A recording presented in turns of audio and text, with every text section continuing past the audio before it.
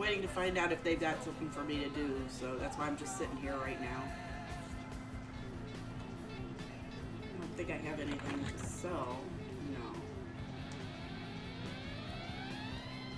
A few things, but not much. Not worth it.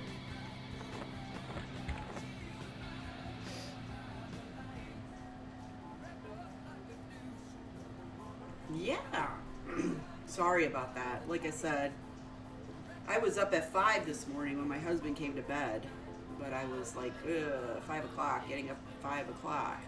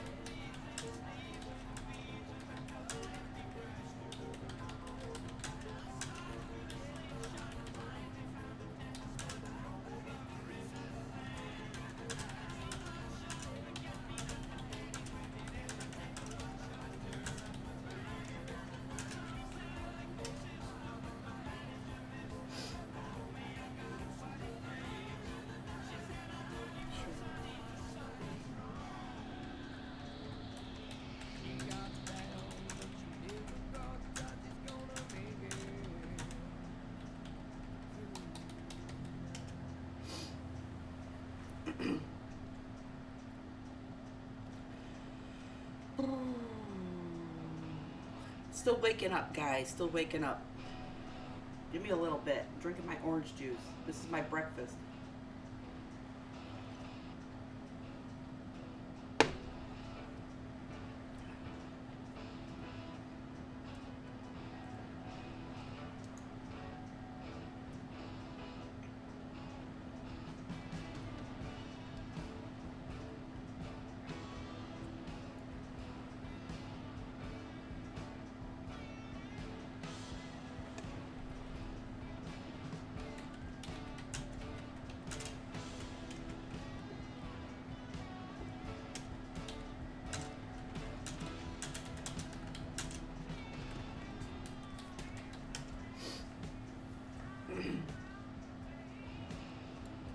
Yeah, it might be. It depends. Right now, I'm helping. I'm helping people get a few keys and shards and whatever.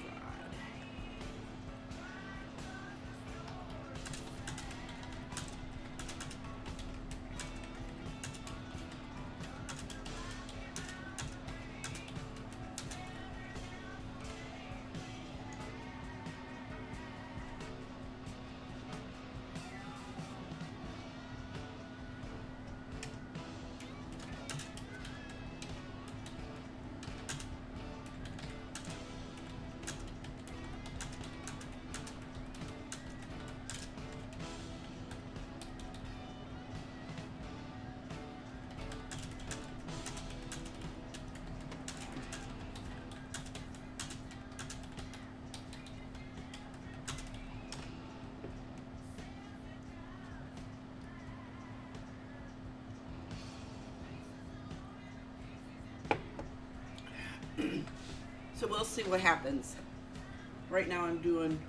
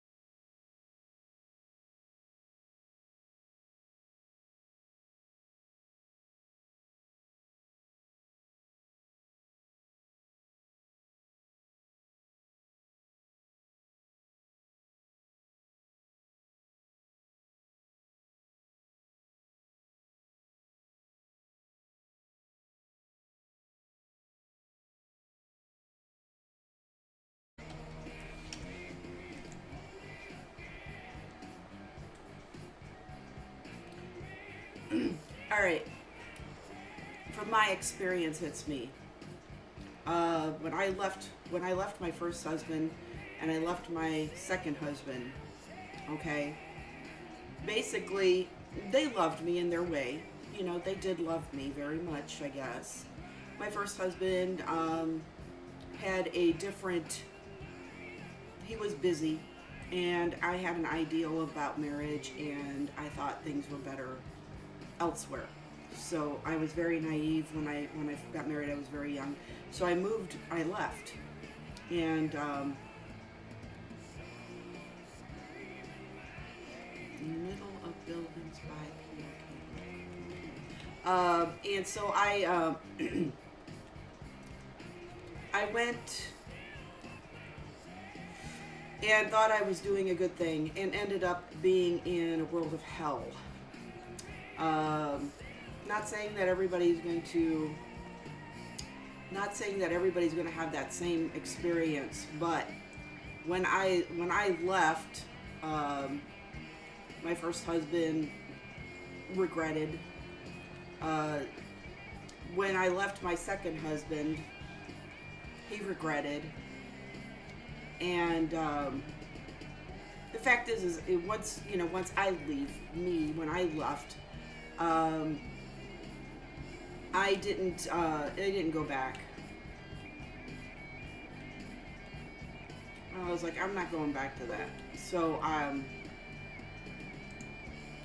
these are things that I'm gonna tell you right now. She's gonna miss you, and she's gonna regret her decisions. And I'm not saying that in the future she may want to come back. Sometimes people need to be apart for a while.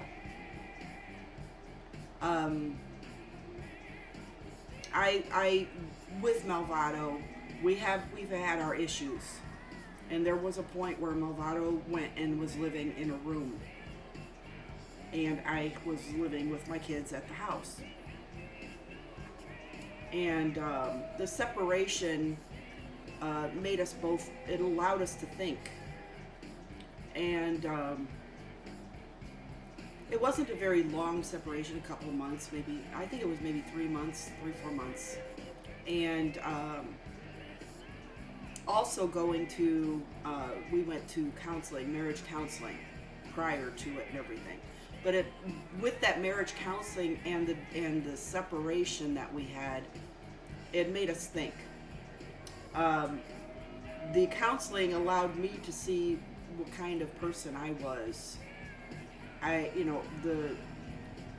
am a very pushy, when it comes to, I open my mouth and I say, this bothers me. It needs to stop, and everything like this. And then the counselor would say, no, wait a second. Did you know you're doing this, and this is what's making him do that? And it was vice versa. When he would say something, she would say, wait a second, And you need that middle person to basically bring out the truth in what's going on. Sometimes the communication between two people isn't as straightforward as it should be.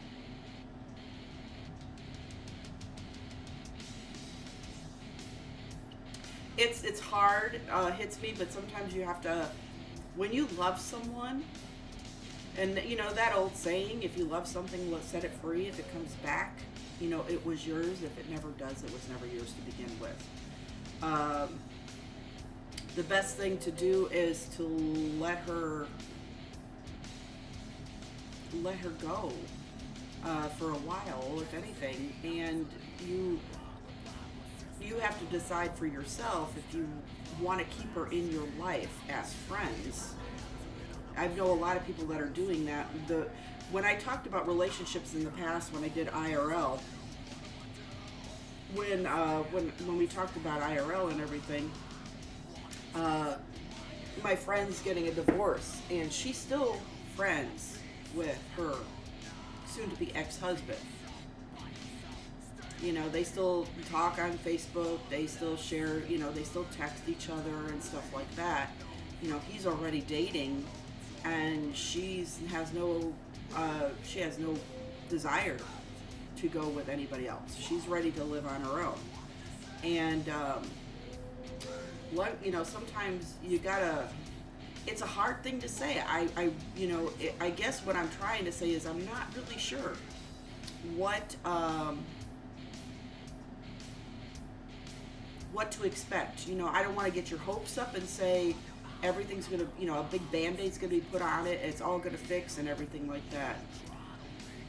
All I'm saying is that you can have hope and still be friends. Don't be mean to her. Don't push her further away because you hurt.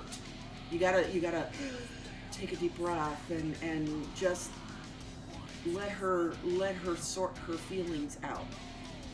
Let her try to be on her own. The biggest slap in the face though is when you start separating things, and she's gonna find that she has to support herself. Being a woman, I'm letting you know this. When she finds that she has to support herself, and then when things happen and you're not there to fix it and stuff like that, when she calls and says, "Come help me," you as a friend can sit there and say, "Sure, when I have time." Don't let her miss you, is what I'm trying to say. I think it's like it's because you're hurt, and that's the actual the first parts is that you're sad, you cry, you hurt, and then later you become angry, and you're in the angry portion of the separation, where she's expecting that you're going to be mean. She knows you're going to be mean, and she's going to be mean back. And it's the way, that's how separations usually work. The fact is that people want what they can't have. Okay, remember what I'm saying. People want what they can't have. And she may start thinking like, "Oh my God, I'm losing him." Right now she still has you. She still has that little line on you, and everything like that. She knows you love her and everything like that. Hi, Cheesy. She knows she loves you and everything, and she knows she can reel that line in at any moment. Okay, she's got her cake and she's eating it too. All right, this is what I'm trying to say. Don't be mean to her. Be very cordial to her. And once in a while, tell her you're busy. I can't talk right now, I'm busy.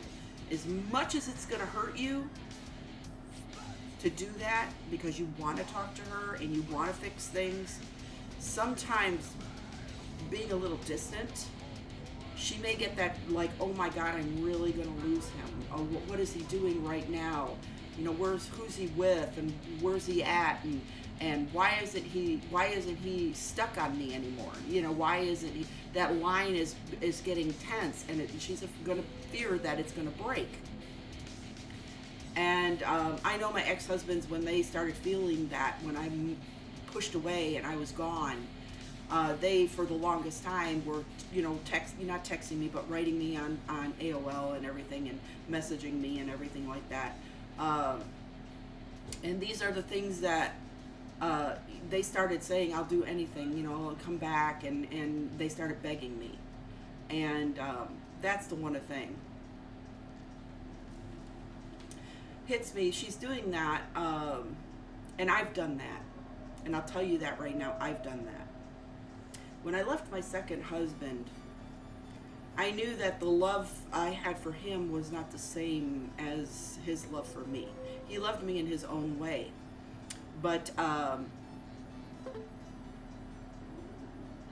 when I left my second husband, it was like after about a month, I started regretting my decision, even though he was not a very good person. He cheated on me, he lied to me, and he stole from me. And he made me do things I wasn't very happy about myself with, but I loved him. And it was hard when he stopped talking to me and everything like that.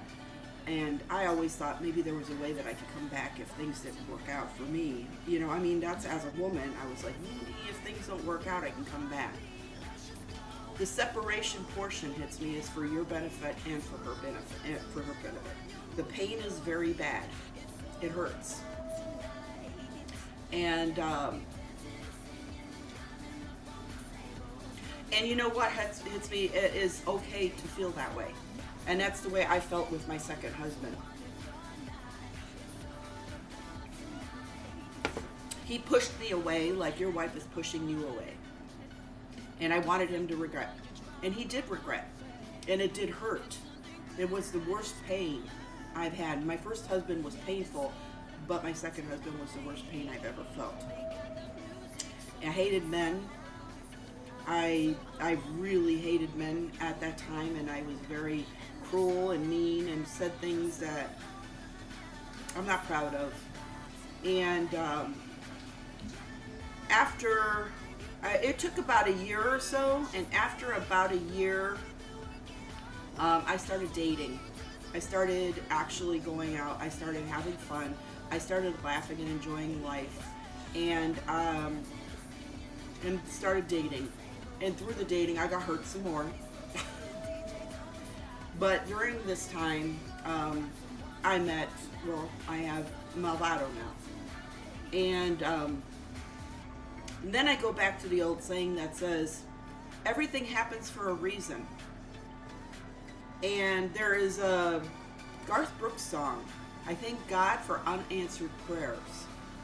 You may not like country, but the words to that song, even if you go and look up the lyrics to it and don't listen to the music, the words to that song is truth. There's a reason for everything, and it's better to have loved and lost than to have never loved at all. These are all these things that it keeps coming back to me, and marriage is work. It takes two partners. You can't make someone love you. These are all the things that go into a relationship. She's not the only fish in the sea, and that is the truth hits me. There are less men in the world than there are women. If you know yourself well, and to me you're a wonderful person, if you know yourself well, and you know that you're a good person, and you know she's going to regret it then, because she's going to find more heartache and hurt in her coming future than what she can be. No. See, that's what I did when I left my second husband. Those one night stands, not worth it. No, it's good, hits me. It's okay. I'm still sitting here and waiting for everybody to get ready to get started with this group, and I kind of glance over and watch what they're saying. So, I'm here for you. And like I said, I'm willing to talk, and believe me, everybody else is learning from that too, because everybody goes through this kind of pain, and everybody goes through this kind of torment, and I will always love the people who have been in my life. My ex-husbands, my ex-boyfriends, people I have known.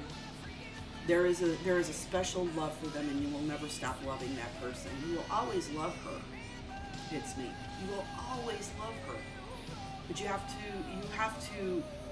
This is what shows you how much you love her, is if you take a step back and say, I gotta love myself first, and I gotta let her go. She's not ready for me. She's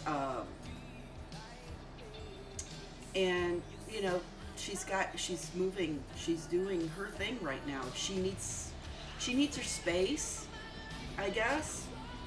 And that's what I gave to my ex-husband. I left him because he was cheating on me anyway. He was doing things that I didn't want to do, and with drugs and sex and all of the crap he was doing. It was just not me. So I let him go, even though I wanted to be there. I wanted to be part of his life. I didn't. I made that choice, and I left. Your wife is unhappy right now, and she has to figure out why. You guys could still go to counseling even if you're separated. You can talk to her and say, can we go to a counselor? Find a marriage counselor, go to a marriage counselor, and have a middle ground and figure out what it is that is a problem. You might be able to fix it and still living separately. She doesn't have to be in the same household to be part of your life. Is what is one of the things. Um, Counseling does help. It does. It does get you to understand what it is that's going on in your world. What is it that you're doing that makes her the way she is, and in the same sense, it makes her understand what she's doing that is making this problem. She may be the whole problem. And you guys don't know that until you talk to somebody as a neutral party. I'm not licensed to do that, and all I could do is tell you from my experience what I went through. And believe me, hits me. I got tears in my eyes because I know the pain that you're feeling. But I'm also letting you know that life goes on and it heals. And you learn from this. You will learn from this. And you will find someone else. You're a wonderful person. Never think that you can't find someone else, because you can. I'm living proof. 3 people. I never stopped loving the people my ex-husbands. I do care for them, and over time I got to the point where it's like I want them to be happy. I want them to enjoy life, and life is too freaking short to live in a relationship where one isn't happy. You sometimes got to rip that Band-Aid off and let it scab over and heal. It's just the way it's got to be. And I hope it's helping that I'm talking. Exactly, it hits me. I know that. I know you're a wonderful person. You're going to be able to find someone. And you got to remember that. She's not you do. Exactly. Like I'm saying to you, hits me. Right now, it's that Band-Aid being ripped off, and that scab is still very fresh. Exactly. You need time, and that's why, your friends, my friend did that to me too. No. Those one-night stands aren't worth it. It doesn't heal anything. It doesn't fix anything. It doesn't make you feel any better. Thank you for requesting that song. Here's the song. Listen to it. My own high school flame, and as I introduced them, the past came back to me, and I couldn't help but think of the way things used to be. She was the one that I had wanted for all time, and each night I'd spend praying that God would make her mine. And if he'd only grant me this wish I'd wish back then, I'd never ask for anything again. Sometimes I thank God for unanswered prayers. Remember when you're talking to the man upstairs, that just because he doesn't answer doesn't mean he don't care. Some of God's greatest gifts are unanswered prayers.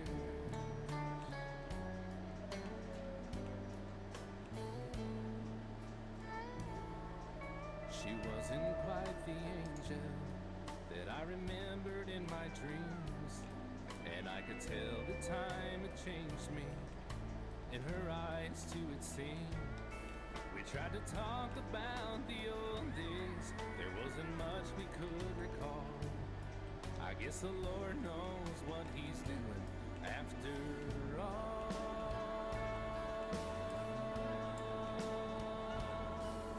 And as she walked away, I looked at my wife, and then and there I thanked the good Lord for the gifts in my life. Sometimes I thank God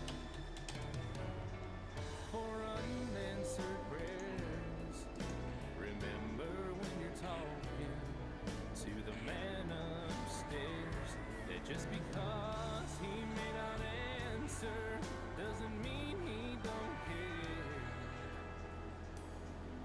Some of God's greatest gifts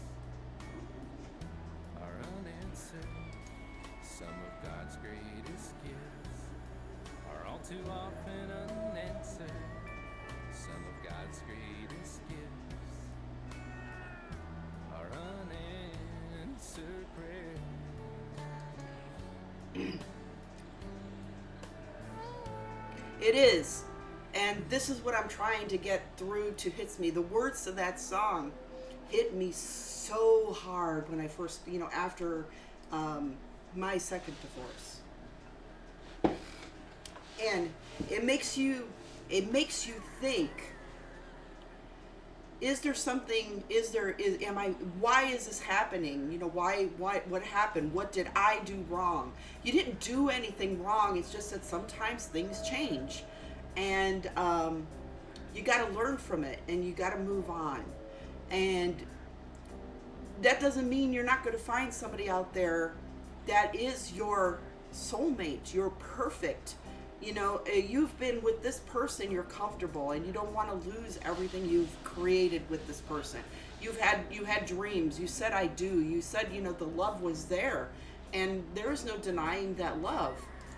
That love is there. But you have to look at, always look at the sunny side of life. There is a reason for everything, and you're going to have to think about that. And just remember that you will find somebody else. If this does not, see, in this world, it's such a funny world. People separate. I have known people that have gotten a divorce, have lived apart for 5 years, and then they started dating again and got married again, and they were married for like 3 years, and then they got a divorce again, and then they were separated for 3 more years, and then they got married again. I mean, it's the thing is that sometimes people are there. You get too close to each other, and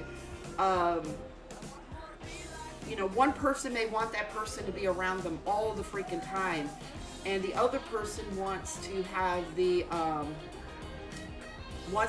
that little bit of freedom. Like, I want to go and I want to be with my friends. I want to go out with my friends. I don't want to have my husband with me, or I don't want to have my wife with me all the time. I want to go. I want to go have some fun, and I don't need, and then there's that trust issue. Do you trust your wife? Why does she want to do that? Or do you trust your husband? Why does he want to do that? And as you get older, like as old as I am, I sit there and I go, why don't you go out with your friends? I'm the one that's pushing my husband, go, because sometimes I need that break. And it's hard to do when you're with somebody all the time. It really is. And Hits Me, a lot of people do that. A lot of people keep in touch with their family. Yeah, Hits Me, like I said, things change. She changes. People change. And I guarantee she still loves you. The love has just changed. And marriage is a business. And if two people can't work together to make the business flourish, and their ideal of love changes, then there's something going on in her life that you're not aware of, that you're just missing. Something somewhere along the time the talk was never done. Something you've missed, and she's needing. And like I said, she will. I honestly, you're feeling for her to regret. It's going to happen. She's going to regret. And at some point in her life, as she gets older, she may actually say to you, I've missed you. I miss you, and I regret. But I'm glad that you're happy, because in the future, if you allow yourself to be loved, you will find somebody. You will find somebody. You're still young enough, you're good looking, you're smart, you're funny, you're gonna be fine. Yeah, and you know, you can't sit and dwell on the what ifs. You know, what if I talked to her? What if I did this? What if I did this? You can't sit there and do that, because it's not going to change what is happening right now. If she wants to and you feel like it, I would say go and get a counselor and talk. I mean, that's the only thing I could tell you right now would probably be a good thing to do. To have a middle person to talk about what's going on. And then maybe she'll see you differently, maybe you'll see her differently, maybe you'll both understand, and a counselor will be able to figure out what's going on. They give you workshops to do. You know, some counselors will say, okay, work on this and work on that, and you know, you guys, and live separately. You know, let her pay her bills. You know. Oh, okay. Well, let her pay her bills for a while. You know, make sure she pays her bills. Don't you pay her bills. You know, right now, when I was talking about that one relationship that has been 11 years going and now they're divorcing, he wanted to live with her still. You know, this is the whole thing. This is what I'm trying to say. And I was like, Jackie, you know, no, make Scott move out. Don't let him live there. He was like, you're going to pay the rent and I'll pay some of the bills. And I'm like, no. He wants to go out. He wants to go have fun. He wants to go, you know, date other women and everything like that, because he thinks it's going to be better than what he has here. You know, and I said, no, you make him move out. So she made him move out. And he's still like, can I leave my car here? Can I do this? Can I? And I'm like, Jackie, don't. No. He still wants that little tether. You know, that little thing, because if things don't work out for him and things goes bad, he's going to be like, I love you, Jackie, I was wrong, I want to come back. And then he's going to cheat on her again, you know, and stuff like that. So, this is what I'm trying to say is, this is where you got to be a little mean, you know, this is where you got to say, you want a separation, okay, we're separated. I will still be cordial to you. I will still, you know, talk to you, say how you doing and stuff like that. But I'm not going to be, you want a tether, I know you do. But you got to break it, because she's going to use you. She's going to use you, and you're going to be the one that's going to be hurt, and she's going to think she's got it all. And you know, when you separate, when you break, that means the bills are separated. If she's living where she's living, she's going to have to pay. Hi, Trian. How are you doing? Welcome to the stream. We're trying to help him. Hits me a little bit with his relationship. And it's breaking my heart. But I'm only going by my own experience. Hits me. If she wants to separate, she needs to start taking care of herself. Yeah, and you know, my mother was the one hits me when I first started dating and having. Oh, hi! There you go. How are you doing, Kayanara? How are you doing?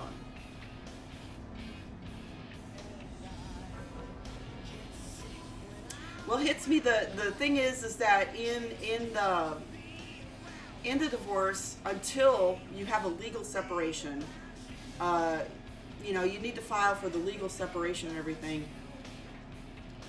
You should start looking at splitting bills and talking to her only about that. If she wants to talk about the house stuff and bills, yeah, sit down and as much as it's going to kill you to do so, be cordial. Like, okay, I want this, I want that, because when it finally hits her, it may turn her around. When you start splitting the bill, saying, okay, I'll pay this, when I'll pay this according to the separation or divorce, but you're going to be paying this. I want these things, and try to be very cordial. Try not to make it a nasty, Yeah, but if she's coming to you and talking about bills, and she's wanting help paying the bills, saying, no, that's your responsibility now. You're living in that house, you pay the bills. Yeah, you got everything split and everything is done. You are no longer responsible for what she's doing. Okay? Say, okay, that's your problem now. It's not my problem. I'm not your money bags. I'm not your outside money bags. If you want that outside money bags, we have to go to court, and the court has to tell me that I have to pay some of that, which could happen, but in that sense, she doesn't have control. She doesn't have control of you. She doesn't, she's not going to come crying to you saying, I don't have the money, I can't do this, and everything. I did it to my first husband. When I left him, when I was running into problems, I didn't have food, I didn't have money, I was calling him and crying to him and saying, I've got no one.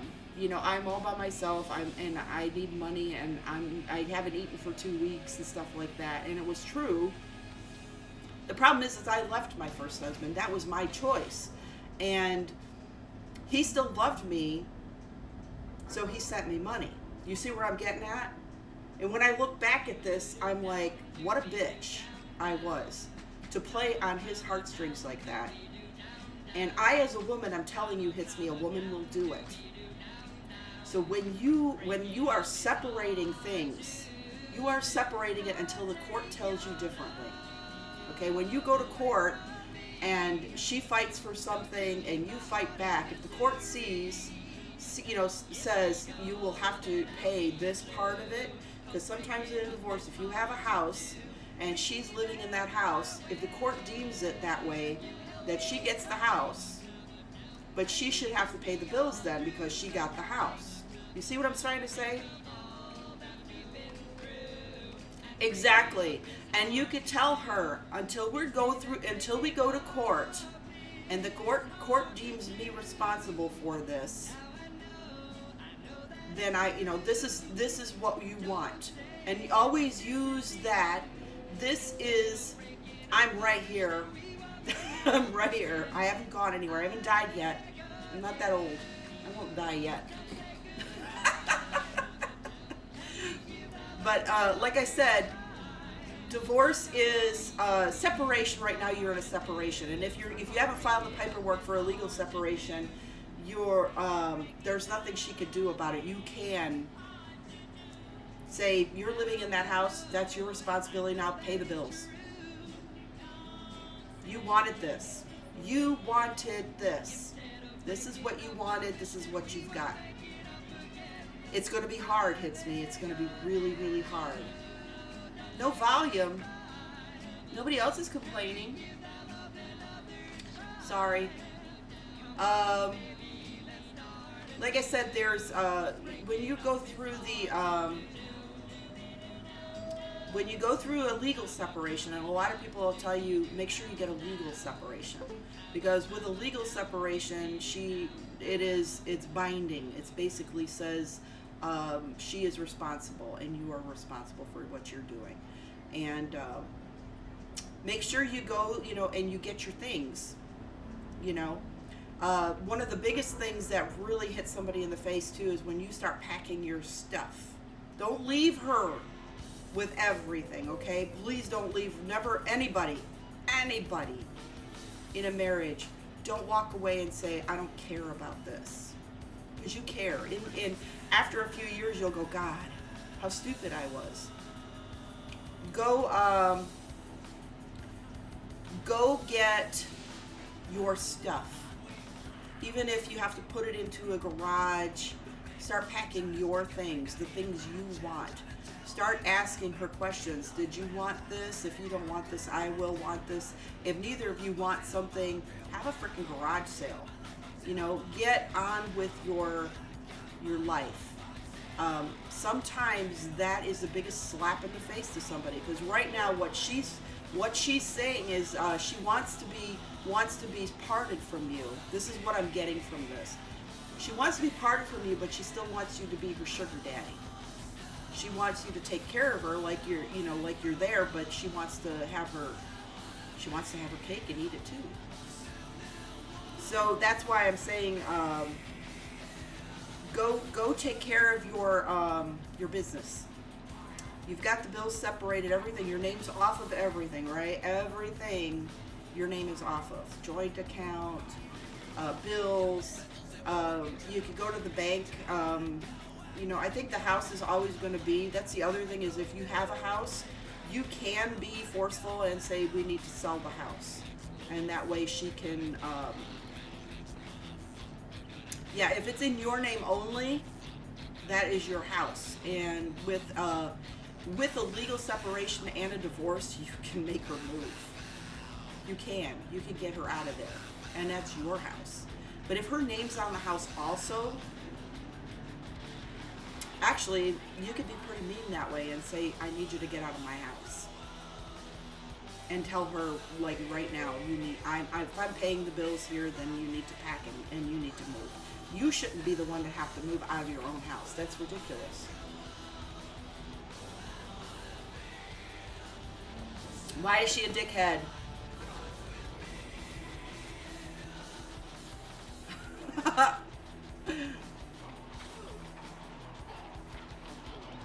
Yeah, listen to your cousin then. Listen to your cousin. He'll give you the right. Yeah. You might have to give her some time to get out, but I think if it's your house, if it's in your name only, and her name isn't on there, you can get her out of there. I really think so. She could fight it in the end, in court, and court might say differently, but exactly. This is what I'm trying to say. If this is your name, you can do that. If you want to, that'll really wake her up, big time. See, right now you're being really nice to her. I'm sorry, Laura. I really am. I wish I could do something, but I can't. When they ban, when you ban someone, like in my channel, if you get banned, you're banned. I don't unban people. There's a reason why you get banned. We're sitting here in Torment, and so I could talk to you guys. We're sitting in Torment. Putz Mobs, who's our tank, and we were gonna do some Saren stuff. He's AFK, so we have to wait for him to get back. But so I could talk to you guys.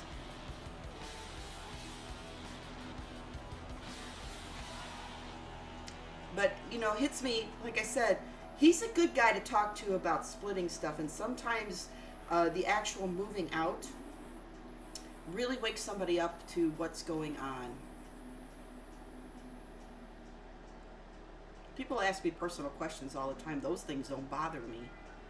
What bothers me is when they start saying, like, they want to fuck me in my ear and stuff like that. And then I'm like, no, you can't do that.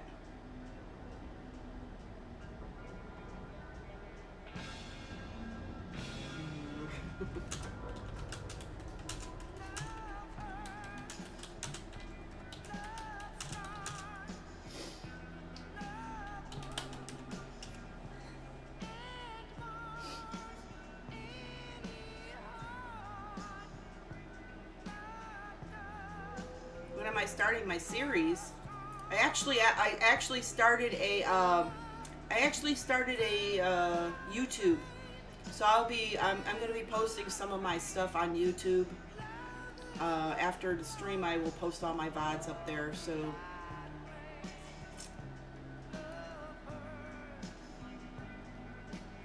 that doesn't sound like a personal question, Lori.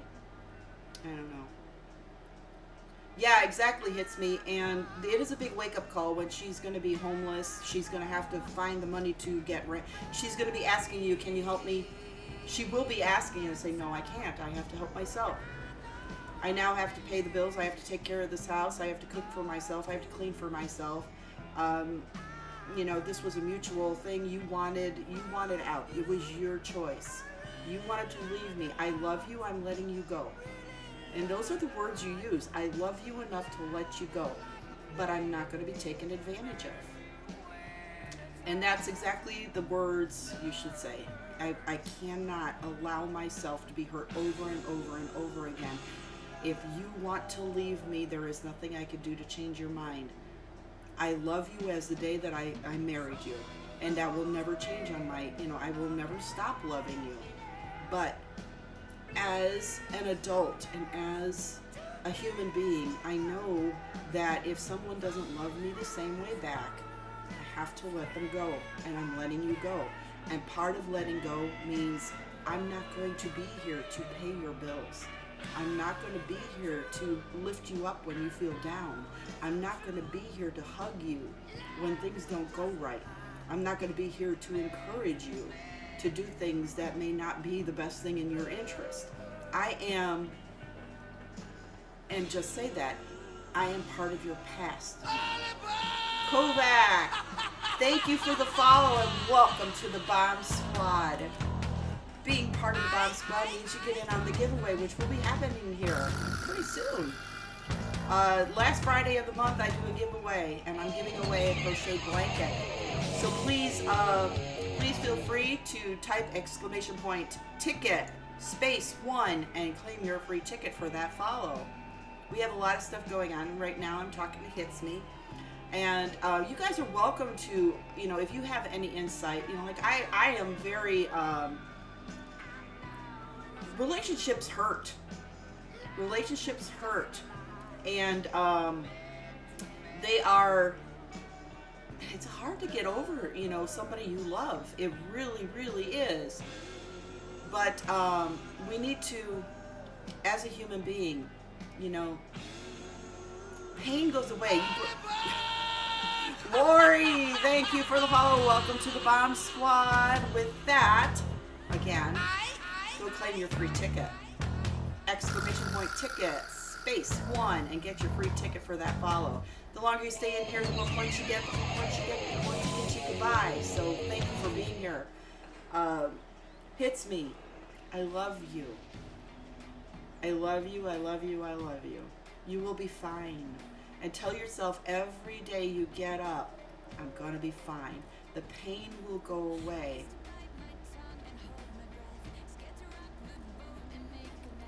Hey, this claim, I'm looking at shows and Uber ride from Seattle to Bellevue.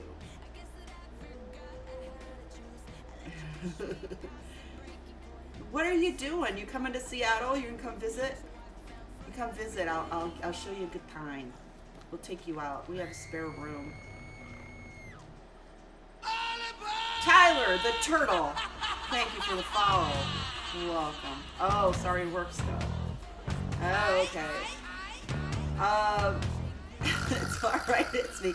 If you ever want a vacation, you come up here, okay? You come up here. I'll show you a good time. That's right.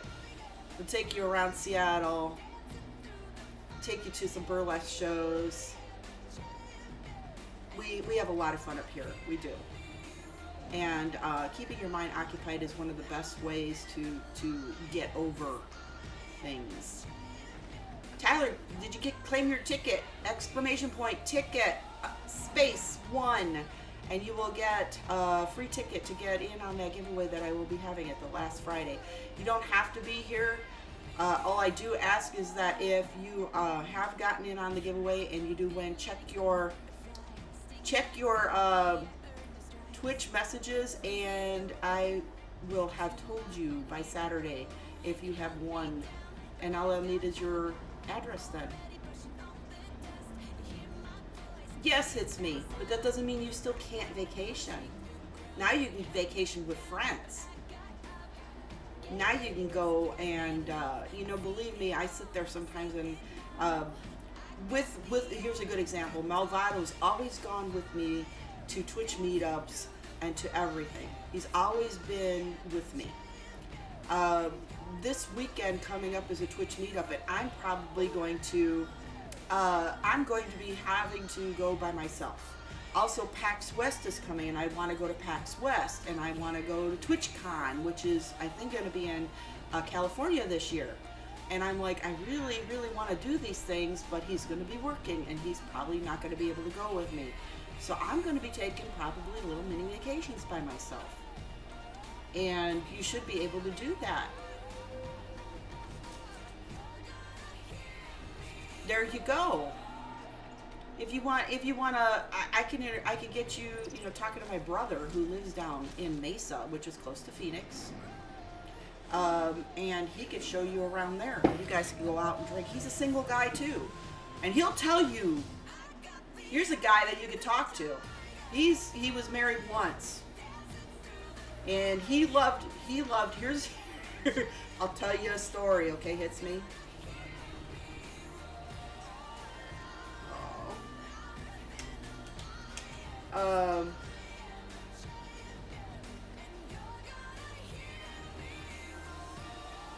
Yeah, and that you need that.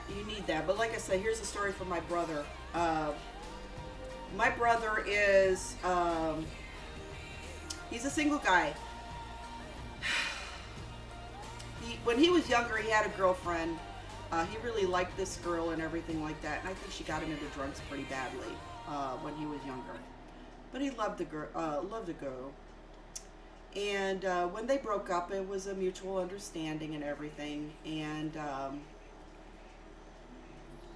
he still, he told his best friend, because his best friend was interested in her. And he told his best friend, it's nice that you like her and everything, but please never have sex with her. Well, he caught them having sex.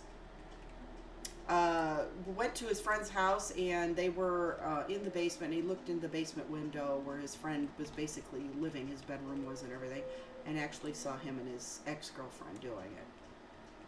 He never forgave his best friend for that. Never forgave the girl for that. He had asked kindly, please don't do that, and they did it. Okay. So, with that being said, that was his first time he got his heart broken. The second time he got his heart broken was, he was much older, and he moved down to Arizona, and he loved this girl. Yeah. He loved this girl so much. And she was with him, and she was indifferent. From what I could gather, I don't know the whole freaking story to it, but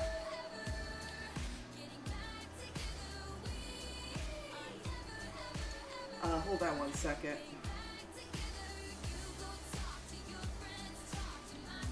I gotta fix something here. Oh my God, can I not? All right.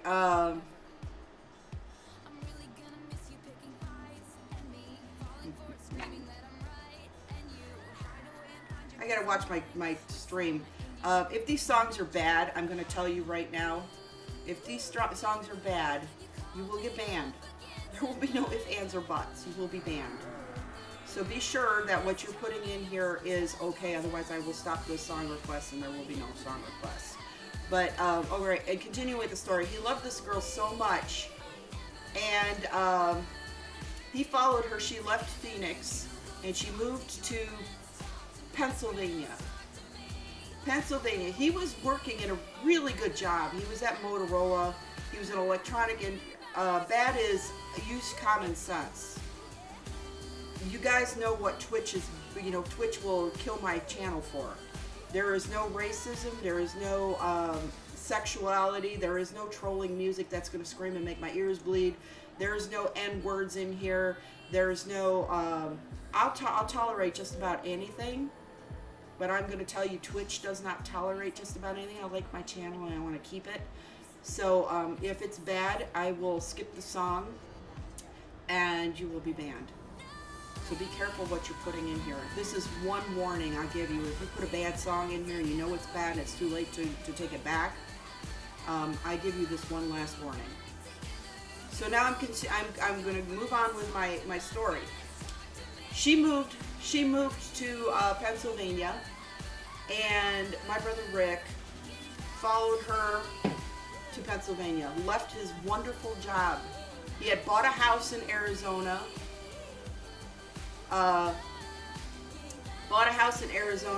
moved to Pennsylvania, and left his house, and he rented his house out, followed this girl across the United States, pleading his love for this girl, he loved her. I mean, literally, really, really, really loved her. And so it goes on for that, and he lived in Pennsylvania forever, kept asking her to marry him, and she kept putting him off. My mother was the one that said, Rick, she's a lesbian.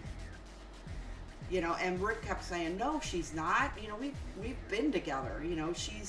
She slept with me, in the same room and everything like that, and, he kept saying, but I love her, Mom, and she's like, she's a lesbian. And,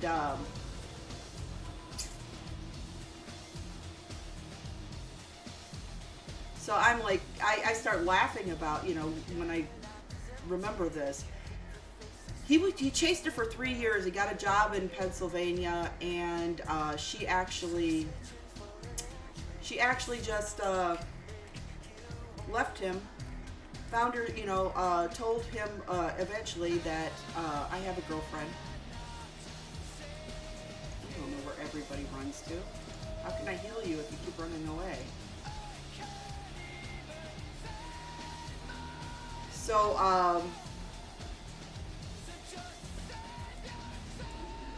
So, hi Tyson, how are you?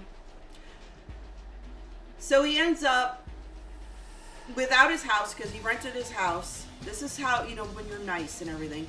He was paying her bills. He was, giving her everything she wanted and everything, and she turns out to be a lesbian. She left him, and he was stuck in Pennsylvania. My older brother, thankfully, was in Pennsylvania at the time, so he moved in with my older brother, and they lived together for a while, and he got a job there.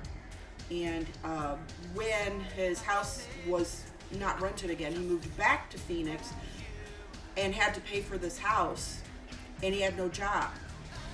So he became destitute, basically. He was working bar jobs and retail jobs, and it was pretty tough for him for the longest time. And he I don't know where these people are going. Where are you guys going? I can't even get up there now.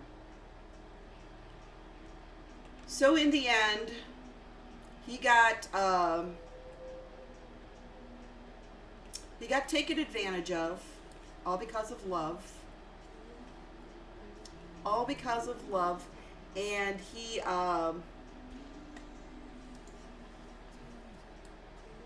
I don't know if you have if that is anything, Lori, but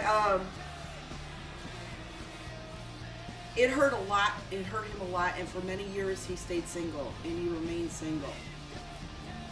My brother is a good-looking guy, and he's a really nice guy, and he makes good money.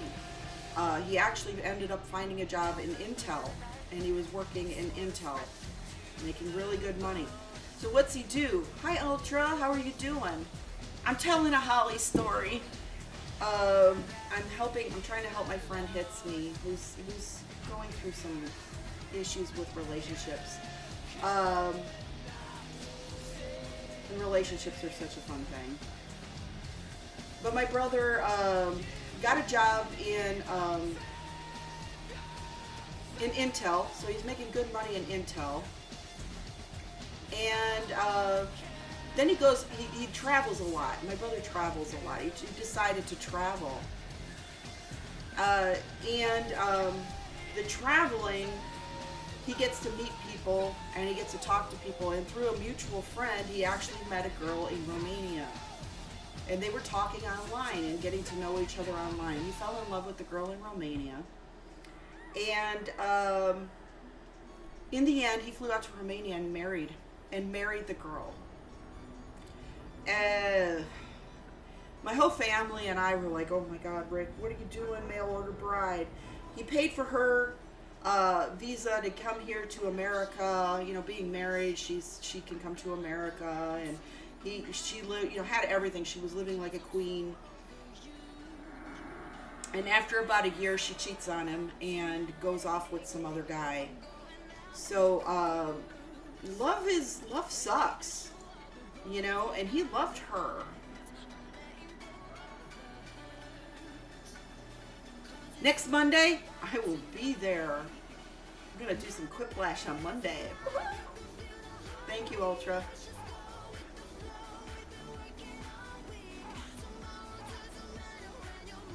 You blame me, Kovac. Everybody blames Holly. It's all right. I'm used to it. It's all my fault. It's always my fault. Yeah, love hurts no matter what you do. He's been single since. You know, when this last one hurt, her name was Irina. It hurts, and there's nothing you can do to change that. It will always be a painful thing. It's Monday. Next Monday, it's me. You got to come to Ultra Nova. Actually do a caster shout out for Ultra Nova's stream, because this stream is freaking awesome, and he plays music, plays the guitar and bass, and he's also he does quiplash. Yeah, and you know you're gonna feel that way, Hits Me, for a long time. My brother, you know. He's enjoying his. Thank you, Hits Me. He's enjoying his freedom. He learned to accept, you know, that's the way his life is. He is not giving his heart away anymore. And Hits Me, follow him. And when he does Monday Quiplash, You come into it, and we'll be playing Quiplash on Monday, next Monday. It'll be great. I'll try to stream it too. I'll see how that works. But I always have fun in Ultra's Quiplash streams. They're too funny. So Hits Me. You have a good time at the gym, Ultra. Thank you for stopping in and letting me know. I'm excited for next Monday now.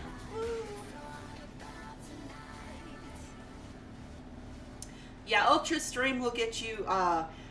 It's a really fun stream. You need to follow me in there sometime, Hits Me, and definitely follow him and go see him. He takes requests on songs, any kind of music, pretty much, except for Tool. No Tool in his stream. And you guys will, like I said, it's good.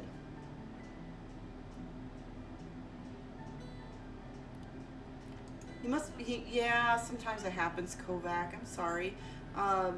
You can actually listen to the stream and not tab over so much. You know, and it's okay. You're allowed to lurk in here, but if you have something to add or to say, you know, you're welcome. What do I think of Leafy? Who's Leafy?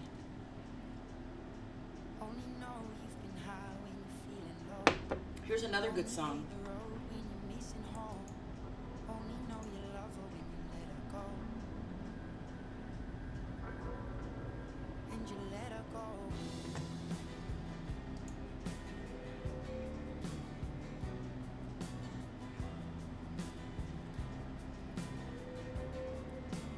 Search him up on YouTube. Right now I can't, but I will keep that in mind.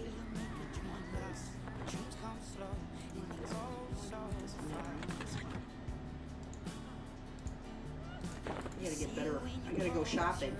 I gotta go get better mana potions and stuff.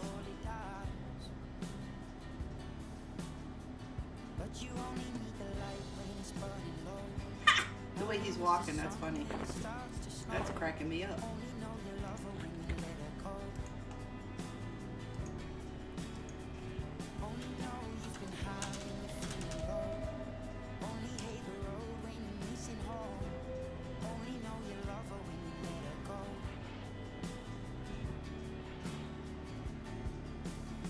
I will keep him in mind, and I will look him up. I have started my own YouTube channel, and I did. The news is that I did apply. Not saying I'm going to get it, but I did apply to be a partner.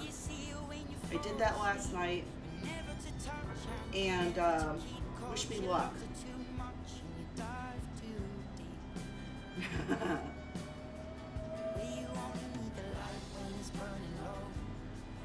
I hope I helped you. It's me. I hope you helped me. You know, help. I want me to help you as much as possible, and I want you to smile more. I want you to know that life continues. Thank you. I need it. I want you to be a happy person. I want life to treat you well. I do. You've been here with me from the beginning. I consider you a dear friend. And there is nothing you can't tell me or talk to me about, because when I do say I love you to you, I mean it. And there are different loves in the world, and the love I have for you is from a friend to a friend. And my heart bleeds for you, and I know the pain you're going through. But look at me. I am living proof that life goes on. I've had my children ripped from me for 7 years due to a divorce. You don't have kids, so you will never have to worry about that experience, thankfully. But I've left everything twice in 2 marriages. I couldn't be there anymore, and I ran away in two marriages. The pain, the hurt. You come back. It's all right. You come back hits me. The pain. I am here. I'm your friend. I will always be your friend, and I hope you know that. What you feel, the pain you feel, I know exactly what you're feeling, and I hope. Oh my God! Who the Brendan? hell cares? I care. That's why. And hi.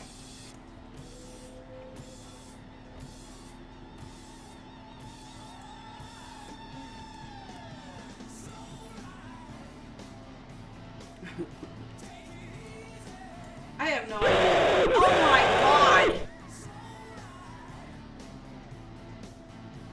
Oh, Brendan, it hits me. Like I said, I just told everybody that I have officially applied for partnership. Officially applied for partnership on Twitch. Oh, Jesus. So wish me luck on that.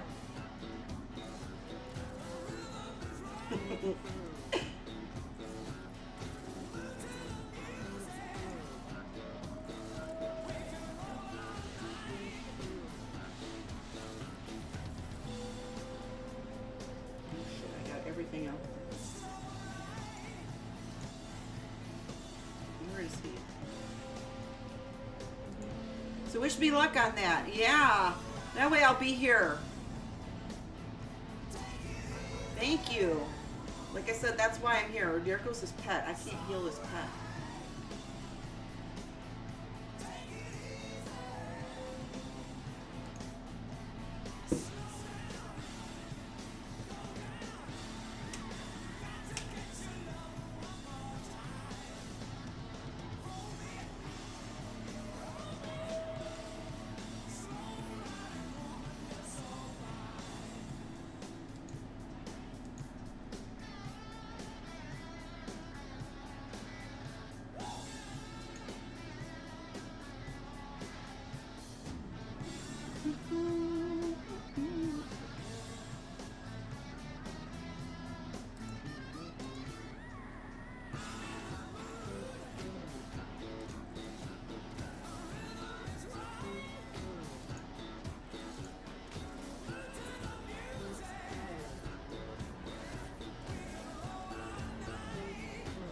I don't even know where to zoom. Oh shit, there's another one.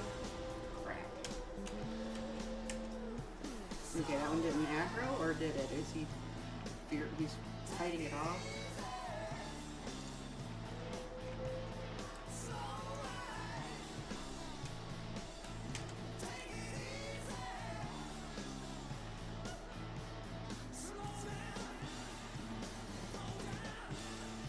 get out of here. Alright, so I'm not found one. There's no way that I'd be able to heal him.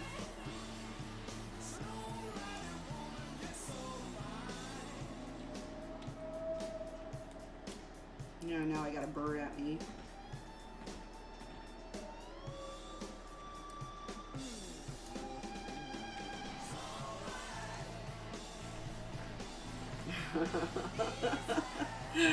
Yeah.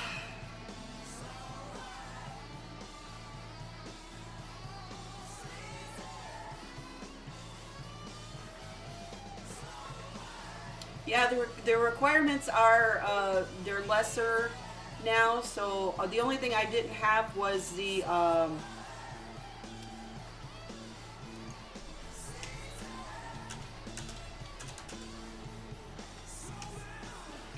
so with the requirements being lesser, I thought I'd try.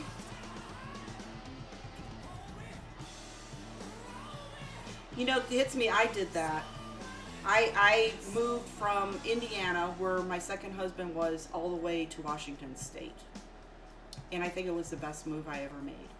The closer you are to somebody, the more apt, you know, my ex-husband was wanting me to drive 4 hours from my mother's. When I left, I went to live with my mother and father. And he was messaging me saying, well, let's go to the movies. Let's go out to eat. He was still wanting to date me. And I was like, no. Not doing that. You know, we're parted. I left you, and that's the way it is. So I moved as far away so that it would make it impossible for me to even feel, because you will want to, if she calls and says, let's go out, let's do this, you're going to be like, sure.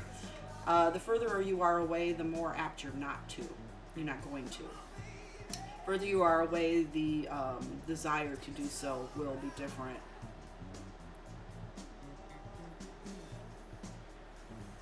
See, and that's the thing.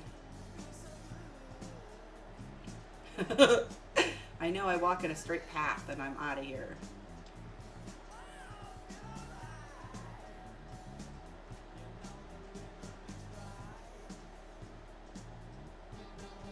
Yeah, sometimes that, hi Krypton. Like I said, that happens.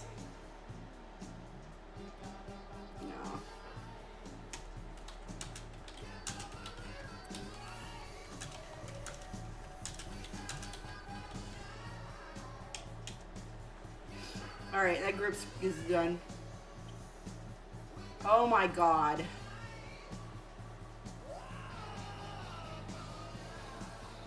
Exactly. So Krypton might know, you know, a little bit, give you a little insight on, that's what my ex-husband was wanting. He was wanting the sex portion of the marriage without the ties of being married. And it does happen. You have to be stronger than that. Like I said, the implications of that is, it's pretty tough. Okay, I'm gonna go to big screen and change it to IRL, because that's what we're gonna be doing.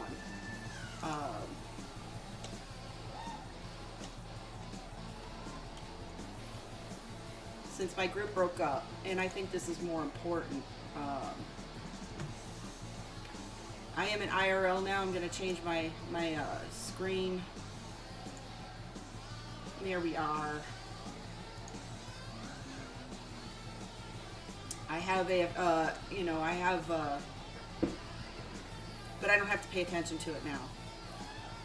So we are in IRL now, and we're talking about relationships. Yeah. Get ready for the fun now, guys. Here comes the hell.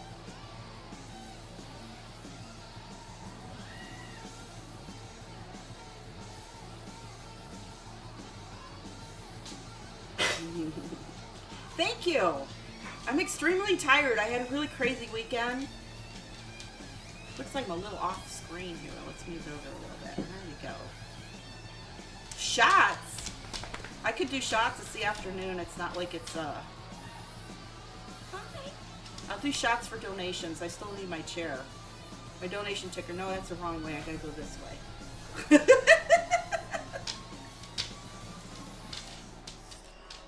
You're waiting for this hell. It happens. When I go IRL, I usually get raided and I get a lot of trolls. So my mods are here. It'll keep you guys busy. Hits me, like I said, life goes on. The pain will go away. You'll never stop loving who you love, but you'll find more love. They're out there. I know my ticker isn't up there. I don't know how to get the ticker up there. New studio thing, and I don't know how to get the ticker up there. Oh well. Someday I'll fix that. I'll get the ticker up there, but right now.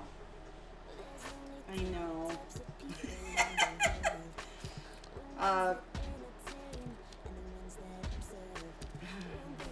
Yeah, they can get really wild, and I'm all right with it. I can handle it. I'm an adult. I learned how to handle the trolls and stuff. Yeah, I don't have it loaded into the. See, Malvado set this up. This is the studio, and I don't have. I have to add.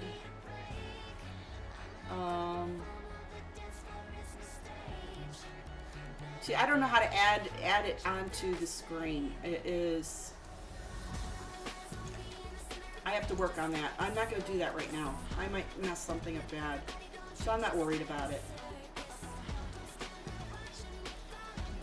Yeah, I would have to add it to the scene, and that is.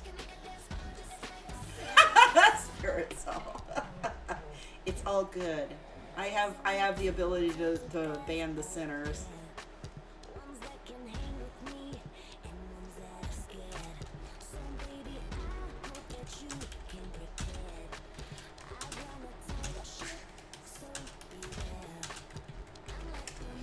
Oops. That was meant for EverQuest. There. I do that all the time, you guys. I do that all the freaking time. Add existing. I know.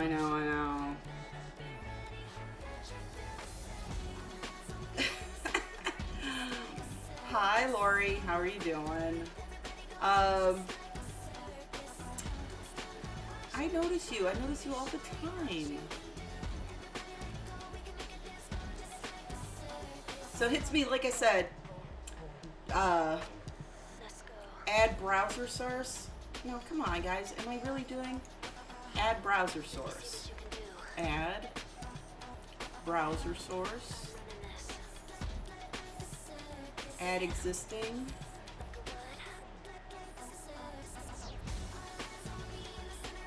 Donation goal.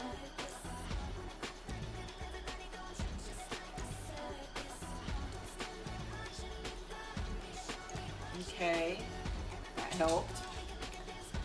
Add browser source, add existing, and here.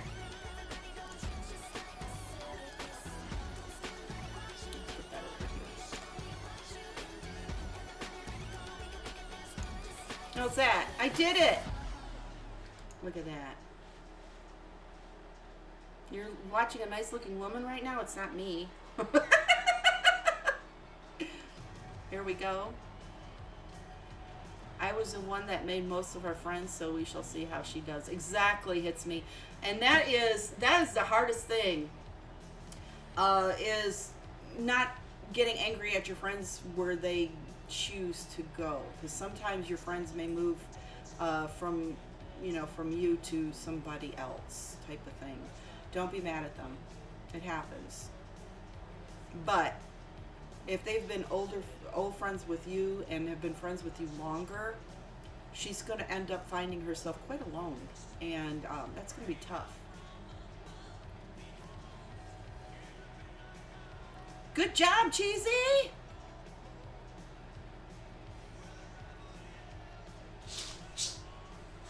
See, hits me. You're more sociable than her, and I think that, and I can tell because you come in here and you talk a lot. You're not going to have a problem. Yeah, if she moves to Arizona, then good luck. Like I said, she thinks life is gonna. It gets really lonely. I had when I moved to Washington State, I had one friend. That was it. And I didn't know what to do. I had a computer, and what I did was I got on AOL and I looked for a chat that was here in Seattle, and I started talking to people in the Seattle chat room. And from that point, I got invited to parties and everything, and that's how I met people. And that's why I'm still in Washington, because I know so many people here. But it took a long time. You gotta go outside. I might have to let my dog out. Hold on.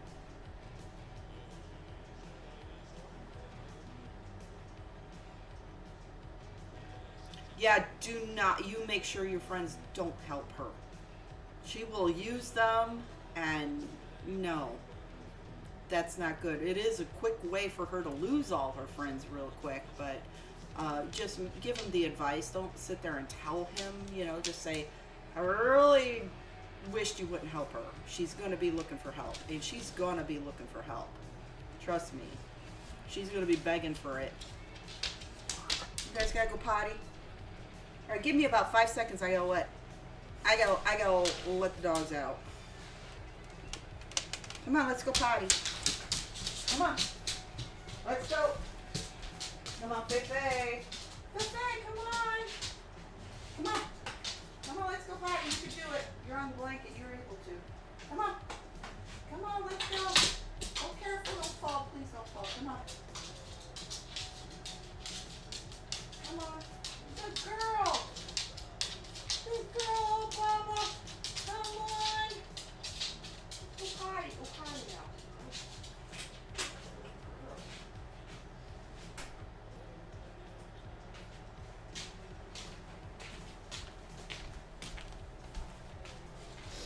I love it when she can walk by herself. I can't pick my dog up because she likes to bite me.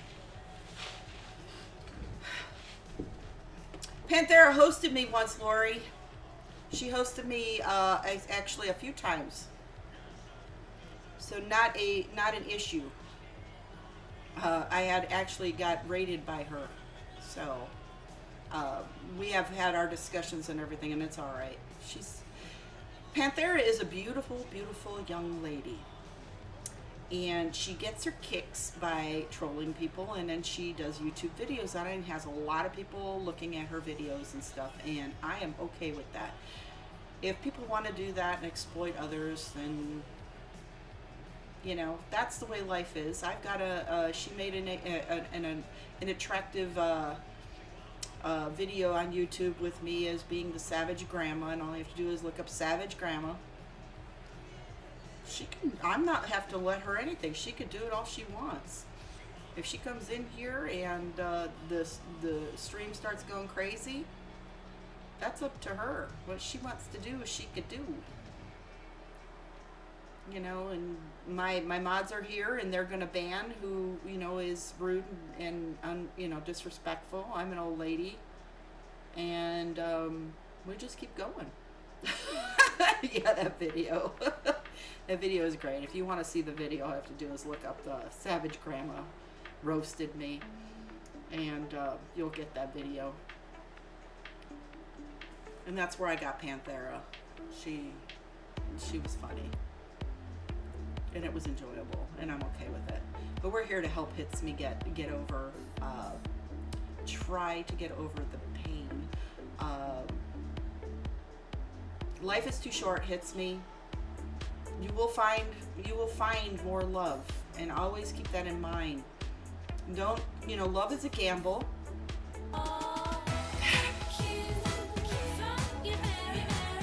Thanks a lot.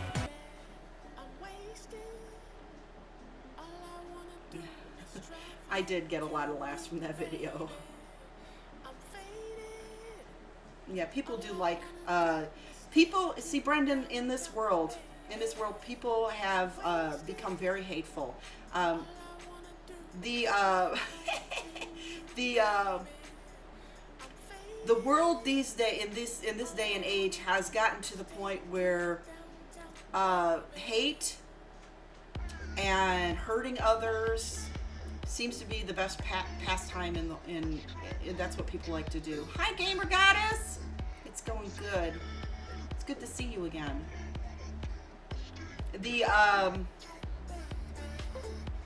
The fact that there's so many people out there that enjoy hurting others and not even thinking about what the repercussions are of hurting another person, it just shocks me. And how angry, and I'm not going to allow myself to become angry.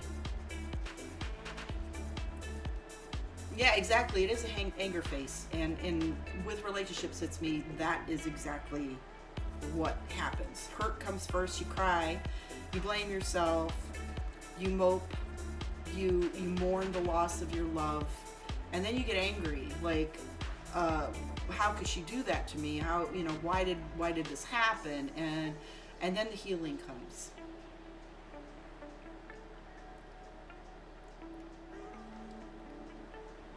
You'll have to let her do what she's gonna do. And believe me, her moving is probably going to be the best thing for you so that you can heal. She's always close and always in touch with you and always asking. You're going to get taken advantage of. Yeah, it takes a long time, hits me. It took me many years. Malvado chased me for 3 years after I had gotten divorced.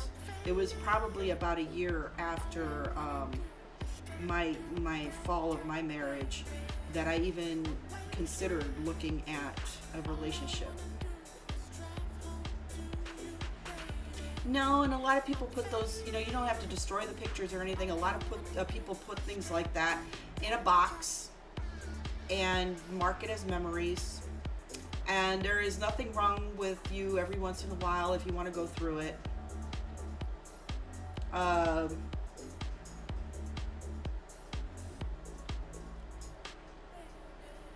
Albanian, you're allowed to play Albanian music as long as it's not religious or religion is what I'm saying about religious songs is songs that are against other people's religions, things that are not good. I don't mind listening to other languages. It's good. I know, the cat. Sadly, pets are like children. And in separations, divorces, and whatnot, they have to be treated as children. And when the separation comes, if she's going to want the cat and you're going to want the cat, you're almost in a custody battle. So you'll have to decide whether you want the cat to go with her or if she wants. And it's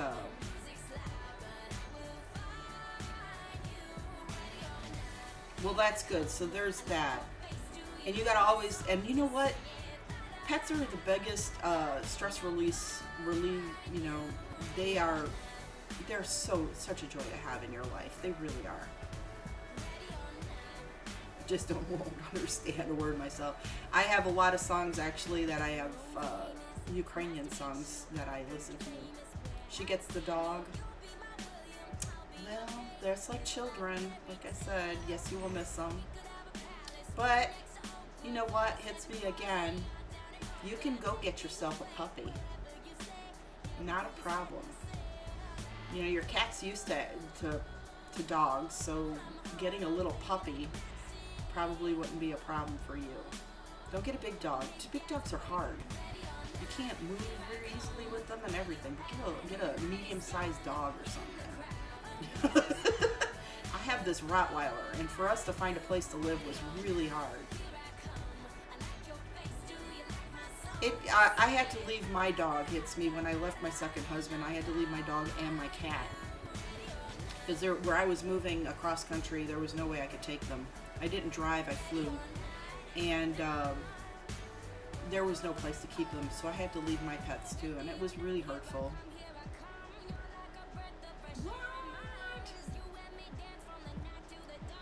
Well, training is just like children, Brendan. You know, I think I told you that once before when you had that dog that one time. And I said, dogs are like children. If you have the time to take care of them and pay attention to them, you could train them and they'll be the best dogs in the world. My dogs are awesome. They're well behaved. They don't jump on you. They don't bite at you. They don't, you know. The only thing Holly is rude for is that if you lean your face too close, she'll give you the biggest wet kiss in the world, and that's the only thing. And cats are good entertainment because they're funny when they play and everything like that. And if you train a cat, my cat doesn't scratch on the furniture, doesn't scratch on the couch, you know, or the rug or anything. She uses the litter box as long as you keep the litter box clean. I play with my cat, and she's the biggest joy in the world. And you can go places, and you don't have to worry about a cat. You can leave a big bowl of water or the toilet seat up, for the love of Christ, and just all the food. And you could be gone for a week with the cats, and you don't have to have a pet sitter per se. You know, put like 3 litter boxes out and whatnot. You could leave for a while. With a dog, you cannot. You should. That's bad, Brendan. All right, I gotta go let my dogs in now, so I'll be right back.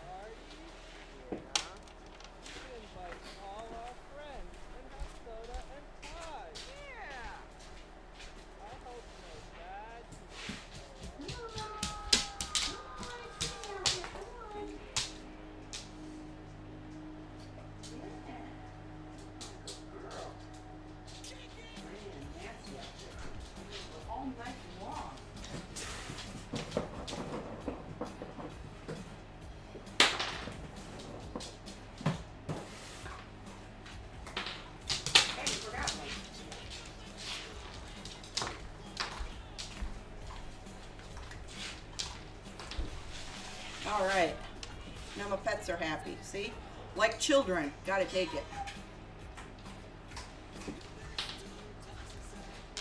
Yeah, exactly, hits me. So the cat is a good choice. Pet is unconditional love. No matter, you could be the ugliest person on the planet, a pet doesn't judge you.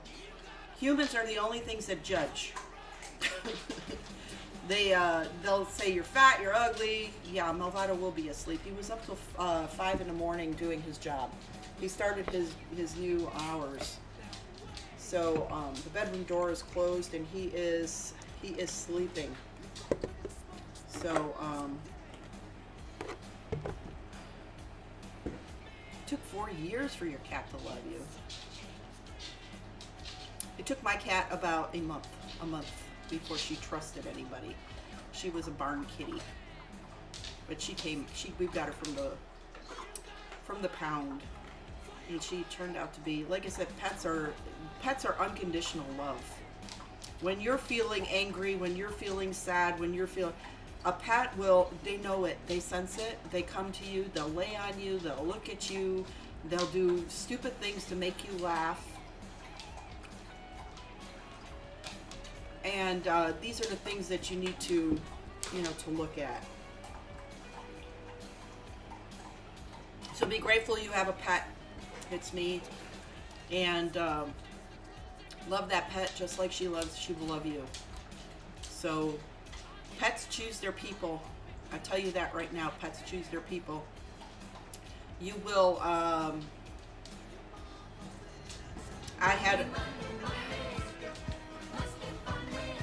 Uh-oh. What happened? What's going on? Somebody did something. Well, thank you for the $1. Shatterfry. That's one more dollar towards my chair. Thank you so much. Yay! I like my... Hey, $1 is $1. It's good. I know, because I'm not sure if it's the... Brenda, that's so funny because I have a money one and as a sound effect. And I'm like, is it a sound effect or is it... And I'm waiting for the, the emote to come up. And I'm like, I don't know.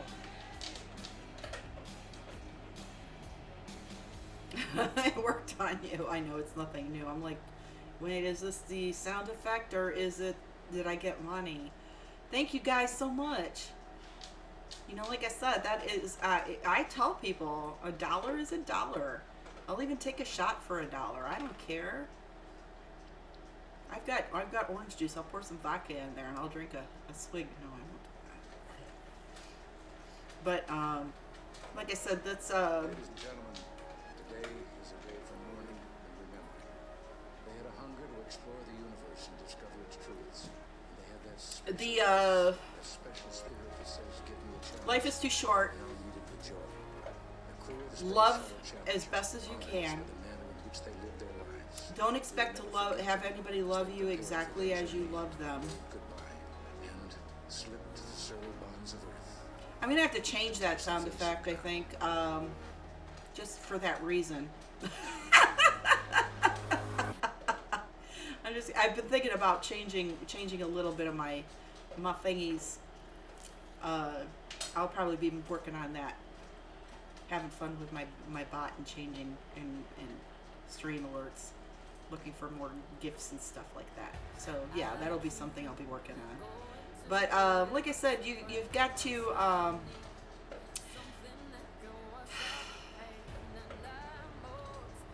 love is, it can be hard.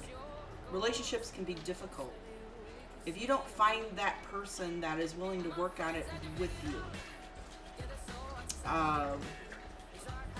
Brendan's brother, Brant, he's in a relationship that I sit back here and I go, I can't believe how he can do so much without her. Isn't it funny? I mean, I'm not trying to judge him. I'm like, good, they're together. They've been together for forever. But she doesn't do the hiking like he does. He goes off and he does his thing. He travels without her, goes skiing, snowboarding, or whatever. And she stays at home. And it's really, that's a relationship. You know, I mean, she trusts him, he trusts her. And that is a really good relationship. But it's often, I sit there and I go, I would want my husband to come along, or I would want my other half to be with me. Maybe not as often. Maybe that's the way their relationship stays together. I for one, am one person that was like, it was really nice to, when Malvado was in the Navy and he was deployed, because I got a lot more done. And when he's home, I don't get to do a lot. So there's that.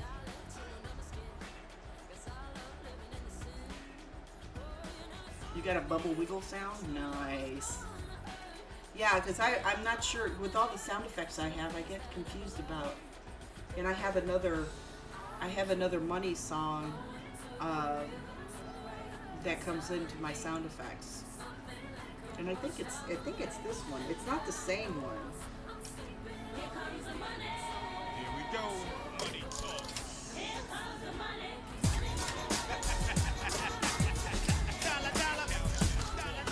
So I get confused between those two. I apologize. So if there's anything, like I said, if I helped you at all hits me, I mean, he's probably busy because he hasn't said anything for a while. He's probably been working still.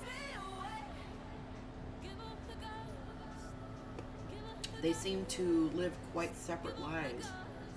He pays her rent or money for his portion of... Yeah, I know. It's like... They've been together for many years, and he does his thing and she does her thing, and they seem to be quite happy. Although, I have her on my Facebook, and I know she wants more. But see, this is what love is, you know? It's like, and this is where it gets kind of sad. She wants to be married, and I'm sure she wants children. And she loves your brother. So, but she's afraid that if she demands or, you know, wants more, that he's going to run.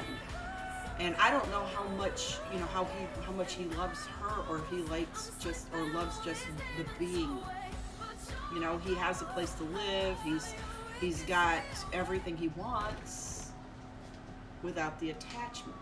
You know what I'm trying to say? And that's what it comes across to me. And it's like, and when he was here, You know, he came and visited. He had him and his friend, or he was here last year or a year before. And he went on the hike and we went geocaching with him and everything. And he pretty much told me he loves her. And I looked at him straight in the eye and said, well, why don't you frickin' marry her so that you guys can have kids? So that you guys can move on with your life and enjoy stuff together. Why isn't she here? That was the first thing that came out of my mouth. Why didn't she come with you? You could still go hiking, but she could have a vacation too. You know, we could take her out and do things with her while you're out marching around. You know, I mean, he didn't have an answer. Now, I don't know if it's because she doesn't want to, or I don't know what it is about it. Yeah, cash me outside. How about that? No, I'm not that girl. That little... This is, you know, that little girl is the epitome of entitlement. That little girl is the epitome of having everything she wants and nobody reprimanding her, and there's no respect. That little girl needs spanking. That little girl needs to be put in a cage and fed through a little window until she appreciates what she had. And that's what I mean about today's society. This is what it's all about. If you want to get through mom, you gotta get through me. Like I said, the respect is lost on today's youth. Children will throw fits and call CPS. Call CPS on their parents. This is Sparta. They'll call CPS. They'll the minute a parent tries to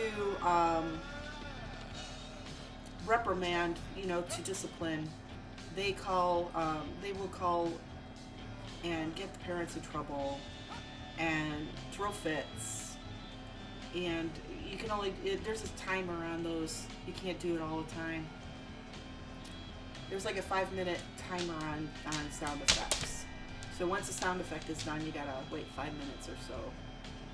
Some sound effects that are really bad, like the horror one, has like a 20-minute timer on it. Because sometimes that gets me. And if I get that screaming in my ear all the time, that's bad.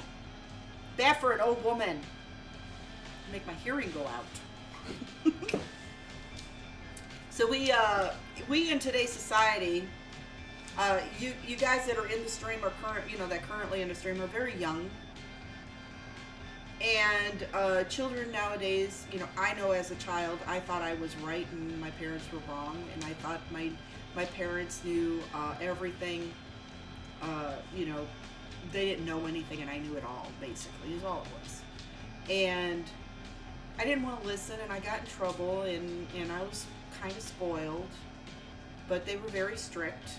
For me being a girl, I wasn't allowed to spend the night over anybody's house. We didn't have phones when we grew up. We had to be in the house before dark. When the street lights came on, my mother said, you better be home. We ate what was set down in front of us, and we didn't argue with our parents. We never told our parents to shut up. We never told our parents no. And we were very polite to elders. We always respected elders. If somebody bumped into us as children, we always said, excuse me. And we didn't say it in a way like, excuse me. We just said, excuse me. And I grew up that way, and I taught my children that way. My children are very respectful. They say please, thank you, and they always have a smile on their face, and they're always respectful to others, and they get that respect back. There is nothing you're going to get if you're going to throw a fit, scream, and complain. You got to look at what you have, what your parents have given you, and you need to appreciate that. I didn't have my children for 7 years. I am gigantic. I am. Hi, Volkswagen. I'm flying through the trees right now, having a good fly, sitting in there. I'm high up on a mountain. I'm standing next to a mountain. Oh, Volkswagen and I are old friends. This is Sparta! Volkswagen and I are old friends. He was one of the first people in my stream, one of my first follows. He's freaking awesome. He can pick on me. You guys can pick on me. I don't mind. We're in here talking, Volkswagen. We're talking about the lack of respect that some people have for their, for adults, elders. What all this hate in the world.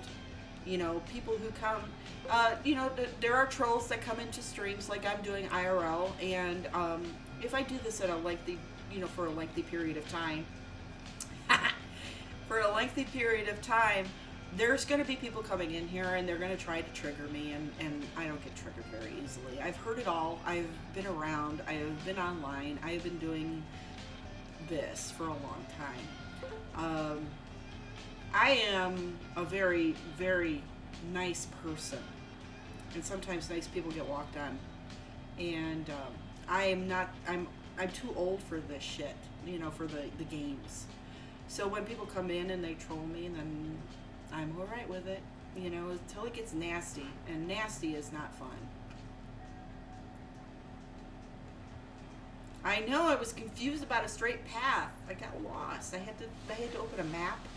And then with the map in my face, I was falling off cliffs. It was bad.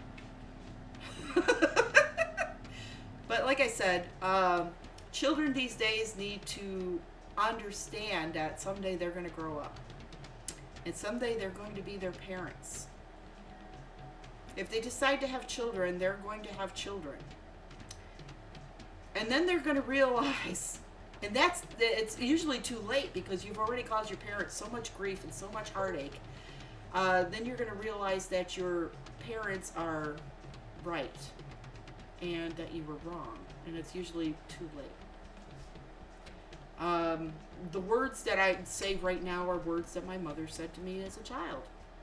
Wait until you have kids of your own. One of the things she used to curse me with is, I hope your children give you as much trouble as you have given me. And you know what? They do. My eldest daughter doesn't talk to me. My youngest son, with all his talent and all his brains, is hooked on heroin and meth and living on the streets in Oregon. He had everything going for him. My youngest daughter, I haven't heard from her for a while. I try to talk to her, text her, and stuff like that. She's doing her thing and living on her own. And it hurts. It's a grief that a parent all feels. Yes, you've been a perfect little angel. I just bet, Volkswagen. I was a perfect little angel. I thought I was. And believe it or not, compared to my brothers, I was. But I was always the one in trouble. Isn't that weird? I was the straight A student in school, and my brothers failed. They failed in school. They didn't do well in school. They did drugs when they were younger. I didn't smoke pot. I didn't have boyfriends. I cleaned my mother's house. I worked in her yard. I was the best child that a child could be. I listened. I behaved. There were moments that I did my thing.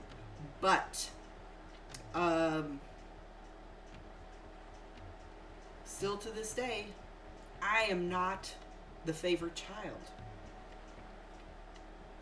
My mother loves my brothers better because they all went to college and they all got a degree and they're all doing jobs in what they went to college for. And I decided to have children and get married and not do that. And I was the smart one.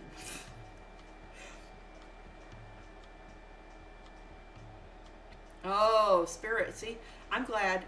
Like I said, some people can trigger that in a person where you want to troll. And believe me, I've got into streams, and some people are just not nice. And you just gotta defend yourself. And I understand that. You're the only one in the family to graduate high school. My eldest daughter graduated and she had a lot of college. I think she has like 3 months left of college, like one semester, and she could have a degree. She quit college to be a supervisor in retail. My youngest daughter, straight A student in school, wants to go to college and she's not going. But my son, when he moved here to Washington from Indiana, he quit his schooling. He went to school for a little while, then quit school. I tried to encourage him like 3 times to go back, and he tried 3 different things. Each time he gave up on it. He quit. We tried to get him into a program, Head Start or something program. I don't even job something. It's for teens. What they do is they take you and they put you into a Kangao Karma. Thank you for the follow and welcome to the Bomb Squad. You're eligible for the giveaway.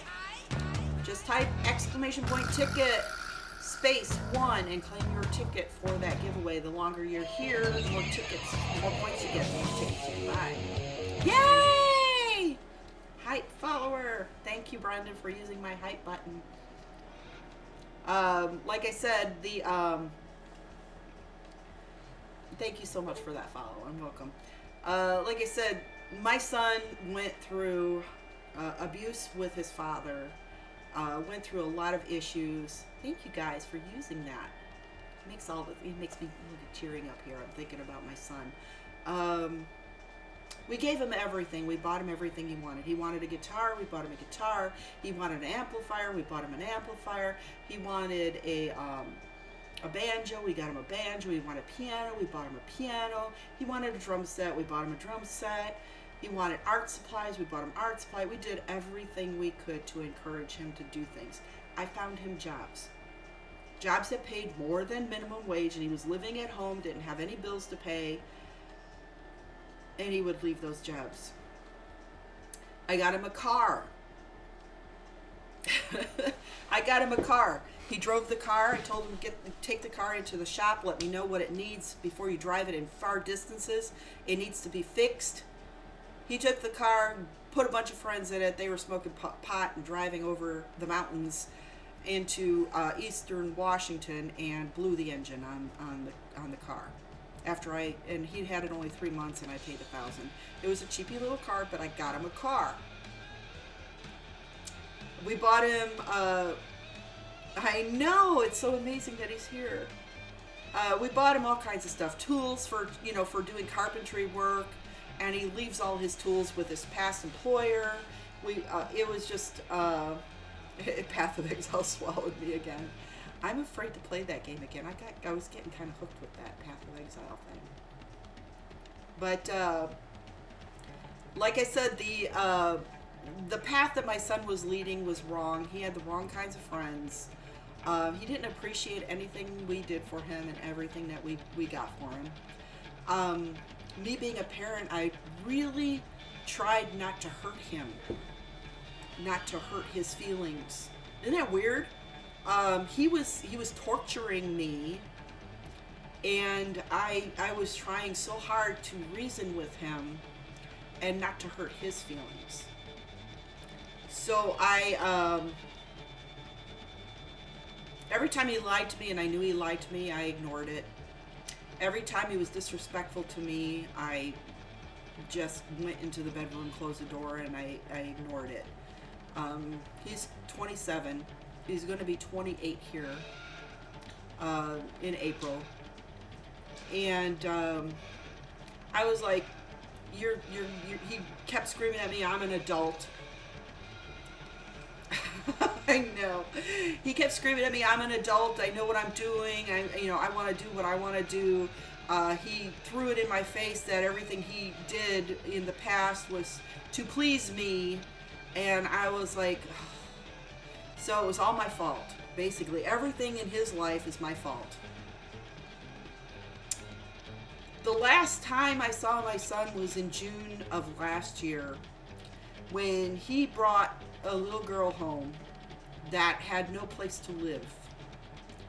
And I told him straight out, I'm not taking in another stray of yours, because he was constantly bringing home there every 5 seconds. There was another girl that was homeless living with us, and I was like, I'm not doing this again. He was giving her, feeding her drugs from our cabinet.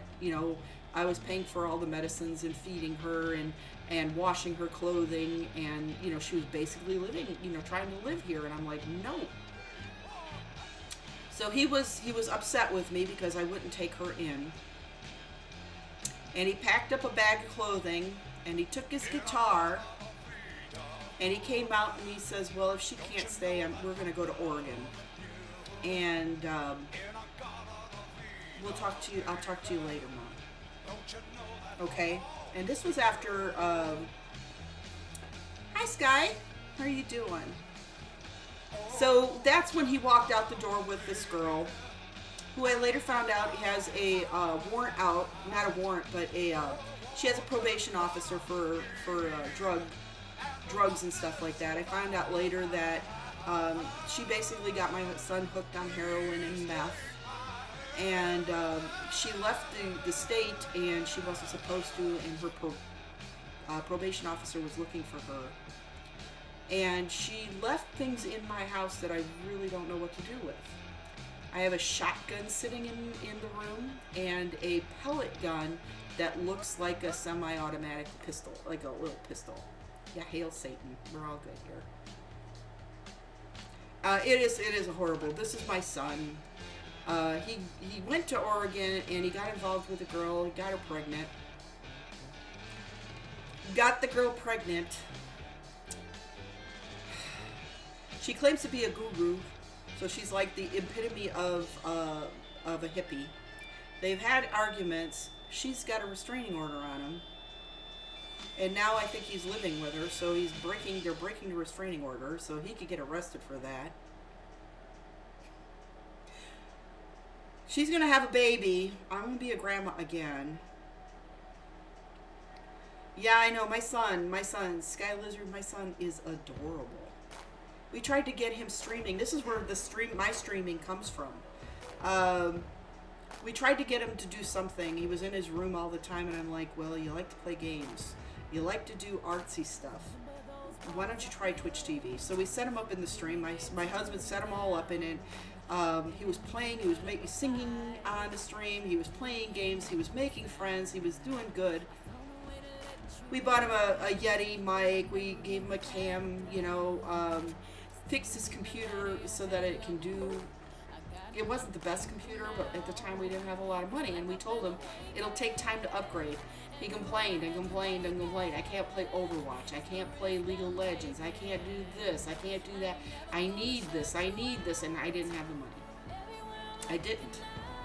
I wasn't working, and I couldn't do it. So he stopped streaming. Slowly but surely. His stream is still there, but he hasn't streamed in over a year now. And it's like, he was doing so good. He was like, I just don't understand, what goes through somebody's mind. So now he's down in Oregon, living on the street somewhere in Eugene, Oregon. And it's a very, very sad situation. I haven't talked to him. I refuse to be part of that. I don't want him to come back and blame me for everything, and I don't need that. And I guess this is where the with hits me situation with with his relationship and everything like that. It comes back to that. At some point you have to let go. He's an adult. It breaks my heart. I cry. I worry. But I have to live my life. And sometimes you gotta let go. Sometimes you gotta be the mother bird. You gotta go. You gotta go. Do your thing. He's gonna be 27 years old. Or actually, he's gonna be 28 years old. You go do your thing. You're so smart. And hopefully, I hope, before he ODs somewhere, they find him in a gutter somewhere, that he wakes up and realizes that what he's done. And I hope it's not too late. I hope he's not like 60 years old and living alone somewhere next to a garbage can, that he doesn't wake up and go, oh my God, my mom was right and I wasted my whole life. We put him through acting school. My son is that talented. He has a voice. When he sings, he sounds like Frank Sinatra. I mean, he could make money with the talent he has. He can act, he can sing, he can dance, he can play every freaking musical instrument available. He has a lot of talent. Wasted. And there's nothing I can do about it. So, I guess that's the same thing, like I said, going back to Hitsme's relationship. Sometimes you just gotta let go. You gotta take care of yourself.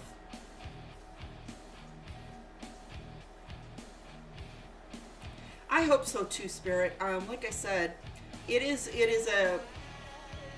life is really weird. It's a weird situation, and you really got to think about what you want out of life, and you make your life. You can't blame anybody. There is not a soul in this planet that you can blame for the way your life is. You make your life what you want of it.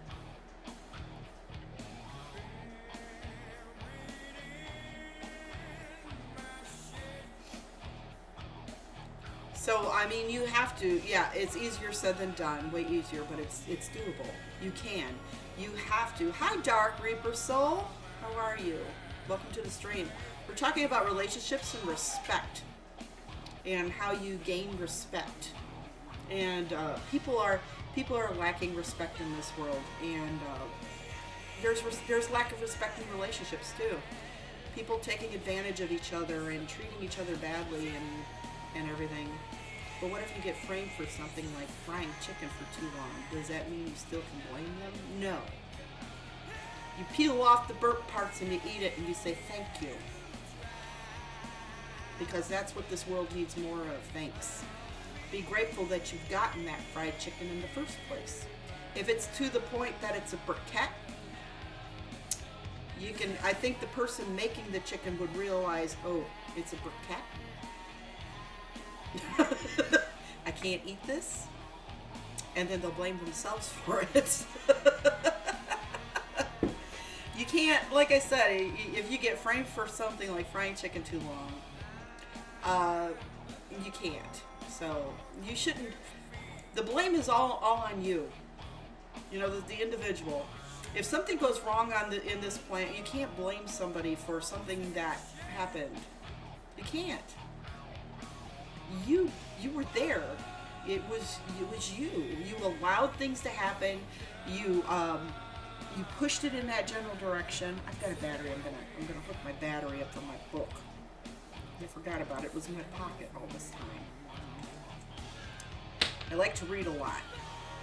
A lot. I read every night and a lot. And it keeps my mind from wandering, and it keeps me happy. So if you don't read, you should pick up a book and read a book. And I have my Kindle, and I like my Kindle. So I charge it now.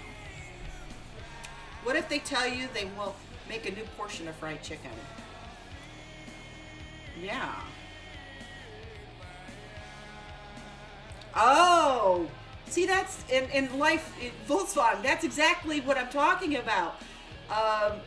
People want to be angry, and people want to push the problem off on somebody else. You know, and all my life I've had that done, where if something goes wrong, I was blamed for it. My marriage failed. My first marriage failed. My brothers all thought it was me. It was my fault the marriage failed. But when I told them, after 20 some years of them hating me because of my marriage failing, After I told him the reasons, finally sat down with my older brother and told him the reasons, he cried and said he never knew.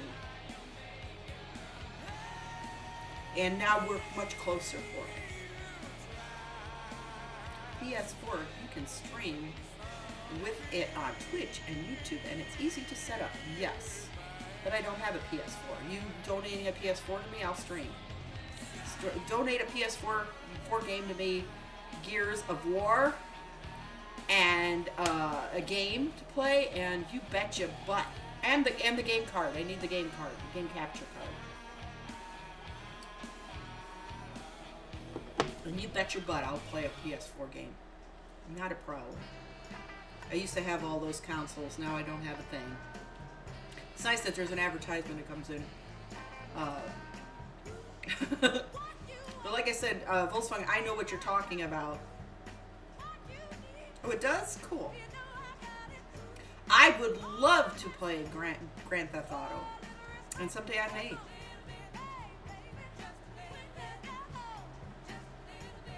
Yeah, so as long as Final Fantasy is in the title, you got it. I will do that. I don't have consoles. I am a PC gamer and will be a PC gamer until further notice. Unless I get a lot of money and all at once and I'm able to buy consoles and do all that fun stuff. That's right. Give me a Ferrari. I am that grandma on stream that I'm not afraid to try any of the games that are given to me. I will be playing random games on Wednesdays. You'll see me doing all kinds of stuff. Alright, Hits Me, I hope I helped you a little bit. I love you too. You take care and smile more. Laugh a little. Watch a funny movie. Go to a comedy club. Oh my God, Volkswagen. He doesn't mean it.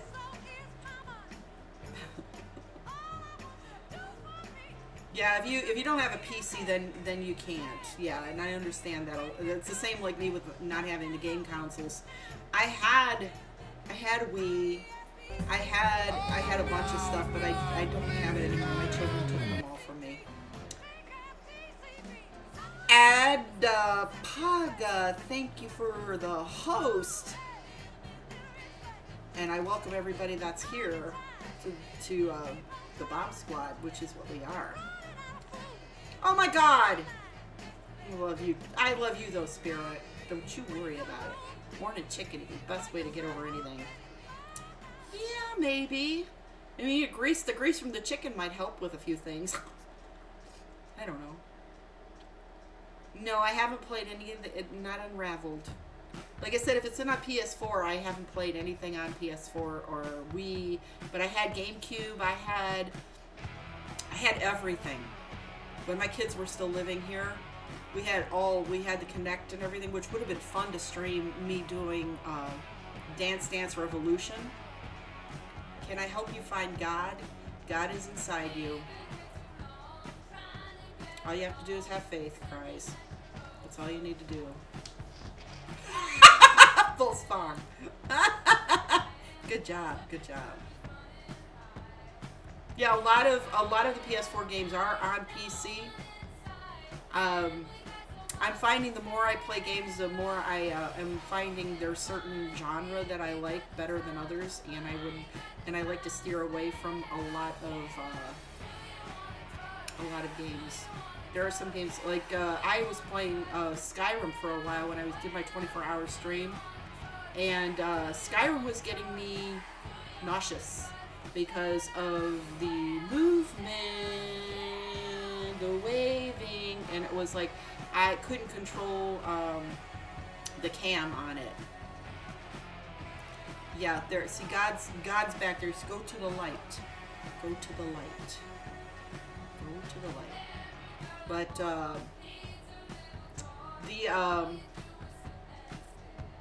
like I said, I'm finding that I'm liking certain games better than others. I like the Paths of Exile. I love those games. I am finding that I am hating really, really do not like games that require you to craft.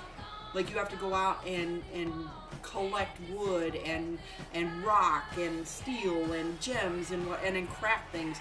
I cannot honestly tell anybody that those are the games that I would play over and over and over again. But I try them. I'm still yet to play Ark, which it'll happen. I'll play Ark for a stream, but it's not one that I will go back. I've played H1Z1, but I'm not very good at it, so I'd have to practice more at it. But it was one of those games that I was like, I'm kind of liking it. I love Overwatch, but I'm not good at it. But I do have fun going in there, and I do have fun playing once in a while. It would be funny, and I could try it. Like I said, someday maybe we'll see. But right now, no. I play Rocket League, and Rocket League really triggers me. I get very very loud. What's my favorite game to play? EverQuest. I am an MMORPG person, and I like playing those type of games. So Path of Exile can be very addicting.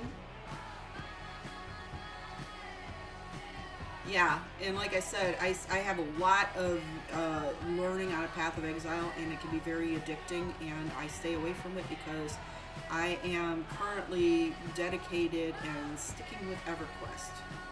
I put a lot of time into EverQuest, and that's what I stream. But other than that, like I said, the gaming portions, I like the first-person shooters. I actually like Stardew Valley, which is crafting and things, but the questing. I like questing for things. So when there's quest, I played World of Warcraft for a while, and I loved the questing portion of World of Warcraft. I know, and Volkswagen, when I played PoE that one time, oh my god.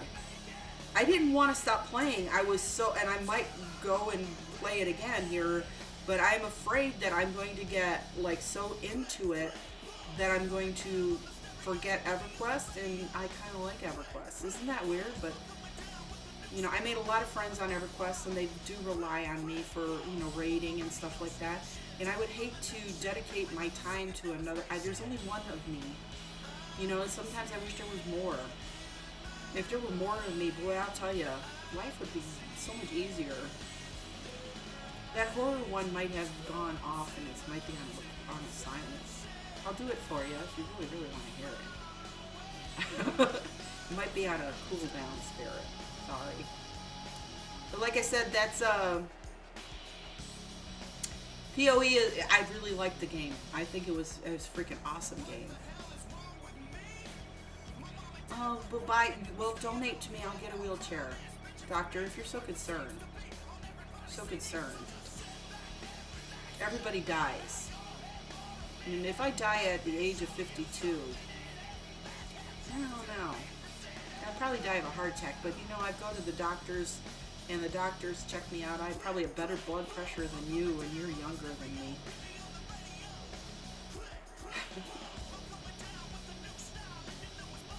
I know, boredom and when you're depressed, but that's the reason why I play EQ, so I won't be, spirit. That's why I don't, I have a lot of fun, Volkswagen. In my guild, I don't know, it may have been your guild.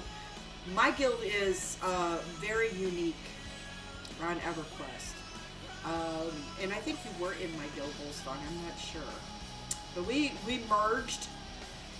We became very big. We're doing a lot of raiding, and my guild is very, very.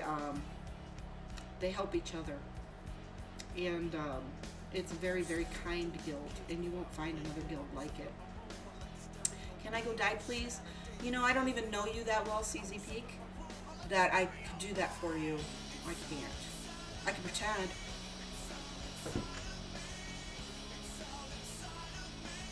Oh wait, the tongue should be the other way. There. How's that? Get better?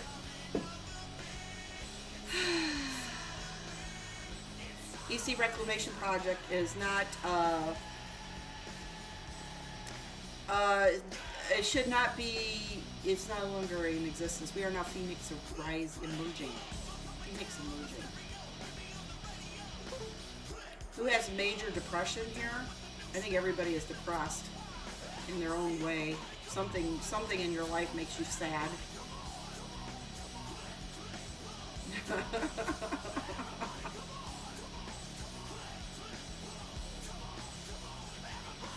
Oh, Volkswagen, yeah, right now, the way everything is going, everybody in our guild is backflagging and helping each other.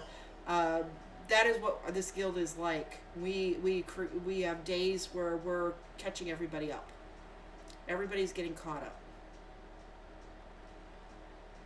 I'm hoping they're not like Finny. I hope Finny remains to be like Finny and being a true box server where you can't box on the same computer. Hi!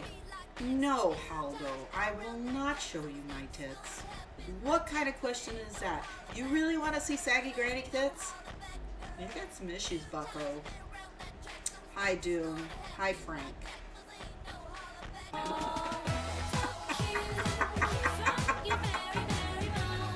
Not sadness, major depression. Well, sadness can lead to major depression, Gears. I'm not 57, I'm 53, but you're close, thanks.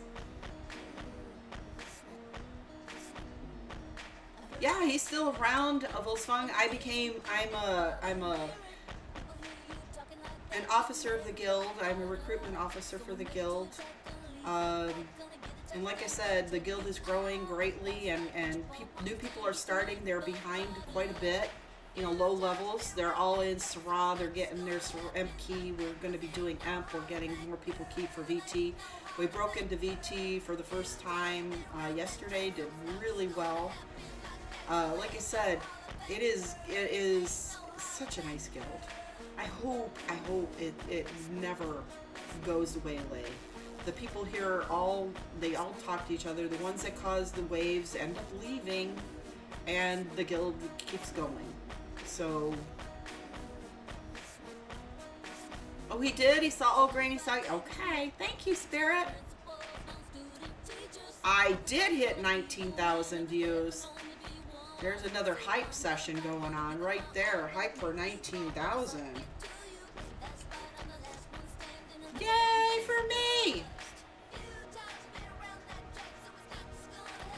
Volkswagen, we walk in there and we have no problem in VT.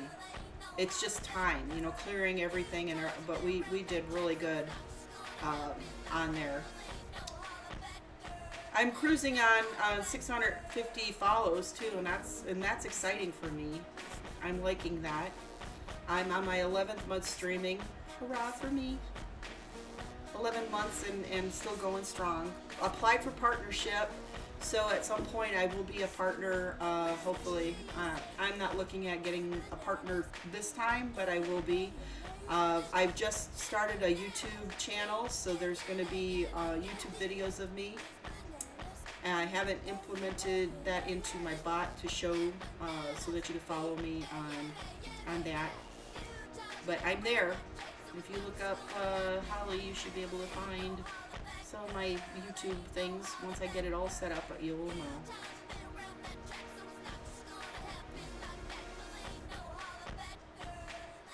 Actually, we went through trash mobs quite quickly. Never went back, I know. Hi! I'm going to try really hard to say your name. Porphyrogenetos.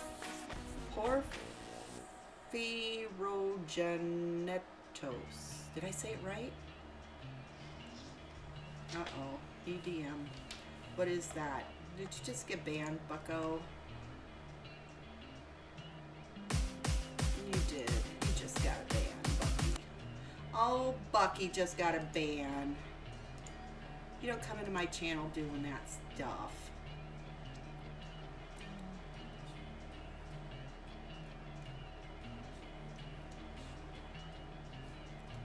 Only people who have trouble getting into sleep raid VT. We almost cleared all the way to the main mob, Volkswagen, in 5 hours. And that's not too bad for our first VT raid, so that's not bad.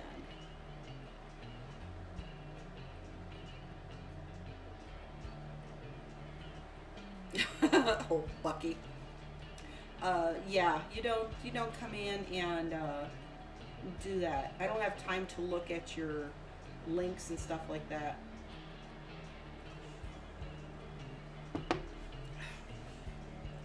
And there are song requests, and you do the song request, and my mods will check it out and see if it's good.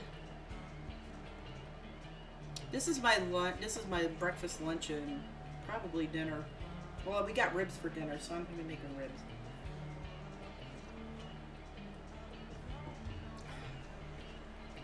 It looks like I'm going to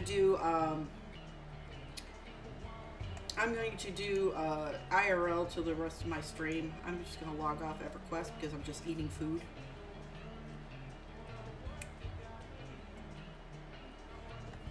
So I'm logging off. Logging off.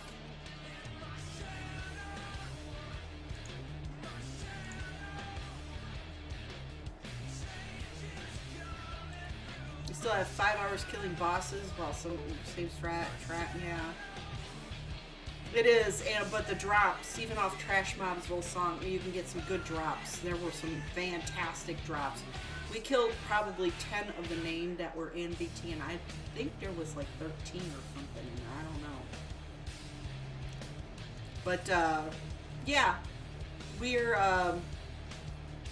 I'm just gonna sit here and talk and answer questions, and I miss you, Volkswagen, I really do. And if you ever decided to come back to EverQuest, you send me a tell in game, and I will get you back into the guild because you were part of EC Reclamation, and I have the ability to invite you back. And you could try it out and see if it hasn't changed.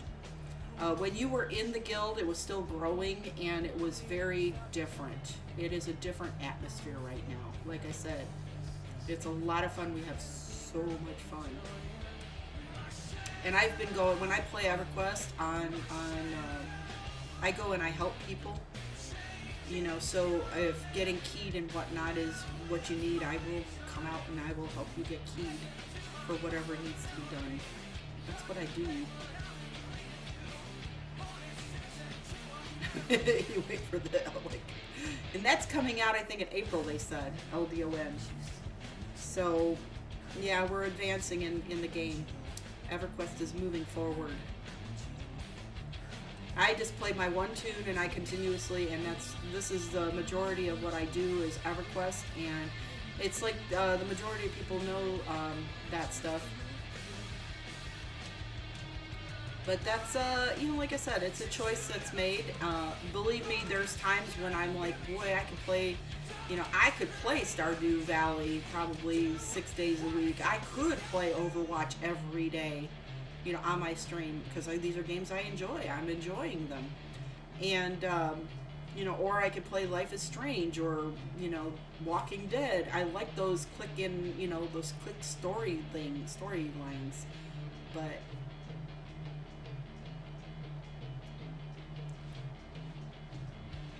Alright, Volkswagen, I'll hold you to that. I don't think you're that far behind. Like I said, we've got people in the guild that are in 40, they're 40-something, 50-something, and they're still fighting to get the key. They want to get keyed and get ready for, and everybody in the guild is helping everybody get back into it.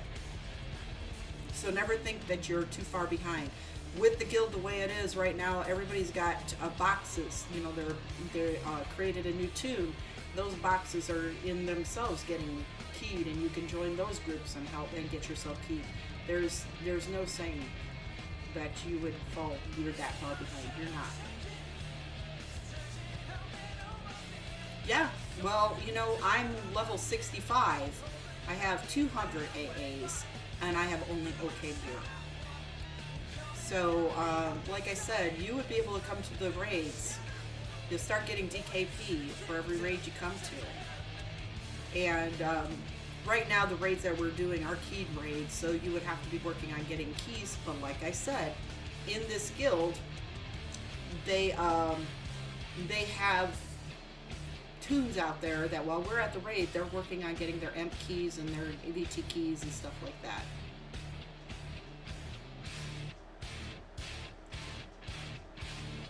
Yeah, and like I said, Necros, we could use more Necros back in the guild. We don't have a lot of Necros in our guild right now. And like I said, that is a choice. I mean, if you like your Path of Exile and you're playing that, you know, when I see you playing, I do go. And like I said, I ventured in that one guy's stream where he's playing Path of Exile with you, and I followed him, and I see that once in a while he's playing. Yes, he is. You're gonna download EQ, but would have taken a while. Yeah, it takes a little while to get the game downloaded. And Spirit Soul, if you ever do decide, we play. You know, I play on Finny. Finnegal is a live progressive server, and you do have to pay for it. But I tell everybody, if you want to get a feel for EverQuest and you want to start, it is free to play from 1 to 85, and on the regular live servers. All you have to do is download the client through Steam, and then pick a server to play on. You know, that's listed in the list. And you start in the newbie zone, and the newbie zone has tutorials, and it'll teach you how to move about and do the things that you need to do. You can get armor through that, and then as you level, you can stay in that newbie zone up to level 20, basically. And in the newbie zone, you should be able to group with people and get to know people, and pretty much you could almost make a long time. It's the levels. You start out at level 1. And then you every time you kill something, and you know, it gives you experience, and you keep moving up until you're level 85.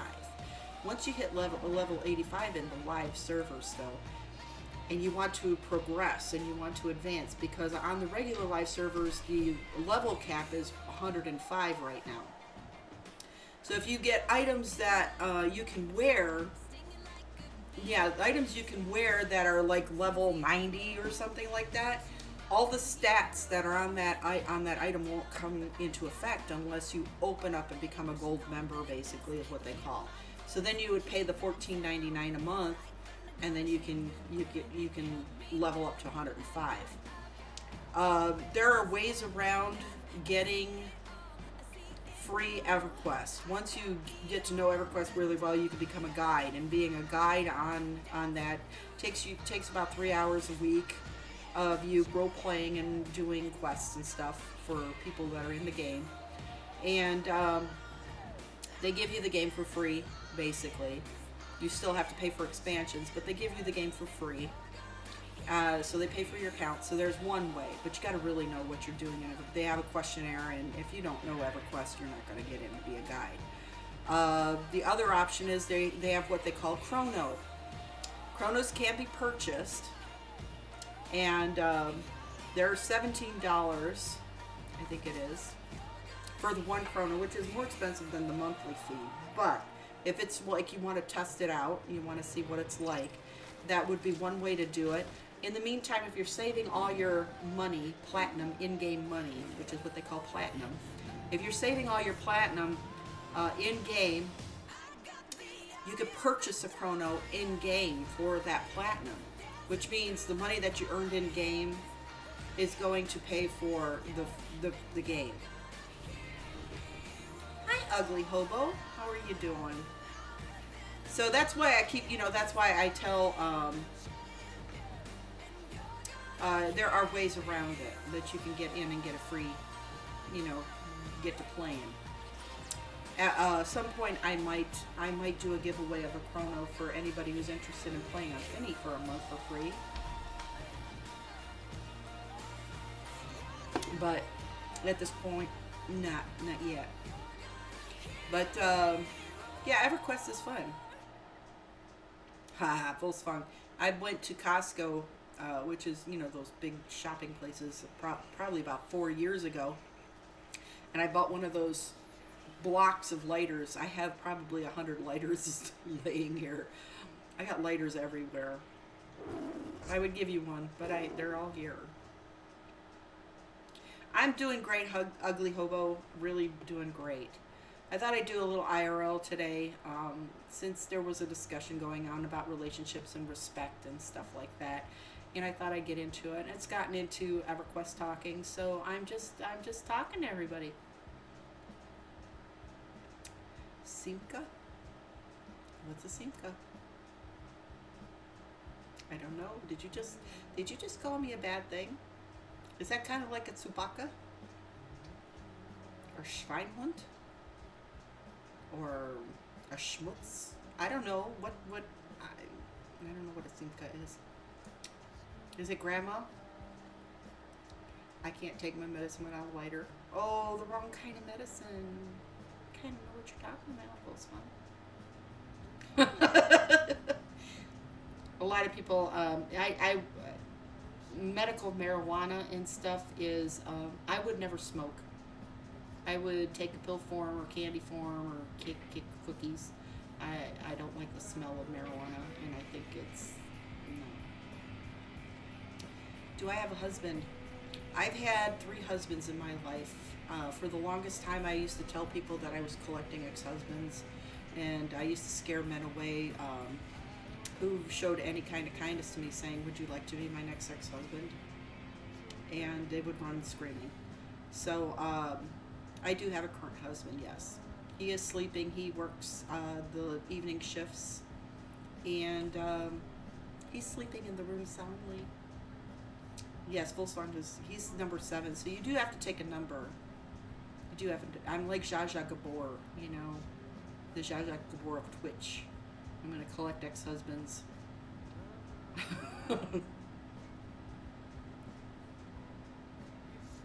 Simka is Polish slang of making something sound more cute. I just read.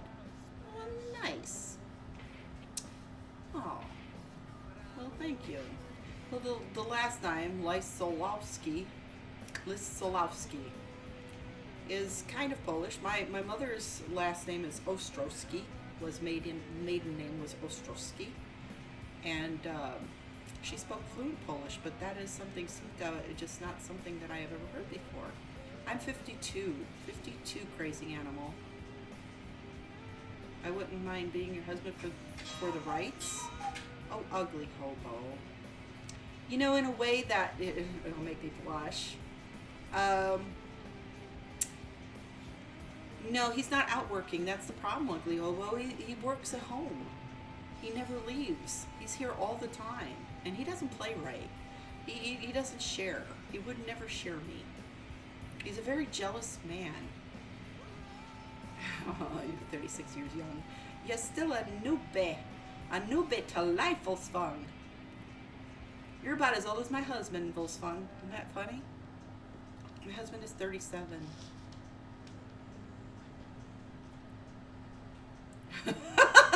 Spirit soul.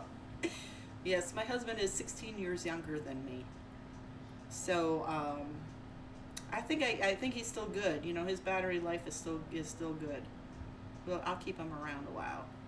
We've been married. We're going to be married 17 years in July. Can you believe it? My eyes keep watering. I don't know if it's the light. My green screen lights. We're going to be married 17 years. But maybe he doesn't have any more power for you? Yeah, he does. I married my husband who was a Marine. He was the only one that could keep up with me. And I'm not lying. I was a very energetic 36-year-old woman.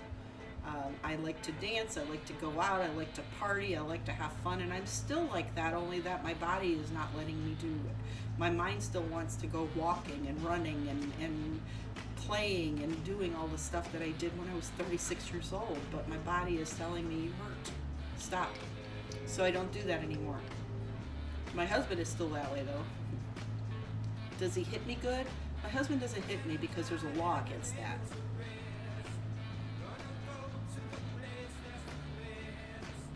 And I think I'd kill him.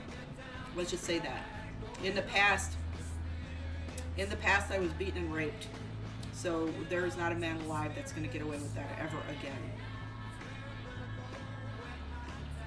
Yeah, that's probably true, Spirit. I don't know. You know, there's a lot of men in this world that when I was younger and I was single, a lot of men would come up to me and say, well, I'm different. I'm a better man. You should try me out and stuff like that. I'm like, what am I trying, a Lamborghini or what? You know, there's not a man alive that's perfect. But you need to speak English. I'm old. That's slang. I know what you're talking about, ugly hobo. I'm just kidding with you. I'm playing the dumb blonde because it's fun. So I do it. You're off for now. I gotta go give. Oh yeah, I remember. That's who I follow. Volkswagen. Tell him I said hi. Thank you for stopping by, though. I miss you. Please come back and see me some more.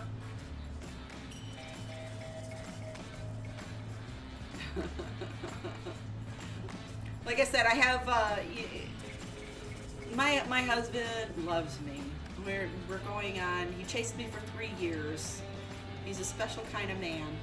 I was not having anything to do with him. He is 16 years younger than me, and he chased me for long enough. And I finally said, "Thank you, Volkswagen." And like I said, we still are together. We're still good. But ugly hobo. If I ever am looking for an ex-husband, I'll keep you in mind. After Volkswagen, of course. You're number 8. Okay, number 8. Oh my God, who the hell cares? I know. Who cares? We have, like I said, we have our fun. So what else do you guys want to talk about? Got a couple hours here. What about you? Oh, you're number 6. Spirit soul, don't you worry. You're number 6. This eye will not stop watering, and I keep wiping the tears out of my eyes. But so that's what everything, you know, I mean, life hands you lemons in relationships, and there's no respect in the world. So much hate for Trump. I cleaned out my Facebook because I could not handle hearing so much hate. I've made a post on Facebook about women's rights. And a lot of feminists probably would come up to me and beat me up because of what I posted. I'm a truthful person, and I say, and I'll say this over and over again. I don't know, it's like it keeps watering.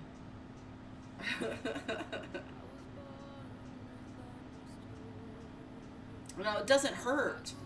It's just, I don't know if it's there's lights, you know, I have lights for the green screen, and it's like in this eye, and it's like, oh my God. And I woke up and my eye was watering, and probably allergies now that spring is coming around.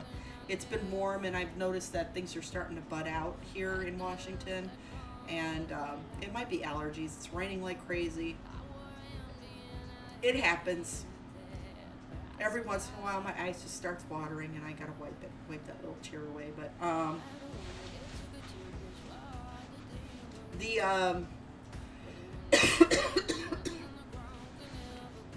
the fact that, you know, women's rights are, you know, women are marching and they're saying they're, you know, things are unfair and this and that, and you know, it's a man's world. It's been a man's world for so many years. And women just, you know, these same women that march, and this is the post that I made on Facebook, is basically the same women that march are the same women that go out and get their nails done, get pedicures, put makeup on, dress in little frilly dresses, you know, and expect men to open the car door for them and take them out to dinner and to pay all their bills and everything. And I'm like, if you're a feminist, if you're going to be, you want to be equal to a man, you should be wearing 3-piece suits, you know, when you go to work. You shouldn't be wearing dresses. You know, or at least wear pantsuits of some sort. Wear sensible shoes. No man wears high heels. You know, clip your nails down to nubs, because there's not a man alive that's going to have claws like I've got claws. I'm a woman. And that's what I portray. You know, I'm out there, I was like, I'm a woman. I'm proud to be a woman. And if a man is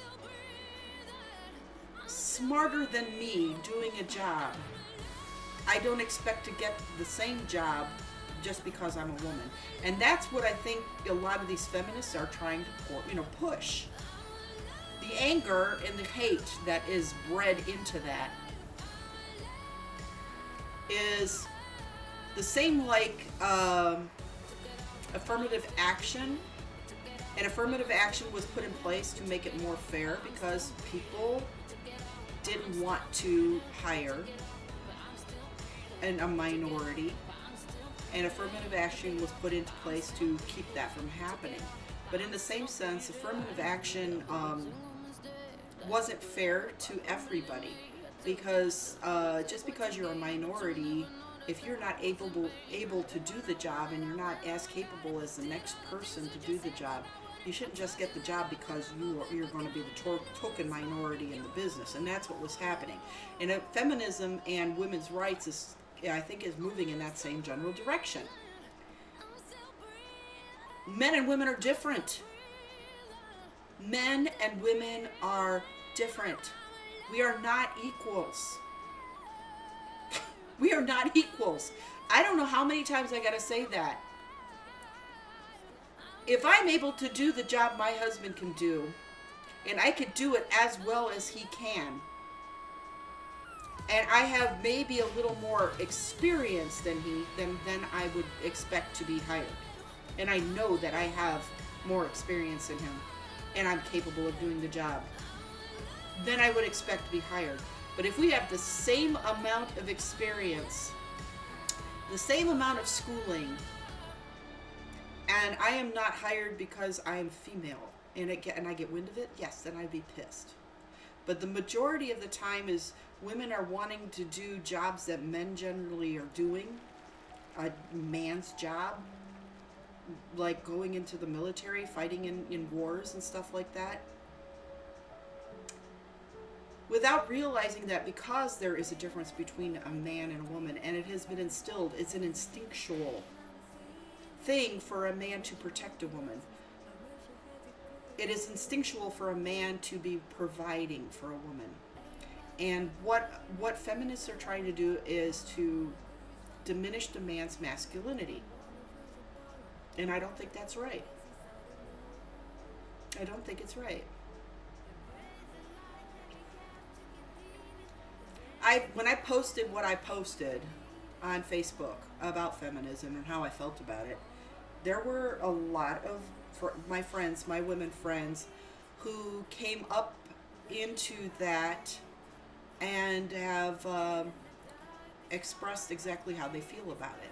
A lot of women are quiet because, you can get a lot of shit for talking against feminists. You can get a lot of shit talking about anything political, basically. I could be attacked for, what the hell do I know and everything. I'm a frickin' woman. I chose the way my life is. I feel that women in America have a lot of freaking rights. Yeah, exactly. And that doesn't make them equal. When I talk to a feminist, a real feminist, they're always posting all these negative things, and I'm like, why? Be proud to be a woman.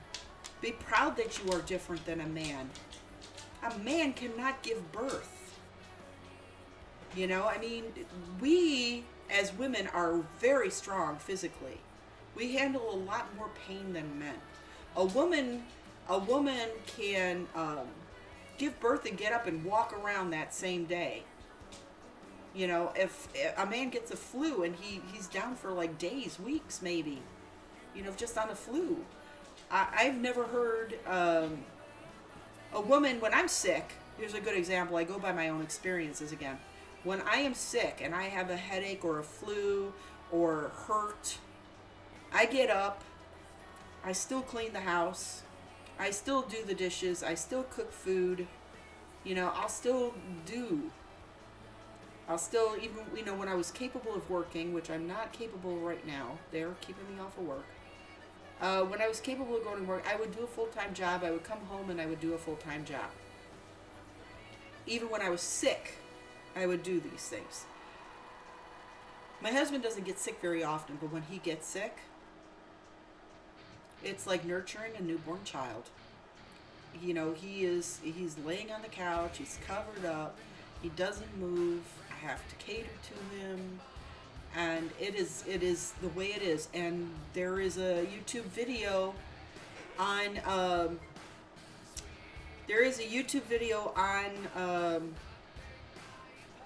YouTube of a man stating how he felt about feminism. And he says it just as it should be said. A woman is different, and we are not equal. We are not equal. We will never be equal to a man. A man will never be equal to a woman. A woman is put there on this planet, and honest to God, a woman is put there on the planet to keep men from killing themselves. If it wasn't for a woman's nurturing ways and the little pushes that get men to go into proper directions, if it wasn't for a woman, a man would kill it. They would kill each other if there weren't no women in the world. The same sense as if there weren't men in the world, women probably would kill each other too. Because we would be, we are a very competitive, women are competitive, women are sneaky, and women can be terrifying. Welcome back! I've missed you. Like I said, we're talking about women's rights right now. We went from one thing to another, and now we're talking about feminism.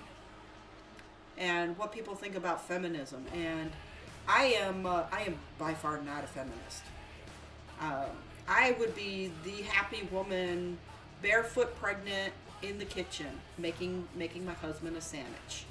Because that is such a simple life. Why would a woman, and a good example too, what is with a woman who they want to go natural childbirth, you know, and they want all that pain and all that, you know, that struggle, and that is pain. I'm telling you right now, there is nothing more painful in this planet than childbirth. You can lose a leg and that is not as painful. And what in the world goes through a woman's mind that says, I'm not going to do any drugs. Screw that noise. I tried that. Fuck that shit. And I'll tell any woman that, fuck that shit. If you like that kind of pain, fine. My children turned out perfectly fine, and I had an epidural done. They stick a needle in my spinal cord, and they numb me from the waist down. I don't feel shit. And I'm like, didn't do anything to my kids. My kids were fine. Fuck that shit. I'm doing it. No, I can't. Childbirth is... That's the thing about it, Spirit. I'll tell you right now. Childbirth is... It's hours and hours of agony, but once the baby is born, you forget all about the pain. Because the pain it just goes away. And then you don't remember. All you remember, it was so bad that I was literally gnawing on the steel of the bed that I was in. It hurt so bad that I probably could have ripped flesh off of somebody and not thought of anything different. I could have bitten into somebody's arm and drew blood.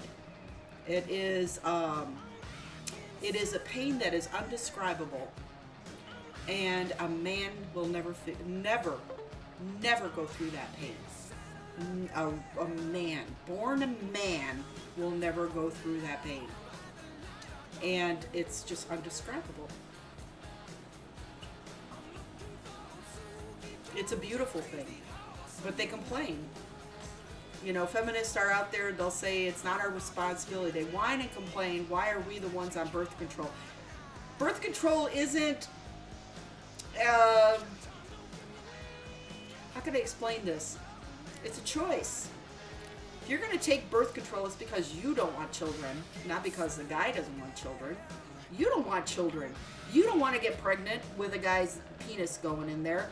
Why can't you either, one, don't have sex then, or take your birth control? Why are you saying men should have birth control? Why are you, and women are saying, it's all right, we got to take care of everything. Well, fucking if you don't want kids, then don't have sex.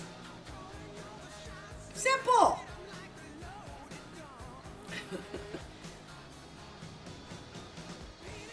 Yeah, it's like childbirth is so hurtful, but it's so beautiful at the same time. I couldn't even imagine the pain. I know most men probably wouldn't be able to handle it, including myself. No, and that's the difference. And that's why I say that feminists are kind of, they're, I don't know what's wrong with them. I am not a feminist, and I will be the first one to sit there and I will defend women. I'll defend myself as a woman.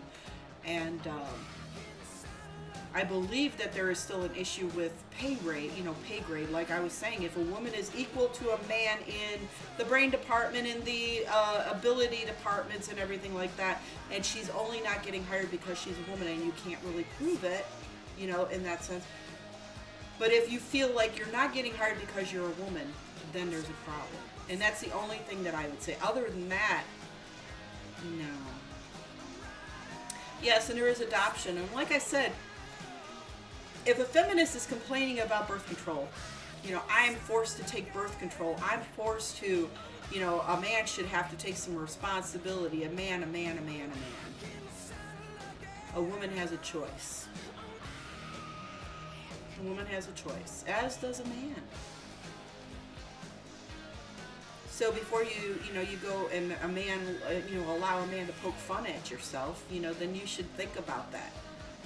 Do I want children? If I don't want children, then it's my responsibility to take child birth control. If you're with somebody and you don't want children, then it's a discussion between the two of you to who would be the one to provide the birth control. Either way, in the end, it is a decision made. Not something that you sit and cry and whine about. A man is different than a woman. And if you can't handle that difference, then you've got some issues. You need to get over it. Instead of marching and complaining. Now, if you're going to, instead of protesting, if you're, okay, they did the Women's March. And the Women's March, I'm a pedo? Pedo is like your foot. Pedio, okay, I'm a foot.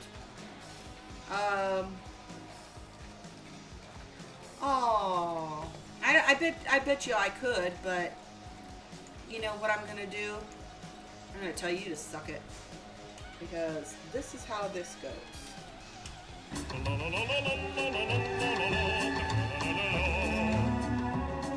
And that's the end of you, ugly hobo. We were having a good time. Sorry. Well, I don't tolerate that kind of stuff. That's done. You're a little trollolololo, and now you're goodbye. Come back on another account, and I'll ban that one too. I'm a nice person. I could take a lot. That was blatant. That's the common sense right there that I'm saying. Some people lack common sense. You know, this guy probably walks across the street, doesn't look at traffic, can't chew gum, and walk. He's probably gonna, I feel sorry, paint chips as a child, dropped his, maybe his parents dropped him on his head too many times. I don't know. But this is what I say when I tell people common sense, like when you're song requesting and everything. That's just blatantly rude and disrespectful. And we go back to that. Where was the respect?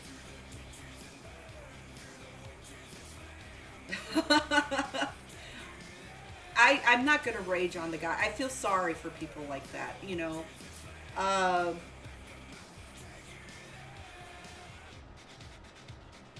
I would, that's not the only, you're not the only one. I am cool to hang out with. I take people out. My friends, we go out. We have fun. We go to burlesque shows. I drink. I laugh. I laugh a lot. I do really, really crazy things. I get invited to parties because they don't know what I'm going to do next. And I don't let people piss me off. I'm like, I feel sorry for people who come in and say things like that because I wonder what goes on in their world that made them to be that way. I have been trolled by so many people. I have lived my entire, I'm 52 years old. And to come in and, some 52-year-olds will be like, you disrespect me! Ah! You lose their mind, flames, fires, horns, spears, everything come out. No, I'm not. No. My response is probably, yes, I could, ugly hobo. But I won't. And I don't think anybody needs to see that. So that's why you're banned.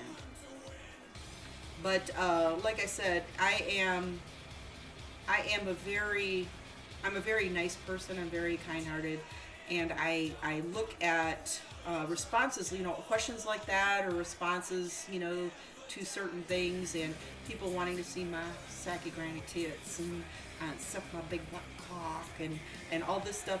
I look at that stuff and I go, what in their world? What happened in their life that they think this is okay? Because I look on the other side of it. Are you a bubble? No, I'm not a Bible basher. I believe everybody has the right to believe. I have faith, and I believe there is a God, and I believe religion is horrible. Religion is horrible, but if you have faith and you believe in God, you're good to go. If you're a good person, just be a good person. God knows you are. But like I said, I wonder what happens to in somebody's life that makes them think that this is okay. Where were their parents?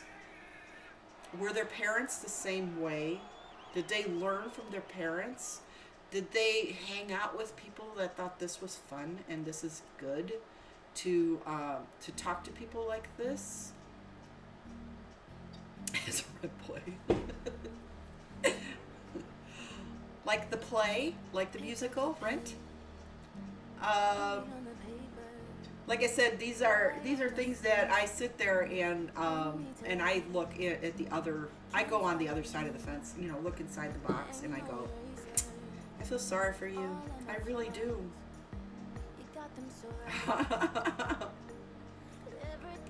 Yeah, some people take things way too seriously. That's why I worry your life away with the trolls. They will hopefully eventually realize how dumb they made themselves look.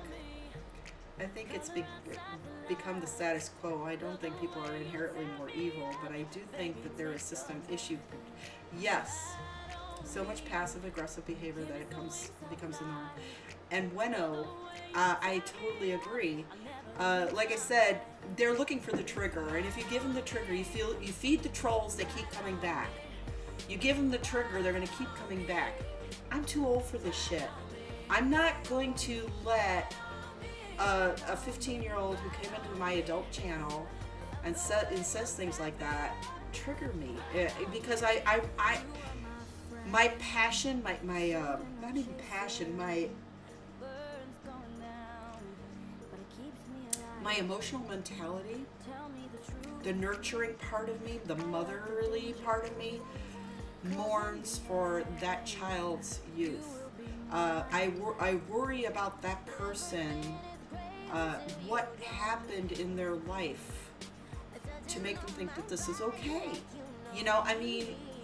I've told this story before. I have been there. I was that person. When I was going through my second divorce and everything, I would jump into chat rooms and I would troll, and I was mean, and because I hurt, because I was being abused at home, I was being mistreated, I felt bad, and I wanted other people to feel as bad as I did.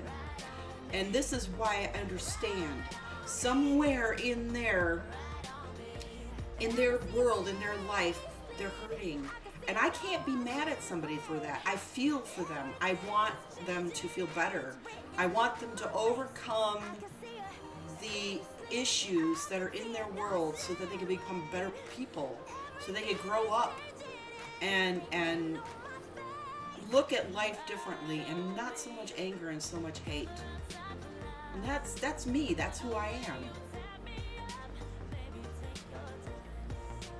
Yeah, and it has a lot to do with parents' spirit. I'm going to tell you right now, if parents aren't noticing their children having issues, I noticed when my children were different, when they got quiet, when they rebelled, when they were angry. I noticed, and I would sit my kids down and ask them what's going on.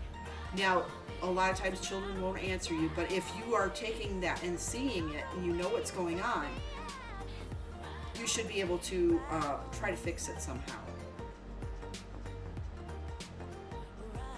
Yeah, the kids are looking for someone to be triggered to get views, because no, I get my views that you like me or you don't, and that's how I'm getting my views. And I'm here as an adult, and I'm going to talk and have a good time, and that's good. God is in the red light district because he is a pimp. I wouldn't doubt it. I could see God being a pimp. The pimp of righteousness. And let me be honest, I am only 14, so I do joke around at times, but I know when it's too far and I really should stop. Tyler, being young, that is how youth is. I used to do the same thing. We used to walk around, and if we saw someone that was a little fat or a little different, as kids, we amongst ourselves would pick on. We would be in a group of children, and we would say, oh my God, look at that, it looks like a balloon, or we would say some really horrible things. The truth of the matter is that karma. I was a thin child. I was a cute thin child, and I grew up and I had children, and I became fat, and my skin is sagging. The truth of the matter is that the person you're picking on and calling old, fat, ugly, whatever like that could be you in the future. And reality will hit you. That's why I tell everybody, you do nice things, you do good things, and you keep smiling, treating people the way you want to be treated. Do you want to be pushed around? Do you want to be bullied? Do you want to be treated disrespectfully? This eye. I'm gonna cut my eye out on camera, I swear. Why, God? Like I said, if you can't treat somebody with respect, then don't be expected to be respected back. And then when somebody turns around and treats you unjustly, you have no right to get angry. And that's why I don't get angry, because I've been there. I treated people disrespectfully when I was a child. I was a horrible child. I was polite. I said thank you. I said please. I didn't hurt anybody. I really am very kind in that sense. I won't hurt a single soul. But I was pretty rotten, not even as a child, more as a young adult, let's just say that. And I trolled, and I did my things. I gave people viruses through programs and stuff like that. I'm not proud of that. I'm not. I grew up, and I have paid the price for that throughout the rest of my life. The internet is a place to hide. And spirit, that's why I'm saying it is a lot of a parent's fault. If a parent is allowing a child to be on the internet, and they are a child, and they are on the internet, and they're not being monitored as to what they are doing as a child. And I'm talking children. And children are, I consider children like under 18. Actually, even at 16, 17, and 18, I'm considering you to be a young adult. You should know better. You should know better. Can't nanny the kid, it's true. But you should know better. And people hide behind the internet because nobody knows who you are. If I didn't have a cam up and you guys didn't know I was a grandma, you wouldn't know. You would think that I'm some younger girl. I could have told you I'm like 20 years old. you know, that I run 20,000 miles a day, that I'm, you know, I've got a six pack. You know, you guys would all be like, prove it, send a picture. And then I go online, I find a freaking model of some sort with a six pack and say, this is me. And you guys wouldn't know any different. And I could lie on the internet and be somebody I'm not. But I'm not doing that. I come on, you know, and I am who I am. I'm proud of who I am. I'm proud of who I have developed to be. And I am a grandmother. I am 52 years old. I enjoy talking to you guys. Young or not, I enjoy it. And I'm hoping that you being here in the channel and listening to me, you're understanding a little more about your parents too. Tits are get the back out. Shame on you.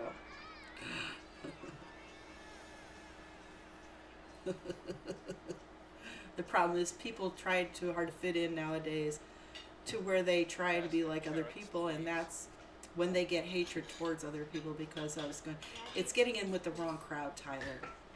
And if you see, friends they're not good friends if they're the ones that are going to steer you in a wrong direction. If they're going to get you in trouble, or if they're going to get you to the point where people are just going to hate you. That's not a good friend. A good friend is somebody you can go out and you can laugh, you can have clean fun and enjoy life and not have to worry about the hate. That hate that builds up, it creates more hate. And then from that hate, it creates harm.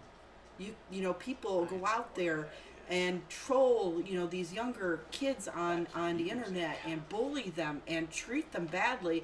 And the next thing you know, those kids are killing themselves. And how can anybody be proud of that? You know, you go to school and you push a kid that's a nerdy kid, he's not dressed right, you know, and it's like, you don't know his life, you don't know what he's like, and that kid's going to go out and start eating kids' brains and stuff like that. Most serial killers and most people who are murderers in general have led a bad life, have been treated badly. So every time you hurt someone, you got to look at what are you doing to change their world? How much harm are you doing? I want you to straighten up this area now. You are Is this Nan tells you everything will be better stream? Yes, it is, Waka. Waka, everything can be better. If you stop being, you know, if people, not you so much, but if people in the world stopped hating so much and being so mean and treating people evilly because what your life is like in your life, you know, why would you want to destroy somebody else's world because your world is not what you want it to be? Maybe your parents don't love you enough. Maybe they ignored you. Maybe you're doing bad in school. Maybe the kids in school are pushing you around. Maybe grandpa's molesting you. Maybe your aunt is. Maybe you just got issues. And you can't, and you have nowhere to go. Nothing to do. No glass of wine in my hand today. This is a young channel right now. Even though it's supposed to be 18 or over in here, I am treating you guys as young adults. I'm treating you with respect, and I'm listening to your, you know, what you want to hear. I want to tell you what my experiences are. I was your age. We all, you know, all us old people were your age at one time. It was a different generation. We were brought up differently. Things have changed a lot. And the things that I've noticed is there is a lack of respect. Children come, you know, they're telling their parents no. Children are sneaking off doing things that they shouldn't be doing. Then when parents try to punish them or reprimand them for doing something, children are calling CPS. And parents are, you know, having their children taken away from them. And it's just a lot of problem. You asked for a crochet channel?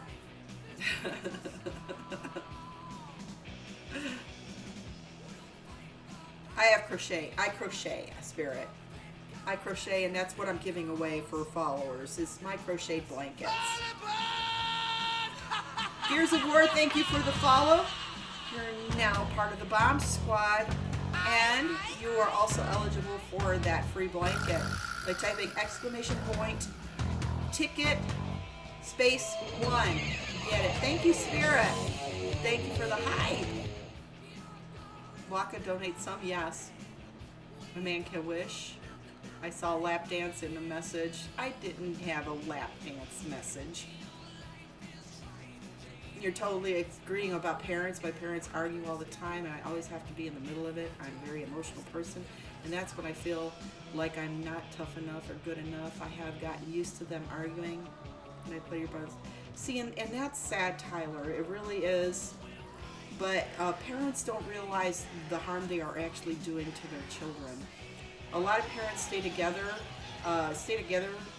for the sakes of the children, and not realizing that what they're doing is hurting the child. I don't know what you could do about that. I grew up in the same atmosphere. My parents argued and fought all the time, and it was dangerously cheesy. It was really bad. So, like I said, you gotta understand that they have issues. You gotta look at what they're going through, Tyler, okay? And being young, it's really hard to do that. And probably nobody's ever told you to do that. But understand the stresses of life. When you're an adult and you have responsibilities, you have bills to pay, you have a roof to go. There's things happening in your parents' life that's causing them that. And the best thing to do is, like, maybe step in the middle of them and say, I love you guys both, and it really hurts when you fight, without screaming. Or going to your mother by herself and saying, do you know how much it hurts me? Or go to your father and say, it really, really hurts me when you and mom fight, and I don't know how to fix it. I don't know what to do. But always keep your mind, always keep yourself knowing that you gotta love yourself. It's not your fault that they're going through issues, and you have a life to live, and you need to live it.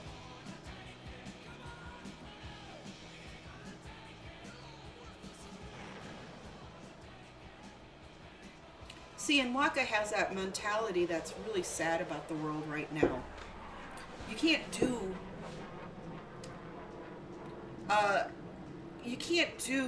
everything you want, because you are probably hurting somebody.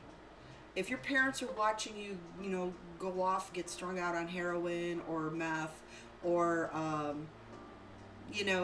and just wasting away and doing nothing with your life, it's hurting someone.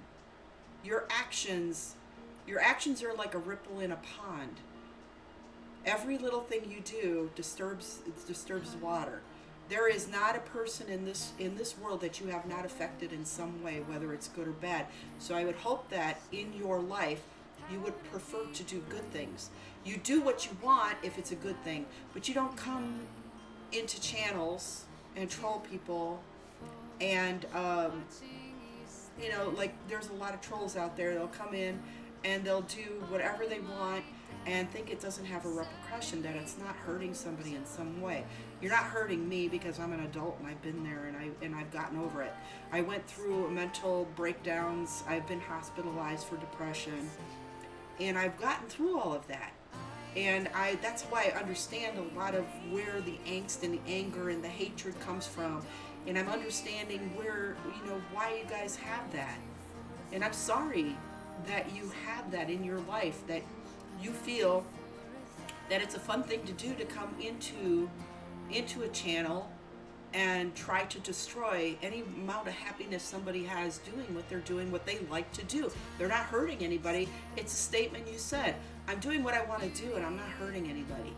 But there's always somebody that's coming in and tries to destroy the happiness. So are you not hurting me in some way? Even though your statement, Waka, said that, in some way you're hurting me by coming in and saying some bad things. You'd say the world ain't nice, yeah, and then there are conflicts with the second part of my statement. The world isn't nice. This is hell. We are living in hell. And you make the world what you want of it. And if you want it to be full of hate and evil and drugs and disgust, and then you do it. And you're gonna live sad, miserable life. You have an opinion, but your opinion is it's kind of like a pointy finger. I don't know, Waka, how to explain that anymore.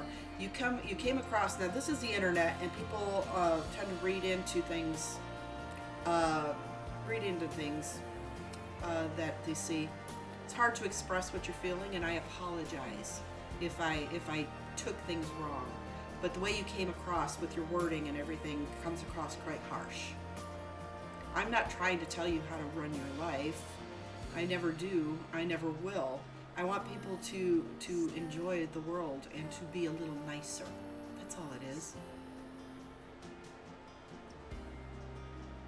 Oh, there's a lot of people that have sad, miserable lives, top tier.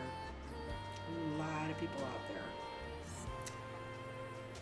You tried getting in the middle, but usually that makes it worse. I know my parents still love me no matter what. I just get tired of hearing it a lot. But I have gotten to tell myself it's life. People have much more issues and have harder things going on. Now I try to focus on myself.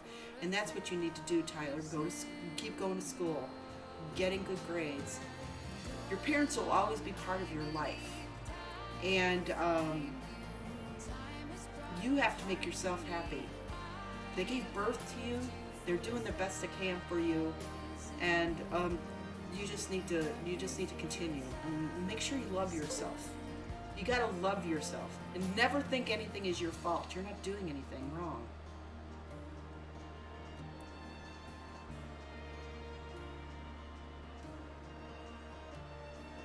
Well, if not hurting anyone is somehow bad. I'm a little confused about your statement, and I'm sorry, Waka. Sorry. Actually, I'm going to tell you, Gears of War, medicines are a good thing to start off with if you are like so far down. Like I was down. I was in a hospital. They prescribed me medications, and I took the medicine for a year and then weaned off of it and got more into a holistic meditation meditating, thinking, it helps you focus your brain and it helps you get out of a funk.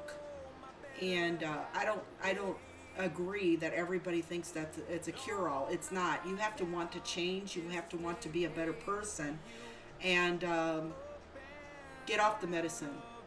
As soon as you feel you can focus, get off and get into meditation. Go out walking, do things. Don't sit at home and mope and cry. Fresh air, walking, doing things, sportsy. Go to the gym, go swimming, go out dancing. Those are the things that are work for you.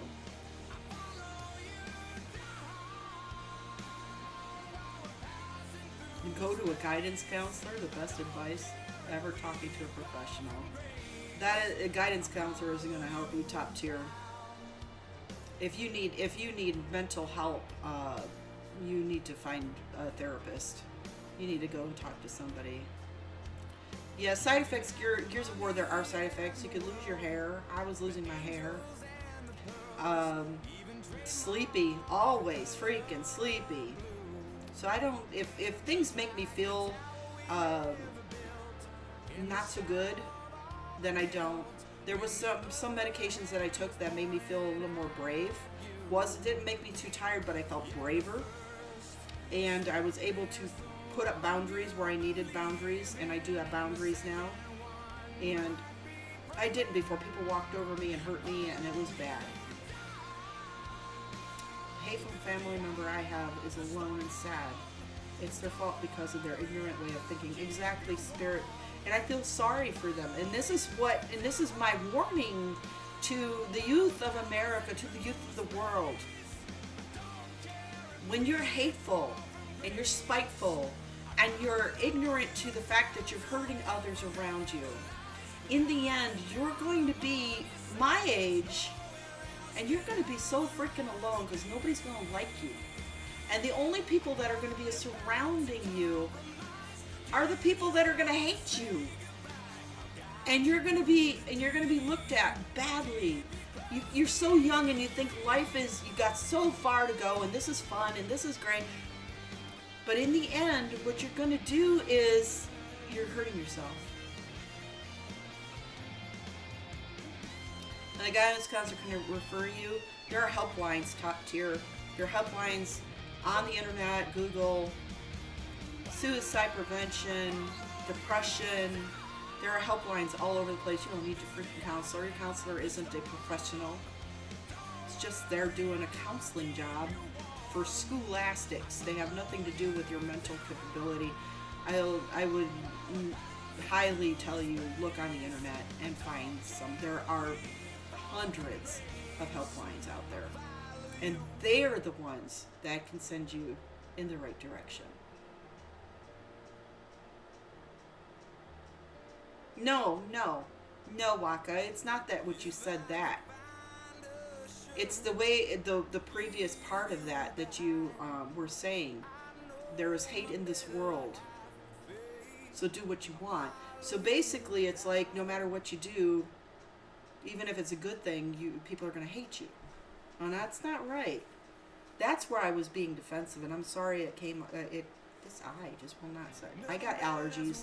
I probably should pop Benadryl and just get over it. I'm just saying that life is too short to think about anger and hate and everything like that. You have the choice to listen to all that anger or to walk away. On Facebook, all I saw was hate Trump, hate Trump, hate Trump, hate Trump. What I did on Facebook was like, unfollow. I don't see all that hate anymore. I'm like, okay, I'm not a Trump lover, but I respect he's my president. I grew up that way. That's how I'm going to be. I don't care what anybody else thinks. He's my president. I respect that he's my president. Until he does something absolutely horribly wrong that will affect my world and my whole life, he's my president. And he hasn't done anything that's going to hurt me in any way. And I have a friend that she has a friend that is married to a Muslim, and they travel and they're getting detained. Well, there's a travel ban on. You should have known that.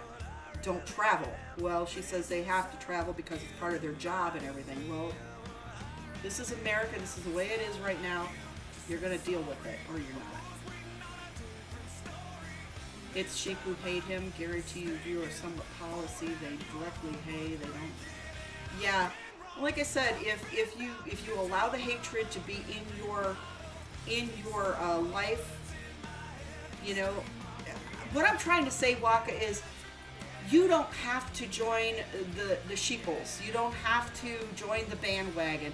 You don't have to accept that the world is full of hatred. You don't have to accept that this is bad. Everything is bad in this world, so do whatever the hell you want.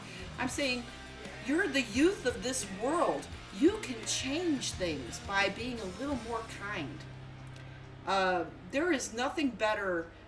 You can have two people that be fighting, beating each other up. But if one person stops and says, you can punch me, I'm not going to punch you back. This is just a way of trying to say what I'm trying to say. And that person sits there and this person's punching and this person's not doing anything. You're going to go, this guy eventually is saying, what am I doing? What am I doing? And this person's constantly saying, no matter how much you try to hurt me, it's not going to hurt me. I love you. You're a good person. I know you're a good person, and you got some issues, and we need to try to figure out how to fix that. This person's going to eventually listen. Unless they're totally freaking mentally twisted in their mind and they kill you. But like I said, that is another story. Some people just can't get it. And I mean, we all have brains. We all have common sense. And we all feel what's right and wrong. We all know what's right and wrong. It's instinctual. You know to kill someone is wrong. So you do everything you can not to do that unless something up here is not quite right. There's Trump hate because he's racist and sexist. See, all right. We're gonna stop for a moment. We're gonna get into that racist and sexist thing. You come into my channel, not you guys, but there are people that come into my channel, okay? Every day and every time I do IRL. And they want to see my saggy granny titties. They want me to suck their cocks. They want me to, to do things that are not comfortable to me, okay? They are saying these things and they're still youth. They're still young, okay? Yes, I know you never win. But I can voice my opinion and that's what we do. There's no win here.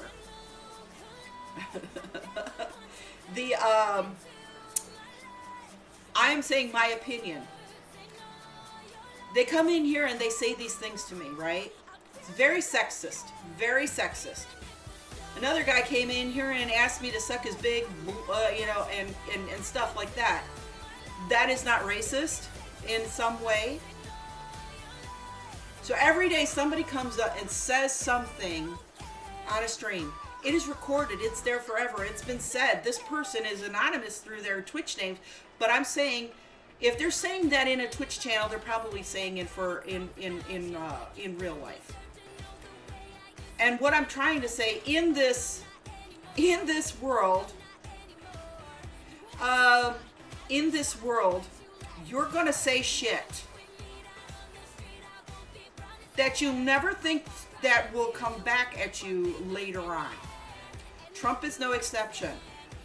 He was not our president when he said the words he said that got him into all kinds of trouble. He was generally a man, a sexist man that was talking to another man, didn't know he was being recorded, and thought he was going to be manly by saying, I can have whatever woman I want. Only the way he said it was in different wording. So people took that way out of context.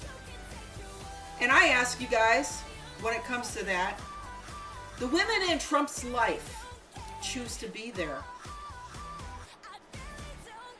Yeah, they're kind of soft these days. They take everything to heart. They take everything. They get angry about everything. They attack everything. And that's what they did.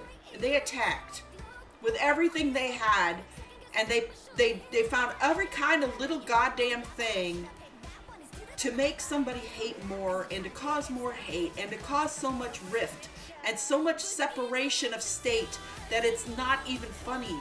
And what is wrong with you people out there that hate and hate and hate? Can't you sit back, breathe, and go, he's only in office for a little while right now. He said some bad things. At least he wasn't fucking the interns in the Oval Office, okay? At least he wasn't doing that. And nobody says anything about Clinton and him screwing his interns in the White House while his wife was there. Nobody's, and what's that? Is that not sexist? Because he didn't say the words? Hi, Hannah. Because he didn't say the words? Because he didn't say, I'm president, I can fuck anything I want? Trust me, he was doing it. It's the same thing, only he didn't voice the words. No, Bill Clinton wasn't running, but Bill Clinton was the president. And he was screwing interns.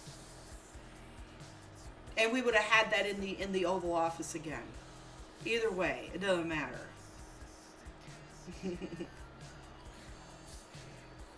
Yeah, well, Waka, it's all about money. It's all about money and it's all about power. But the fact is, as a woman, if I had the choice to live in the White House or to live in a box on a street, I'd probably pick the White House. Excuse me, his wives are definitely foreign nationals. They came from a different country. That's what they want, and that's what they got.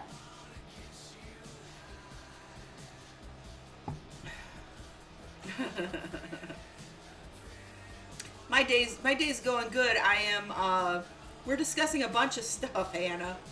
A bunch of stuff. Exactly. Your inner gold digger was revealed. Yeah, I drink a lot of water. Sorry, I do. I drink a lot of water.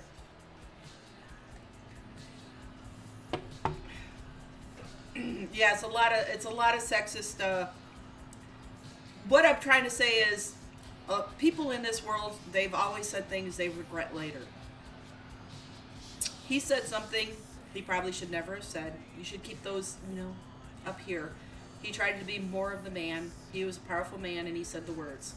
The words got used against him, and now he's a sexist, and now, people are out to get him. He puts a travel ban on to keep people out of, out of the country, and he becomes a racist. But in the same sense, he may be saving the country. A lot of people don't like change, and he's changing quicker than anybody I've ever seen. He's done a lot. Yeah, but Top, you honestly, wait, as you get older, because you're probably still young. Even to me, 23 is even young, so you're still probably young. There's going to be times when you're going to say shit you didn't mean to say, and it came out, and people are going to use it against you. Grilled cheese and tomato soup, that sounds delicious, Brendan. I have pretty good skin, meatbag. For being an old woman, when I was younger, an older man used to walk up to me and touch my skin. He used to call me Peaches. That was my nickname for a long time because I had very pretty skin. It's starting to get dry. I have to put moisturizer on it and everything now as I get older. But I drink a lot of water. Your life got a whole lot better since our last chat. Made so many changes and I feel so happy for it. You're welcome, Hannah. That is a wonderful news. Like I said, I'm only here. I'm not a therapist. I'm only here and I'm telling you about my personal experiences. I'm trying to convey.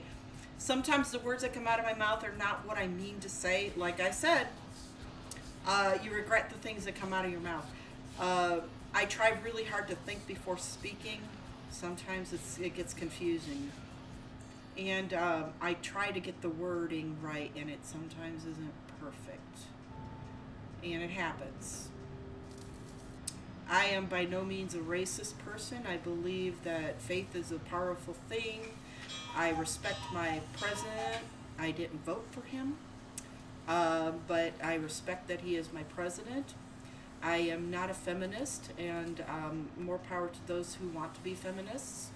I will, like I said, there are so many things different. You shoot from the hip, couldn't care if a joke's taken out of context. Can't win these days anyway when everything's have to be so PC. I'm not PC, Waka. I don't care. I don't care. The only time I became so PC is because if the other person cares, then I respect. I'm like, if somebody wants to be called an African American, then I respect that. And I say you're an African American. To me, they're all American. There's no color. There's no race in this world. And if you could stop putting that racial target on you, then you would be able to do that. See, Brendan, I work with it. I got it. I finally fixed the cuckoo clock right. Yes, in general. It is general. Yeah, I know. And somebody made something, I remember watching something where they put up White Lives Matter and everything. And it causes a big stir. That's why I'm saying if you claim not to be racist, then you see no color. If I'm not a racist, I see no color. I love all people. The only time I am disliking a person is by their general attitude, their general outlook on life, and I don't hate anybody. I hate no one. Oh my God. So if people would look at life a little better, if people would stop claiming, Black Lives Matter, or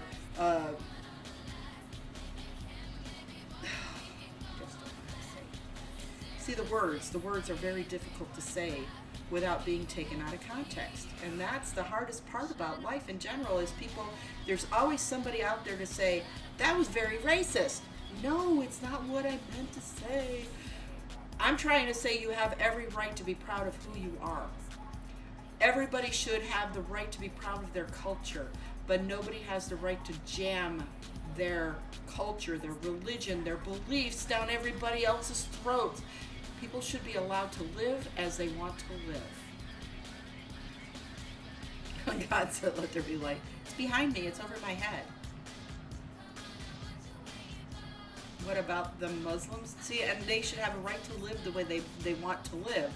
But we shouldn't have to... What am I trying to say here? See the words again. They have a right to be who they are, and they have a right to live the way they want to live, but they shouldn't jam everything down our throats and tell us that we're wrong. And I'm saying us as a general, not as a Christian or a Catholic or a Buddhist or whatever. Basically, if Muslims should be allowed to live the way they want to live and believe what they want to live, as long as they're not going to harm anybody doing it. They can believe that their religion is the most powerful and the correct way, but they should not be taking another life. And this is what is this is quickly getting rated. Yes, it's basically B-bag in this world. If you say European lives matter, you're going to get somebody's going to jump down your throat, and that's the way. That's the thing. That's right now. I'm not playing any games. I was playing EverQuest for a moment, Hannah, and then I had to start in trying to help somebody with a little bit of relationship issues, and that's when I went into IRL, and that's where I've been. Waka, I have Muslim friends for forever, and I respect them greatly. I have black friends, I have Chinese friends, Filipino friends, I have Mexican friends. I love everybody. And if they show me respect, I show them respect back. Do I dwell into what religion they are? No. Do I dwell into what political affiliations they have? No. I love them as a person. Do I ask them, do they like, are they gay or are they lesbian? No. What they do in their bedroom and what they do in their private world is their private world. As a friend, they can come up to me and they can tell me how they think and what their life is, what they're doing. And it's me as a friend to them. I listen to them. I can offer an opinion on how I feel. They can offer an opinion back, but we will never start fighting. And we'll never start hating each other because of our differences, because everybody is different. And in this world, as a human being, we have the brains to be able to, and we have the brains to be able to reason with everybody is different. And there's nothing wrong with being different. It's what comes out of your mouth, the actions you do, that makes people different. And that is what people are, that's where we're having problems with.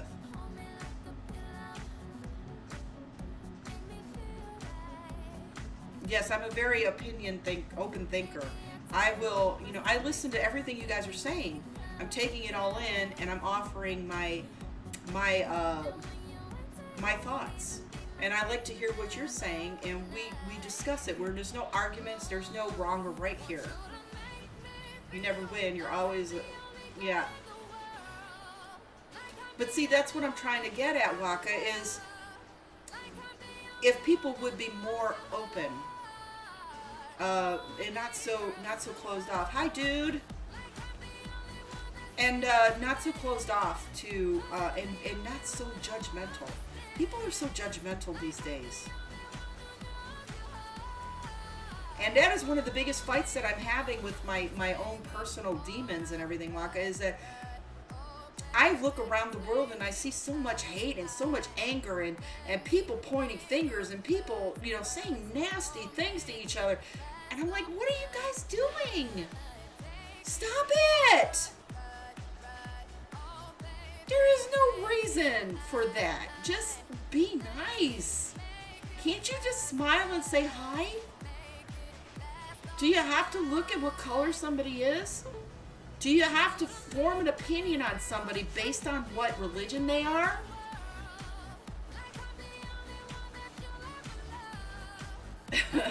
Yeah, exactly. You gotta wish you could be an evangelist for Christianity. See, and Brendan, and there's the difference between you and I. I am not a religious person, and I will never be a religious person. I have a lot of faith, and I do believe there is an all-powerful being. There's a reason why we're here. And if you want to call him God, or if you want to call him Muhammad, you want to call him whatever. There's so many religions in this world, and each religion thinks they're right, and that's what causes a lot of animosity between the people. Religion is the downfall of many things, and the results in a lot of wars. Religion.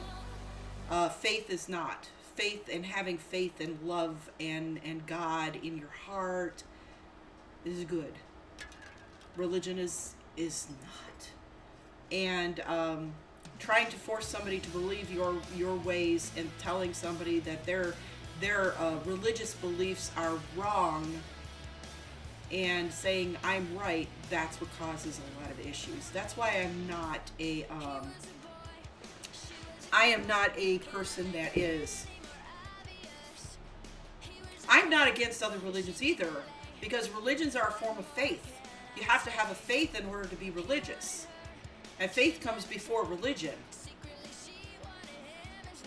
So, I am in the mountains right now. Have to say it's the left doing it now. Funny about the pendulum swings both sides. It does, Waka, and it doesn't matter. Each you're never gonna get the happy medium. It's never gonna happen. I listened to the Beatles' old song, Imagine. Imagine all the people living life in peace, and it's never gonna happen. What if you say using the word racist is ignorant because that person accepts that we have races among humans, while we are one race with different traits, like all other animals. Exactly. Meatbag, if racism is taught, Racism is taught, this eye is going to fall out of my head, I swear. This racism is taught, parents teach their kids how to be racist. If the kids hear the parents always talking about those black people, those white people, those Chinese people, those Asian people, it's a racist thing. If you hear it and you grow up, you become a racist. It's taught. You throw kids of all colors into a small pool and they will play and have fun. They will hug. They will kiss on each other. They love each other. You want my Kleenex now? You're a crazy man. You're a crazy man. Yeah, Spirit's already got that. I got other ones.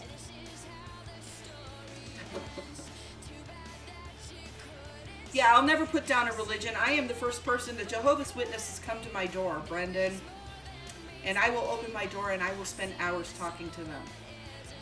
I'm not a Jehovah's Witness. I'll never be a Jehovah's Witness. They're telling me their beliefs and I have the right.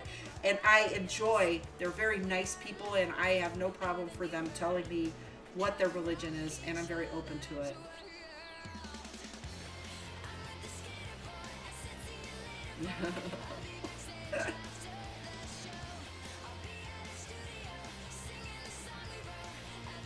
Yeah, exactly, Brendan. And like I said, it is taught.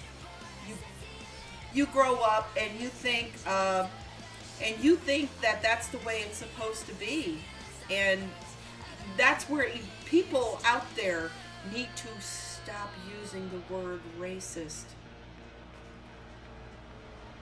They should, when they look at somebody that they don't like, it should be that they're talking about that person's personality, their individual, not a whole conglomeration. There are some good people out there, and it doesn't matter what race they are. You could be an open Jedi. Yes, you can, Waka. We accept Jedis in the stream.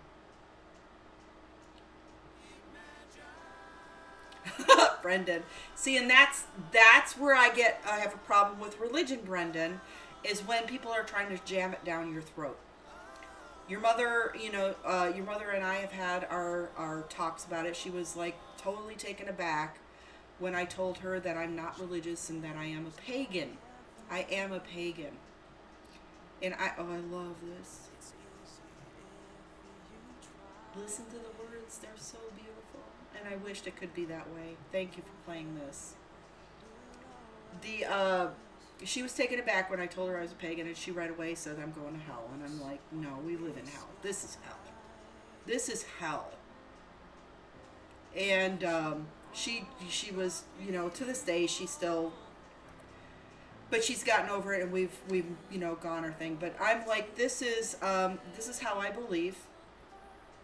I would go to church with you. I would be very respectful and everything like that. But it's not going to change my experiences with religion. I was a devout Catholic with my first marriage. Devout Catholic. I went through all the classes and schooling and everything before I could get married. Went to church every Sunday. Midnight masses. Had the cross and God stuff all in my house and everything. I was a devout Catholic. And when I got divorced, they turned their back on me and I was excommunicated, so no more Catholic. And I was like, how can a religion, just because they force you to do things, there are rules. They force you to do things that can make your life miserable, can make you hate life, can make you actually commit suicide. And I'm like, religion, not very good.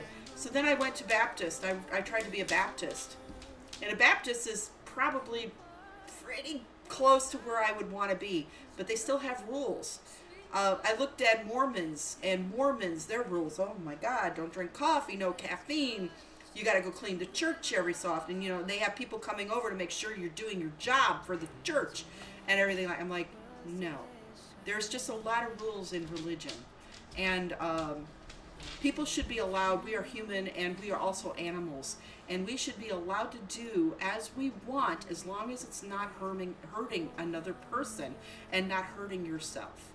And if God is everywhere and God sees everything that you're doing, you should be fine. Fuck this shit, I quit.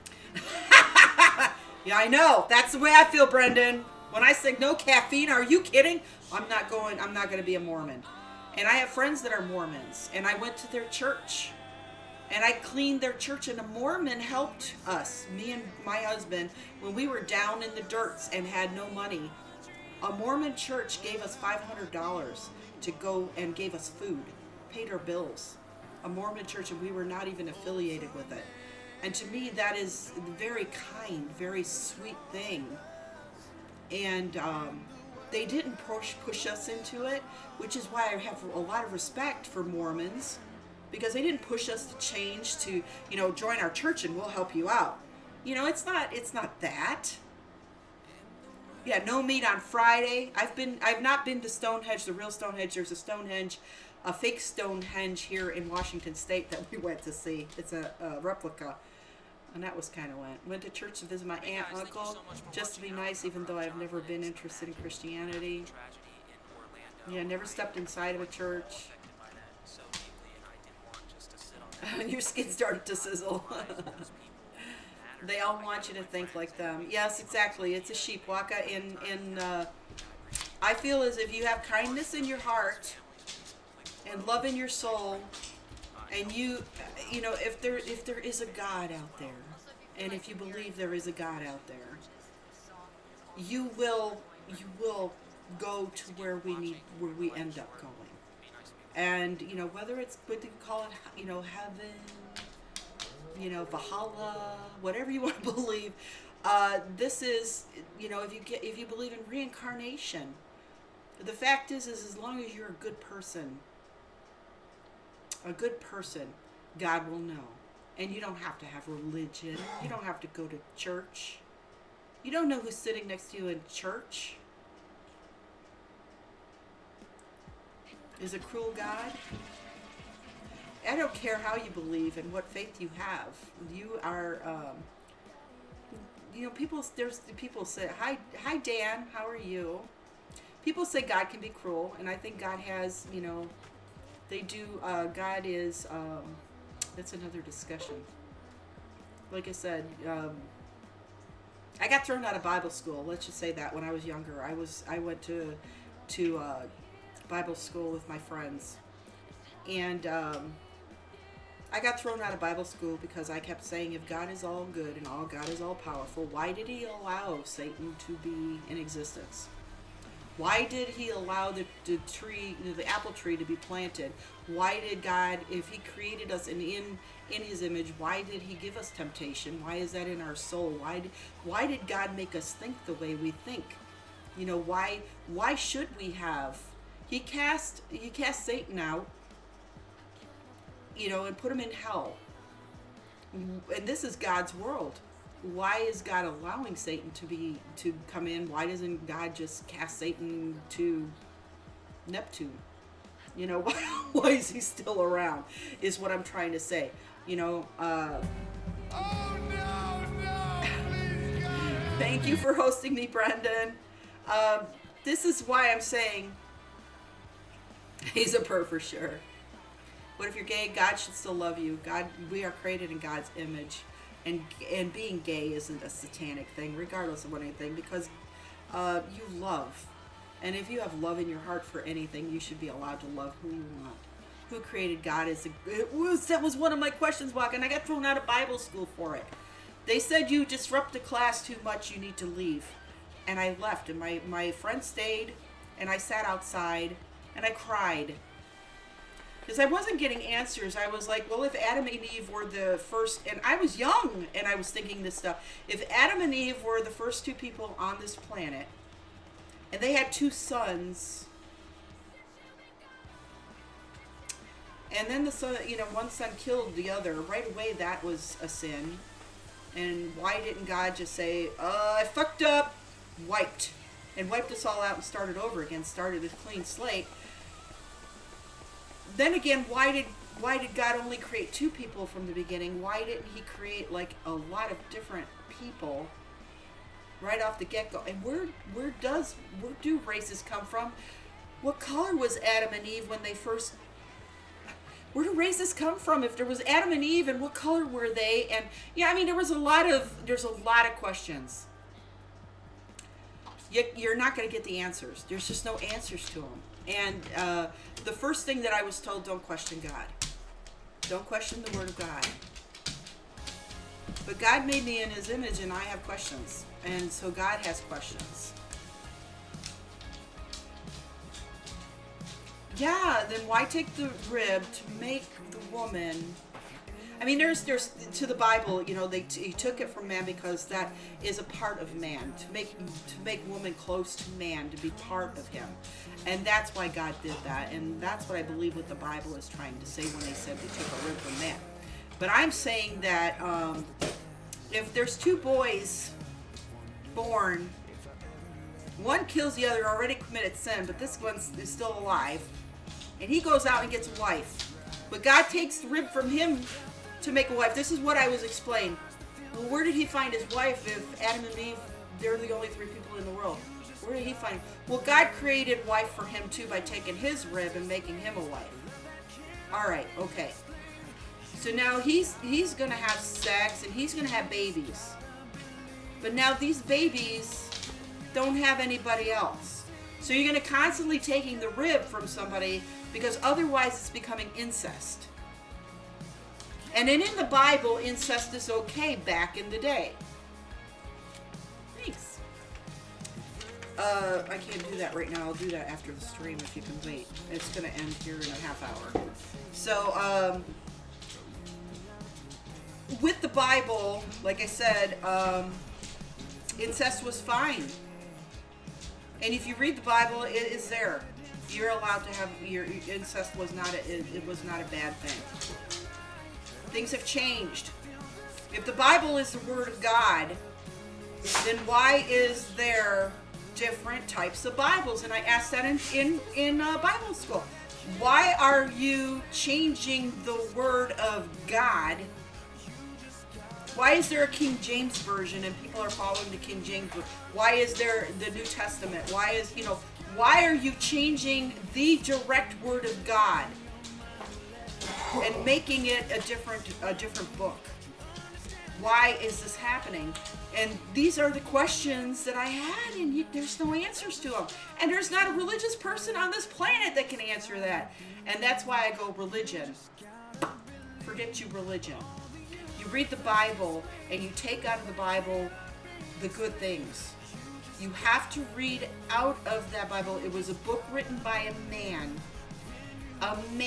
claiming that it was in God's Word, and this is my opinion. And it was a very good book for the time because it kept people from running around and killing each other. It was during a time when there was so much chaos.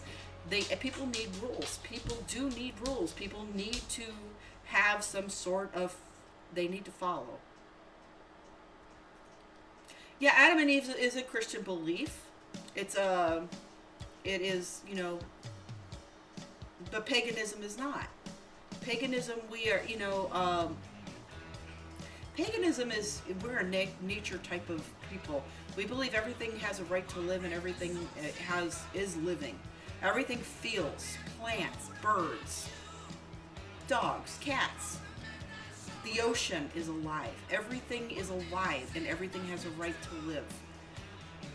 That's what a pagan is. Pagan, direct translation of a pagan is a farmer, country person. And sadly, religion labeled pagan to be a bad thing. You're a heathen. I can't be a heathen. I'm not from the Isle of Heath. There's a lot of things to go through that. It's like, you have to go, Tyler. You have a good night, Tyler. Make sure you come back and see me again. I don't mind talking. I'll tell you if it's true when I die. Late, but then, yeah. It's money and power. And I still believe that the church should pay taxes. It's spirit, you scared me. Stop that. The church should pay taxes, as with any other business, because a church is a business. They are making money, even though they say it's not for profit. If they weren't making money, there would be no Crystal Cathedral, no huge billion-dollar empire where the guy preaching God's word is driving in a big fat-ass car, living in a big fat-ass mansion. If it was not for profit, they would be working out of their houses or putting up tents on fields to house people temporarily, running around. Yeah. Exactly. Wacka. If everybody should be equal, like I said. Equality. It is a hard life and it is a hard world, Waka. You're a very smart guy. I like you. You're a good guy. Thank you for being here. And I like talking to you. I hope you come back and talk to me some more. I do this every once in a while when things, I start playing games and everything.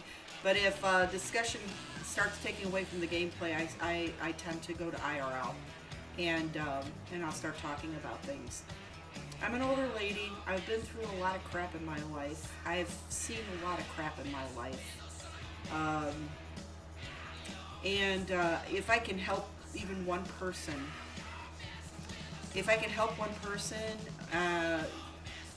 and Hannah has said some very nice things. Like I said, if I can help some, and Tyler, I hope it helps him. I'm your grandma. You could talk to me. I'm your mom. I'm your mom away from mom. I am very open, and I've always been. My mother taught me to be a very open person, and to some people just need to be able to speak their mind and talk to somebody. And opinions are out there. And everybody's life is different. Everybody's raised differently. Everybody's learned things differently. The world is too small. The world is too small for you to hate and judge. Hate and judge and treat other people wrongly. Know in your heart what is good, what is bad. And that's what it means. That's what it means. You protect yourself. Locked indoors. Good name. Thank you for the follow. Welcome to the Bomb Squad and being a follower. All you have to do to get in on the giveaway is type !ticket space 1 and you'll get in on the giveaway, which will happen the last Friday of this month. I'm giving away a crochet blanket that I made. And it's going to be pretty. And I'll show it to you when it's finished. It's not finished yet. I'm still working on it. We'll be working on it a little bit tonight, I think. So thank you for the follow. Hope you get in on that. And make sure you come back. Welcome back, Gamer Goddess. Like I said, I stream 5 days a week. I don't do weekends. Weekends are for my family. So I am here from 11 to 5 every day Pacific Standard Time. It was a little late today because I got a little confused about the time change. I hate daylight savings time. I think it's the most ridiculous thing in the world, and I think they need to stop it. But again, something that's going on forever and never stop. Like I said, if you guys have questions and you want to ask me, I'm a very open person and I will discuss what I know. You know, you guys, you've been respectful and I appreciate that. You can see I respect back, and there is no stupid questions. There really aren't. The trolls that come in, if they're rude, they get banned. I keep it, you know, a pretty decent channel. I am your mom online. I'm your Twitch mom. So, you know, like I said, I want you guys to enjoy the stream. I will be here every day. Whether I'm playing a game or not, I still pay attention. I try to look into channel, you know, if I'm not paying attention to you and I'm playing a game, the best way to get my attention is to, you've been pretty respectful, Spirit Soul. You've been fun. Waka! Thank you so much for the follow and welcome to the Bomb Squad. Please go get your ticket. !ticket and space 1 and you'll get a free ticket to get in on that giveaway. You don't have to be here for the giveaway. I do ask that that Saturday after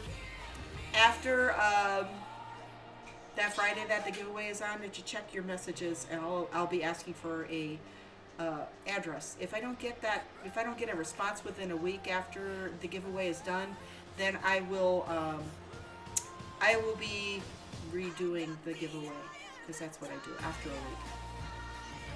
But like I said, this is what I do, and I do talk a lot, and I can talk for hours, and I've done an entire IRL stream, and I've gone like 8 hours talking straight, and there's so much to talk about. There's so much in this world. So, you know, people beating on pets and each other, and, you know, the mistreating and trying to understand why people get like that. I mean, there's a lot to learn in this world, and you're young and you're still got a lot to experience. I have a lot to experience yet.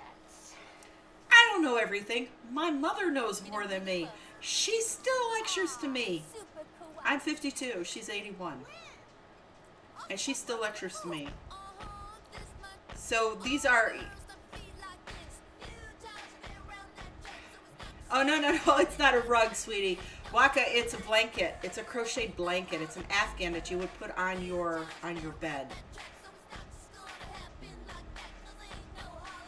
It's a blanket that you can put in, you know, you can give it as a gift to somebody else. I tell everybody it's a handmade blanket. I crochet it. I put it together and then I give them away. It's a hobby of mine that I like doing. So I've been giving blankets away every month. And I've had people win hats and scarves that I made too, and they've given them away as gifts. And that's what it's all about. I mean, some people out there like those handmade things. You're welcome to get in on it. So, in my opinion, what advice would you give to parents that could help make the child grow into an ideal adult? I sew like a beast, Hannah, too. Let's see your question, Spirit. That help make a child grow into an ideal adult. As a parent, talking to your children, paying attention to your children, being open with your child, noticing your child when the child is feeling, noticing. Notice your children. But talking, giving time to your children, basically telling them respect and respect your elders. They've been you. They have been young. They went through what you're going through. They're not stupid. They do know what is going on. Yeah. Think for yourself. Waka is kind of right there. Think for yourself, but make the proper choices. Don't make waves. Don't make too many waves, because that causes a hurricane, can disrupt your life. She said she was cold. My kid just put the temp to 85. Oh my God. Brendan, welcome to my world. I turned my heat up to 73 just to get warm, and your brother yells at me all the time. Waka has good sense, but to me is I think to allow your children to think for themselves, yes, but also to guide them. You need to guide a child, because a child's thinking is, I could break into that place and I could take that stereo because I want it. So these are the things, a parent is there to guide a child. You should never form a child to be your mini-me. How can I say that? Every person in this world is different. Everybody has a differing life. Send her money to pay the gas bill. So, what advice to give parents to help grow the child into an ideal adult? Make sure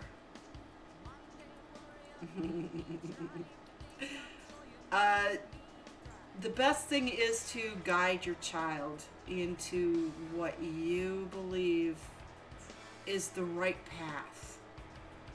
And then to allow your children for small things, not to be so overbearing with your children, and not to push what your beliefs are onto a children, but to guide a child into thinking for themselves. How's that, Waka? Did I say that right? You're not going to sit there and you're not going to watch your child destroy his life. As a parent, you're going to want better for your child. You're, of course, are going to start lecturing to your child. Go to school, get a job, clean yourself up, get a haircut, go do this. You want better for your children, so you're pushing and you're going to form and everything like that. I believe there's a lot of critical parents out there that eventually a child rebels and turns out to be not so good. In the end, spirit, soul, all you can do is hope and pray that your child will make the right choices and do the right things. All you can do is talk to them and guide as best as you can. And they're still going to they're still going to do what they want, because that's the way kids are.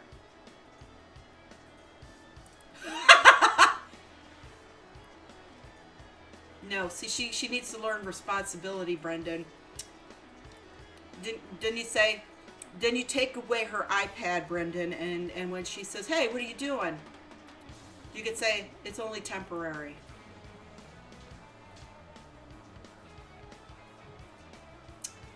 She needs to learn. She's controlling you. And this is what I'm talking about in youth today. They get away with so much. They get what they want, and they do what they want. And they shouldn't be arguing with you. The fact is, as a parent, when my kids would do something like that, I was like, "You're not doing that." You know why? I pay for this. You don't. You're just a child. I'm the adult here. Don't do that again. Don't do it again, or there will be repercussions. You will. So, I'm sorry. I get like that when it comes to when I hear things like that, Brendan. I'm like, oh, you are too lenient. too lenient with your children. That's what becomes an entitlement. They become entitled. They think that everything they do has no repercussions. They grow up in the world, and they'll expect everything to go for them, to be their way. And then when it isn't, it's then they throw fits. I'm in a little bit, okay? I still have to write out things on a shopping list. And then Daddy will take you, but not... Oh my God, you pulled my earplug right out. Stop it! I'm not the one. Go talk to Daddy.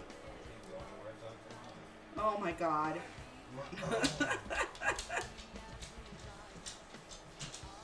It is, like 6-year-olds have iPhones now. That I was little, I had fresh air and imagination and play outside. Now these children get everything, iPad, iPhones. It's sad. I'm glad I had childhood where I could go out in fresh air and play and not be stuck in the house. See, the thing about Hannah, the thing about kids nowadays and parents find that the iPhone, the computer, television, games are their babysitters. They don't want to have to, they have their own things to do. You know, people are so busy these days. It's hard to live these days. When I was a kid, my mom was home all the time. She didn't have to work. My dad worked. You know, my mom was there. We were allowed to run around the neighborhood because we didn't have rapists and murderers that lived around the corner. We were free to enjoy the neighborhood and meet kids, and we were allowed to do it. Nowadays, people are so afraid to let their children out of the house because there's rapists and murderers and sickos out there. You know, stealing children and selling children on black markets for, you know, for sex and everything like that. It's bad out there, Hannah. And I could see how parents want to protect their children by keeping them in the house. But you know what? You can even have your children outside, with you being outside with them and playing with them and watching them and letting them enjoy life if you have the time. And it's sad that so many people don't have the time. Yeah, exactly, Waka. It's the children nowadays are being taught to be lazy and spoiled. And it's true. And it's the way society is changing. It's the way life is changing. The world is growing. There's so many more people in the world, and it's like putting fish in a fish bowl. You get a small fish bowl. You put one fish in, and the fish is fine. Put another fish in. The fish are happy. They're like, oh, this is good. We got a lot of room. We got a lot of play. You start throwing more fish in that fish bowl, and they're going to start killing each other. And this is the way the world is. The world is shrinking, and the population is growing. And there are so many parents out there that are using electronics to be the babysitter. They're not realizing their children are not learning. They're not learning the right thing. I've been watching like television shows and cartoons and I've noticed a very big trend, and I sometimes wonder if people aren't trying to brainwash people, you know, brainwash the youth and the adults, and by watching certain shows where you're watching people make fun of other people that are stupid. You know, people will play stupid on a show, and then other people are bullying them and making fun of them and, you know, treating them badly and everything. And you're watching the show, and isn't that teaching? And if you're allowing your child to watch these shows and you know, everything like that, are you not allowing them to be brainwashed into becoming what they, you know, eventually will be a hatred community? And I think this is what's going on. Yeah, exactly. It's you don't have to ever leave your house, and the social ability of people is lacking. Everybody's caught in a PC world, and how can you learn to love somebody if you never leave your house? Get out. I get out. I am still an adult, and I still go out. I still talk to people. I still invite friends to go with me to go do things. I still travel and do. And because life is too short to sit in your house and play on your phone. Put your fucking phone away. When you're with people, put your phone away. If you're with your parents, you go out to eat. Put your phone away. My husband says, fuck that, you can't control me. And that's the attitude. You learn to love with your right hand. A lot of people do. That's what happens when you don't get out. That's about all you'll have in this world. If you can't, you'll learn to love with your right hand and your left hand when your right hand gets tired. You gotta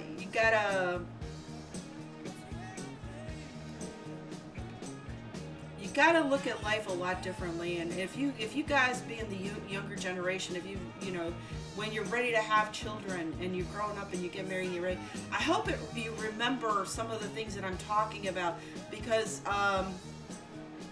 you have, hi Sadie, my cat's waving at me.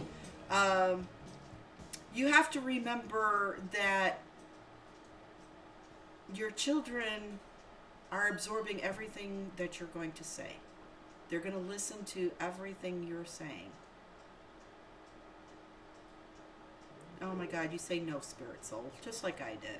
You don't want to see my granny. Nobody wants to see granny tits, okay? Nobody.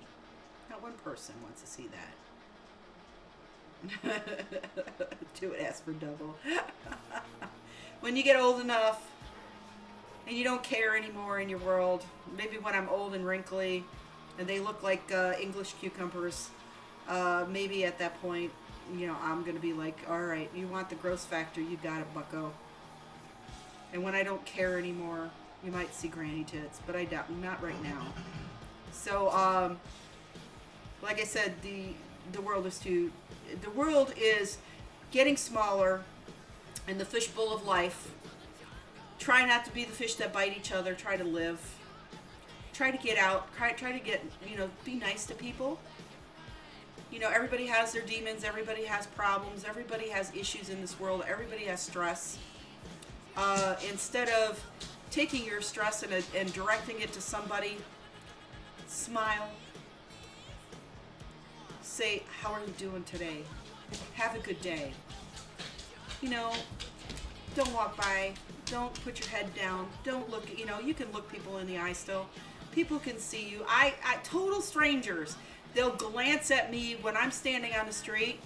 They'll just look, they're looking around for somebody, and we'll make eye contact. For that one moment, a total stranger will make an eye contact with me. I'll smile at them. And then they smile back. It's a contagion. It does work. And maybe that smile for that one moment took just maybe an ounce of stress away from them for whatever reason they're searching around, for whatever reason that they're doing. Maybe that one kindness made a person's day. I'm going to show the cucumbers. Yeah, I'll be very old. You'll probably be, I'll be long forgotten, and Twitch probably will not be around anymore.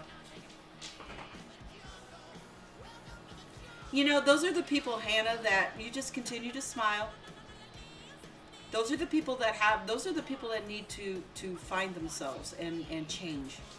Don't you worry about those dirty looks. You keep being who you are. I haven't gotten a dirty look. I smile at everybody and I nod my head, and it's okay. They've made eye contact with me. There's a reason for eye contact, you know. That's the thing that I say is, like, when people are, you know, you're glancing around, you bump into somebody. If I accidentally bump into somebody, I am like the first person, like, I am so sorry. I'm so sorry I did that. And I'll stand there and I'll start, you know, I'll just have a smile on my face, and I'm going, are you okay? Everything's fine? Okay, I'm good. And I'll move on. But it's like, I am that type of person. I walk up to anybody, even if they're mean and nasty, and I could get them talking to me and smiling. I don't know what it is. Smiles and nice is contagious. I've had some really hateful people turn around and become my best friends because I have a way of making their life better. And that's what everybody in this world should be like. You're not gonna bring me down. What I'm gonna do is I'm gonna bring you up. I want you to smile. I want you to laugh. My husband sometimes, he's sitting here and he's going, Sometimes my husband he gets in a bad mood. Sometimes things aren't going right for him. And I'll say something and he'll smile. And then things seem a little better. And it's the way people need to be with more people. So I got 3 minutes, guys. My stream is going to come to an end, sadly. My husband is waiting for me to do the grocery lists. Notice me, senpai. I'm noticing you. Please notice me, senpai. I know you're there. Please notice me, senpai. I'm going to be looking to see if anybody I follow is up and running right now. I do have some wonderful people out there that I do follow. And see if we can't go in and you could see them. Last time I went to Bonsai Baby, Bonsai Baby is not on. We'll go to Working Chef. She's cooking. She's cooking something today. She is fresh fruit chicken salad. All right. We're going to go to Working Chef. I love the lady. She's awesome. I do know her. Personally, I met her. Working Chef. She cooks. So I hope you guys come back tomorrow. I'll be back on tomorrow. Thank you all for the follows. We will have more discussions. I'll be playing EverQuest. And I'll be here. It's not 10 minutes early. I'm still here. I got 2 minutes. Oh, it is 10 minutes, isn't it? Oh, crap. I'm not leaving. I'm not leaving. It's already too late. I'm sorry, Spirit. I see 4:48 and I'm like, what time is it? I'm thinking 60. No. See, that's what happens when you get old. I'm still here for a little bit. We'll talk for a little bit more. I think it's more because my husband is waiting for this grocery list. And it's the pressure of life. You know, pressure. It's not you. It's not you. I know that it's there. It has nothing to do with pressure from you. It's just I know it's got to be done, and I don't want to. I think that's what it. But I'm here. I'll stick around. But that is the link for Working Chef. She is making a food. She does play games too. She's freaking awesome. But I'll be here for another 10 minutes, 11 minutes technically. I'll put it my full stream. But I'll be back again tomorrow. I do thank everybody that followed me. I hope the discussions helped. I do like to discuss. We did make 19,000 viewers today, so I'm pretty excited about that. It's a good deal. Got a couple more follows. Makes me very happy about that. Makes me feel like I'm doing something right. It's good stuff. So we'll discuss something tomorrow. We'll have to play some EverQuest tomorrow. Wednesday I do play random games. We'll see what we can get into. If I don't pick a game, then I'll do some IRL again. Yeah, another stream to patrol for trolls. Yeah, Wednesday if I play random games, then we'll see what it is. My husband generally picks a game out for me, and then otherwise I go IRL. I'll do another IRL talk, and we'll just talk about random stuff. We'll talk about flowers and plants and pets and sunshine and love. and try to figure out why there's so much hate in this world and why why that happens. But like I said, we got that's what I like to do, and I do like I like hearing from everybody that's in here. Rainbows and unicorns. Always rainbows and unicorns. You guys want to see my kitty? Let's see if I can grab her. She hates being picked up. Here she is. This is my Sadie. Look at her mean face. She's got that fuck you face going. She's got a fuck you face. She hates being picked up, but she tolerates it. See, I hold her. She's good. But look at her face. She's not happy. She's not struggling. She's not struggling. Are you liking it? Are you going to stick around? You're not going to struggle to get away? My God. This is the calmest she's ever been when I picked her up. Do you believe it? Usually she, see, there she goes. I'm like, wow, she hates to be picked up. Thank you. Her name is Sadie. Hi, Giosafar, Girostar, Giros, how do you say your name? Is it Yofstar? Can I just say Yofstar? Is that right? I hate doing bad when I'm bad. Hi, Red Snow, how are you? Are you liking my kitty? No, the kitty didn't like it. You guys want to see my dog now? I'm going to get her all riled up before the stream ends. If you say my name right, you get 3 wishes. Yorfstar. Yorfstar. Yorfstar. Like dwarf star. Like dwarf star. Do I get 3 wishes? I didn't say it right. Okay. Holly. Come here. My name, Holly Bombay, is after my dog, Holly. I'm going to take this out. I'm going to see if she'll jump up on me so you can see her. There she is. This is Holly Bombay. This is my doggy. Oh, Holly. Does that feel good? You like that? There she is. This is my big old Rottweiler baby. Yes, that's Holly. Good girl. Good girl. There you go. Vote spirit for mod. There you go. There's Holly. Now you saw my doggy. You good? Yes. I'm gonna finish. Don't worry, and then you can go. I got you all riled up now. She was laying down. She's waiting patiently because she's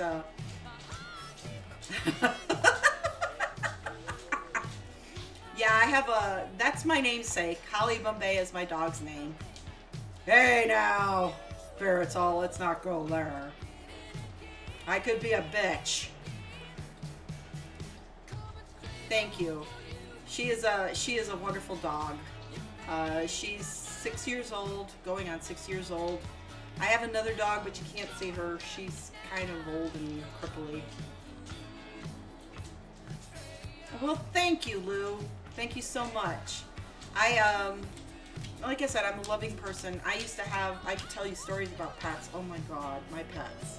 So that's for another day. Thank you so much for the kind thoughts and kind words.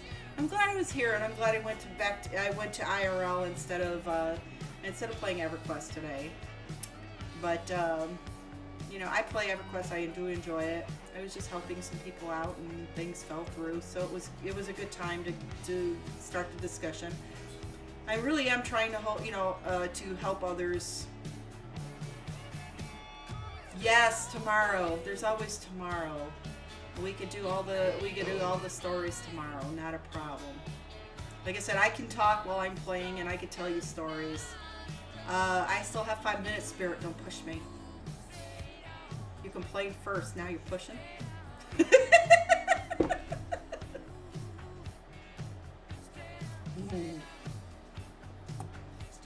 But it was a good stream. I don't think I bothered my husband. He's sleeping good. Then it's working out. Then I won't have to change my time. I was worried that I would have to change my hours to stream in the evening more, because he's working all through the night. He starts work at 9 and then he works till 6 a.m. And so he sleeps while I'm streaming. So that's one of the things that I worried about. But he said he was out and he didn't hear me, so it's good. No problem. Like I said, I'm here for you guys. I'm telling you guys to go say hi to this lady, working chef. She's a really nice lady. She cooks some amazing food, and she does play games. So when you go there, just tell her Holly Bombay sent you. She's a very nice lady. She's a partner streamer. I've met her at Twitch meetups. I do go to Twitch meetups. Hopefully tomorrow this eye will stop watering. And I have a slight headache right here, so I don't know if that has something to do with it. I think it's allergies. And I apologize for droopy eye. I've got droopy eye, guys. Droopy eye. That's how grandmas sound?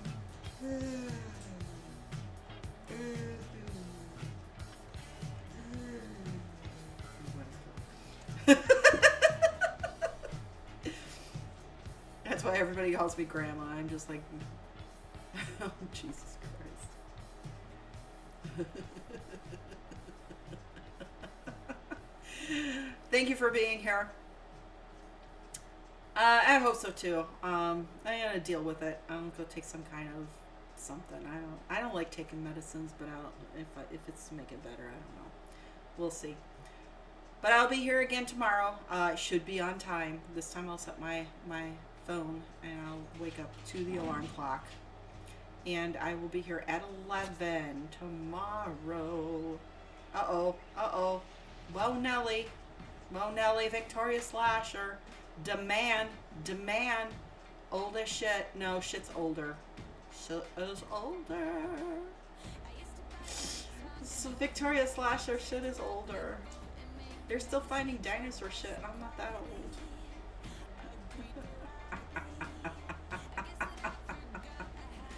I'm sorry.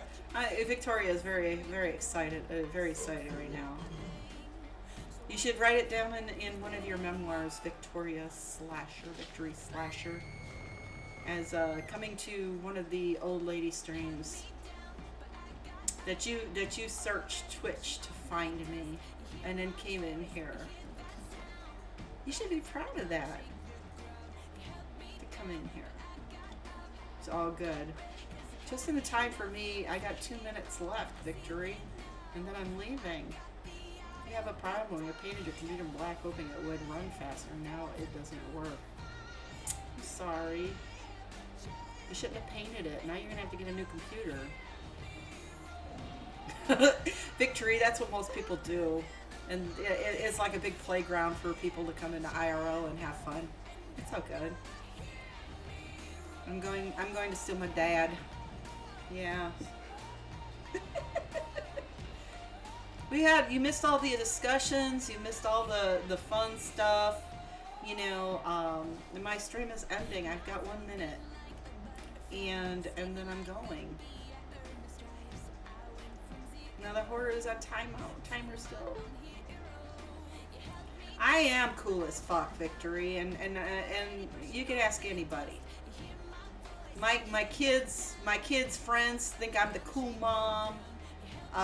Young kids think I'm the cool grandma, and you know what? I'm okay with that. I will, we talk about all kinds of crap here. I do lots of IRL. I do games. I stream games. I do play games. It's not just IRL. I don't just sit here. I do play EverQuest. I play H1Z1. I play Rocket League. I play Overwatch. I try to play every game that I can. So I am just glad that you found me and you came in. It's great. Look at you, got another ticket. You go. All right, guys, it is 5. I am going to post the link one more time. I want you guys to go to that link.